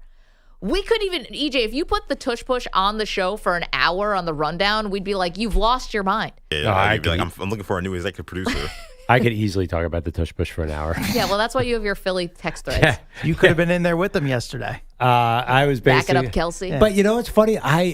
My Philly text thread was not as excited as you are about this whole thing. Well, we're not excited. Something just feels wrong about the way this whole thing went down. I can't. Maybe it's the wet dream comment that owner Jeffrey Lurie made. Maybe it's the fact that what really bothered me, totally random, is that Jason Kelsey went there to advocate for the play, then would not talk to reporters afterwards. What was that about? And he said, "I'm not here to talk to the media," and you're in the media. I found this very confusing. Like, what is going? And you brought up earlier, Jason Kelsey walked into the room. Does this normally happen in NFL owners' meetings? Well, this is why Jeffrey Lurie is the new mafia boss. I will put you in that trash can over there. He had to bring the muscle. I just don't know how anyone saw Jason Kelsey and thought, this guy's giving me the truth, the whole truth, and nothing but the truth. Like, Jeffrey Lurie's made him a millionaire multi-times over. He's Mr. Philadelphia now. Yeah. Like, what do you think he's going to say about the tush push? Like, hey, guys, it really sucks. Don't vote for it. Yeah, Go in there and say, I never felt safer in my life. Like, come on. That guy worked for a league broadcast partner as a football analyst. And then he's going to NFL owners meetings advocating for the Philadelphia Eagles. If you don't think the Eagles run the NFL, you're not paying attention. I mean, the funny thing is, like, And he actually changed people's minds. style-wise, Jeffrey Lurie is definitely not, as a person, he is not like the mafia boss. Well, you don't have He's to. a soft, cuddly owner in many, many ways. Mafia Dons come in many different varietals. You don't have to be Jerry Jones, you know. Yeah. You've never done a little research. Paul Castellanos was not the same as John Gotti, guys. I mean, Nick Castellanos. him too. Deep drive to left. I'm telling you, you gotta, pick up a book. Do we know how many minds they changed though? Because I don't know how to read. It was 22-10. You take the Eagles out, so it's 9 teams. Like how many Two- did they actually swing? 2, 3, or 4, probably, if you had to guess. They were too shy, so we felt that there were a few that were on the fence, so And I that they think brought it was over. Ravens, Lions. Jets were in there. Patriots Jets were on there. Yep. Jets were on there. I think the Jags, Yeah, the Patriots. Titans. The Yeah. Lions was Dan Campbell just trying to man up. He's like, I'm not going to let them do this to me. That's the best one because, like I said earlier, they're actually on the Eagles' schedule for this year, whereas I'll the never other see it coming. 13 teams who are all voted to get rid of it. So Yeah, what do the Patriots possibly care about? The Eagles right now. They play them once every 4 years. Doesn't matter. Welcome to Applebee's. I think it's interesting. I'm thinking, why don't other teams use it? I think, say the Patriots, like, you're not going to, I think other teams are scared of it. I think they think their quarterback will get hurt. We They have don't to want to have put Drake May, their yeah. huge investment in this position. So the Eagles obviously don't care about Jalen Hurts. I know, but now, well, or they feel Howie he can Roseman. take it. He's built for I mean, it. there is like there are whispers that like Howie has some crushes on other college quarterbacks because Howie is impatient at quarterback. He'd be dreaming about them? Yeah. Now everything with Philadelphia is going to be a dream this, dream that. If you're just getting caught up, Jeffrey Lurie said that either way, whether the tush push got banned or not banned, either way it's a win for Philly because it'd be like a... Well, I mean, look at the NFC East. Stay hard. Yeah. Cowboys are not going to use it because their quarterback is a glass doll. The Giants have Russell Wilson is too short to do it with, or Jackson. Same height as Hold on. Hurts. Yeah, Jalen Hurts is not 7'3" now. I think Hurts has got a couple inches on him. And then the Jaden Daniels, like, you're not risking that guy in a tush push. So I think that I'm sure those teams all voted against it, right? NFC other East. NFC East teams. Yeah. I didn't see them on the entire NFC East. Can you imagine the Cowboys trying to do a tush push? It would not work well. Actually, here we go. Jerry did weigh in on this, didn't he? Yeah. He weighs in on everything. Yeah, he He goes, asked am I really against the tush push or just don't want the Eagles to have an edge? Here we go. I thought that was very honest. Yeah, he should be like that. No. He also said Rivalries, they- grudges. This is soft. He also said they didn't talk about the 18-game schedule, and then Goodell came out in the press conference and kind of alluded to that they did. So Maybe Jerry was taking a nap. The NFL's like, look over here at the tush push. Meanwhile, sneak in an extra game. Did you hear this yesterday? Remember, they were going to give Goodell the contract extension. Apparently, they've Yeah. tabled that now. Yeah, I saw that. It's like you couldn't even get the tush push band.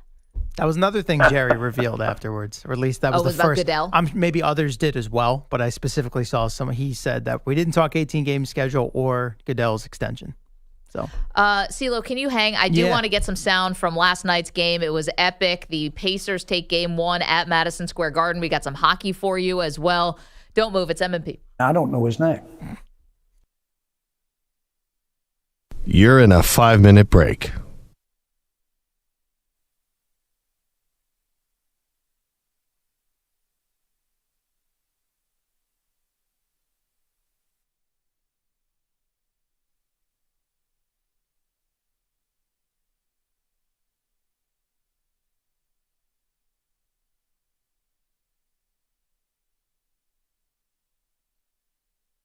Four minutes, 30 seconds remaining.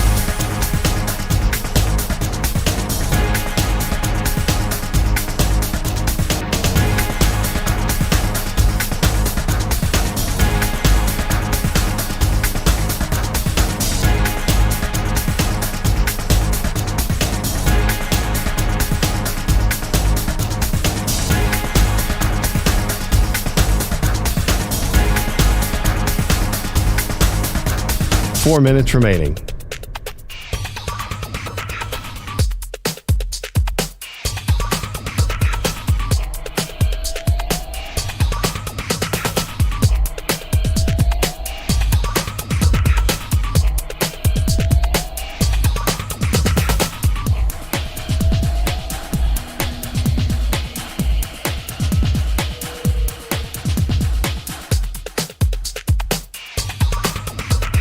Three minutes, 30 seconds remaining.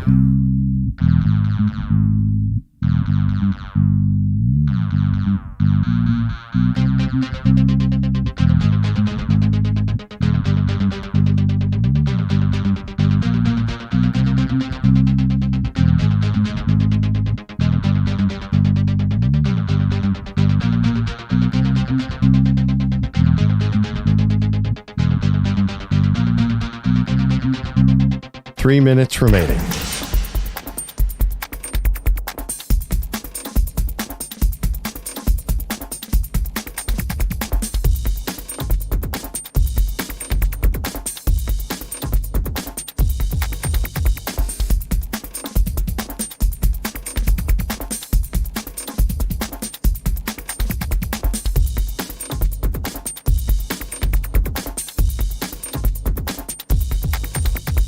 Two minutes, 30 seconds remaining.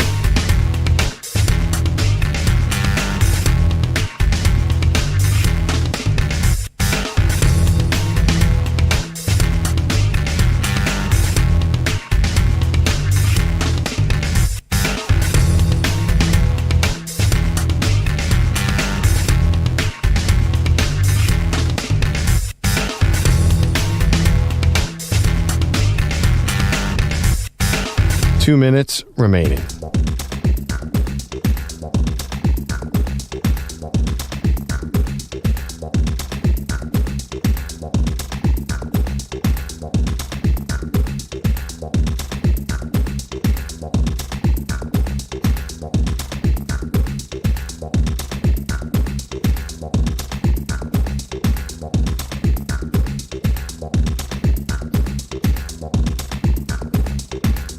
One minute, 30 seconds remaining.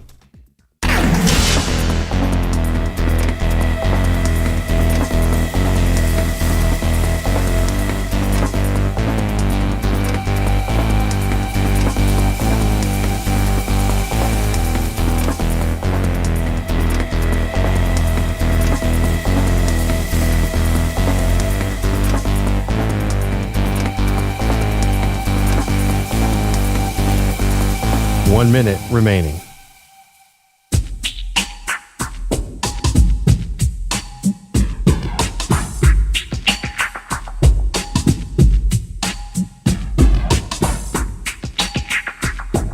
$45 seconds remaining.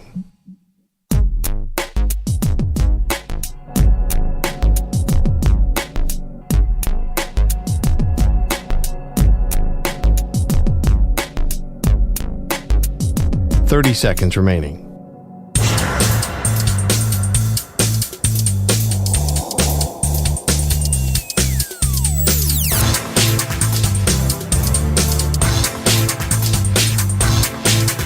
$15 seconds.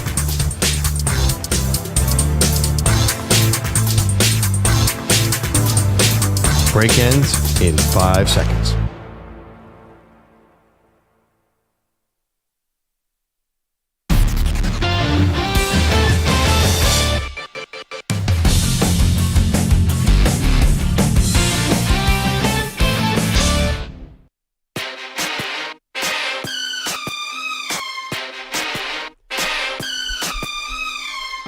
This portion of the show is sponsored by Hyundai, the all-new, all-electric Hyundai Ioniq 9. Space for up to 7, range for miles. All right, Maggie, you gave us a trivia question in the break that I didn't seem like you had the answer to. No, I don't. I love those. I don't. Yes, I do. it. Yes, I do. Okay, so, well, do I have to I got to give credit here. Okay, so we have TVs on in our studio. And the question is actually from ESPN. They said there are 2 active players with multiple game-winning buzzer-beater shots in the playoffs. LeBron James has 5. Can you name the other person? So has at least 2 buzzer-beating shots in the playoffs as an active player. And so CeeLo, Perloff, and myself were all guessing. And I guessed Damian Lillard, and it's right. Was that your first guess? My first guess, I think I thought Haliburton. Yeah, but last night wasn't technically a buzzer beater. It tied the game. So funny. It was that wasn't a buzzer beater. It would have been that his foot was just behind the line. I mean, not even foot. Toe, yeah. Big toe. I don't know what size shoe he wears, but if it was one less, that game ends with no overtime. But CeeLo, you've got some sound for us. Yeah, so a lot of layers to another epic comeback for the Pacers, shocking the Knicks in Game 1 of the East Finals at the Garden last night, Madison Square Garden, that is, including, as we were just alluding to, the bounce of all bounces. 2-point game, 6 seconds to go. Haliburton driving. He's in the lane. He nearly lost it. He backs up and unloads a 3. Oh! That did not happen!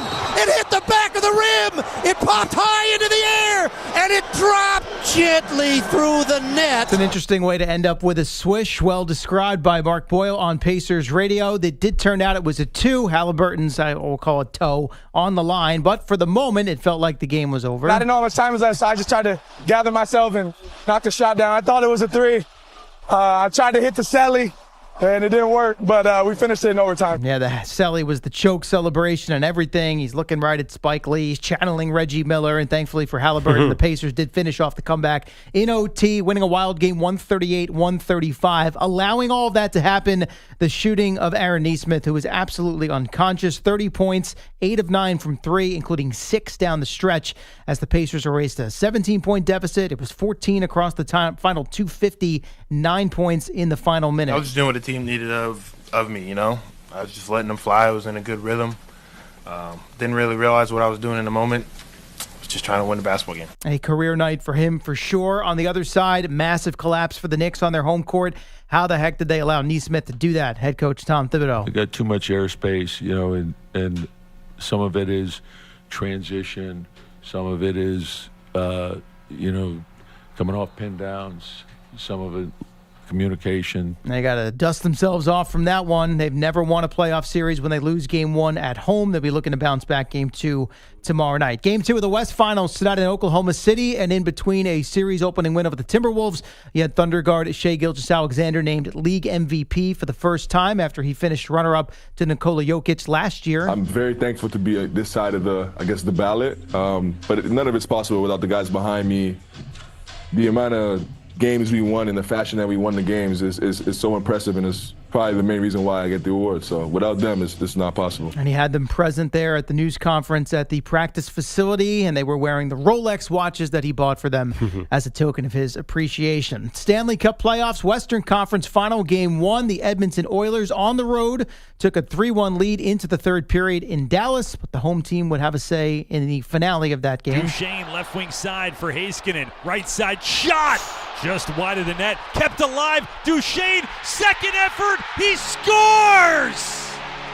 It is raining power play goals at American Airlines Center. And Dallas has taken the lead 4-3. Stars Radio 3 power play tallies in a span of about 5.5 minutes in the third period. They ripped off 5 unanswered goals in total for a 6-3 victory to take the series opener there. Tonight you got game 2 between the Panthers and the Hurricanes in Raleigh, with defending champion Florida going for a 2-0 series lead on the road. We did quite a bit on the Tush push. You also had the passing of Colts owner Jim Irsay yesterday at the age of 65. A statement from the team said he passed away peacefully in his sleep yesterday afternoon. Had made very few public appearances since what the Colts called a severe respiratory illness back in December of 2023 when he was found unconscious in his room and was eventually hospitalized, and had not attended the NFL's annual meeting in Florida prior to the league meetings this week in Minnesota. There was a lot of daytime baseball action Wednesday, but I give you this walk-off from what was a rainy night in New York. Pitch, bring ball, high fly ball, deep right field. This game is over. Into the second deck, Jason Dominguez and the Yankees. Hey now! Yankees win this game 4-3. Take the first 2 games of this series. That's Dave Sims, final call, WFAN in New York. The 22-year-old Dominguez amongst the youngest Yankees to ever hit a walk-off homer. Yeah, that one didn't go into the booth and clock Dave in the head like it did John Sterling there. It went deep into the second deck in right field. You mentioned Juan Soto with kind of watching that ball he thought was a home run off the wall of Fenway the other night. I feel like this didn't get a lot of attention last night, at least in New York, because of the Knicks-Pacers game. He had another bizarre evening. I don't know if you saw any of this. First 2 at-bats for Juan Soto against the Red Sox. In the game the Mets won, by the way. Struck out both times on 7 pitches without taking the bat off his shoulder. Oh, no. And then he struck out swinging on 3 pitches in his third at-bat. So he was 0 for 3 Ks. He did have a sac fly. Well, do you want to add what happened before the game? That they all said they were cool with? Didn't he get dropped in the batting order?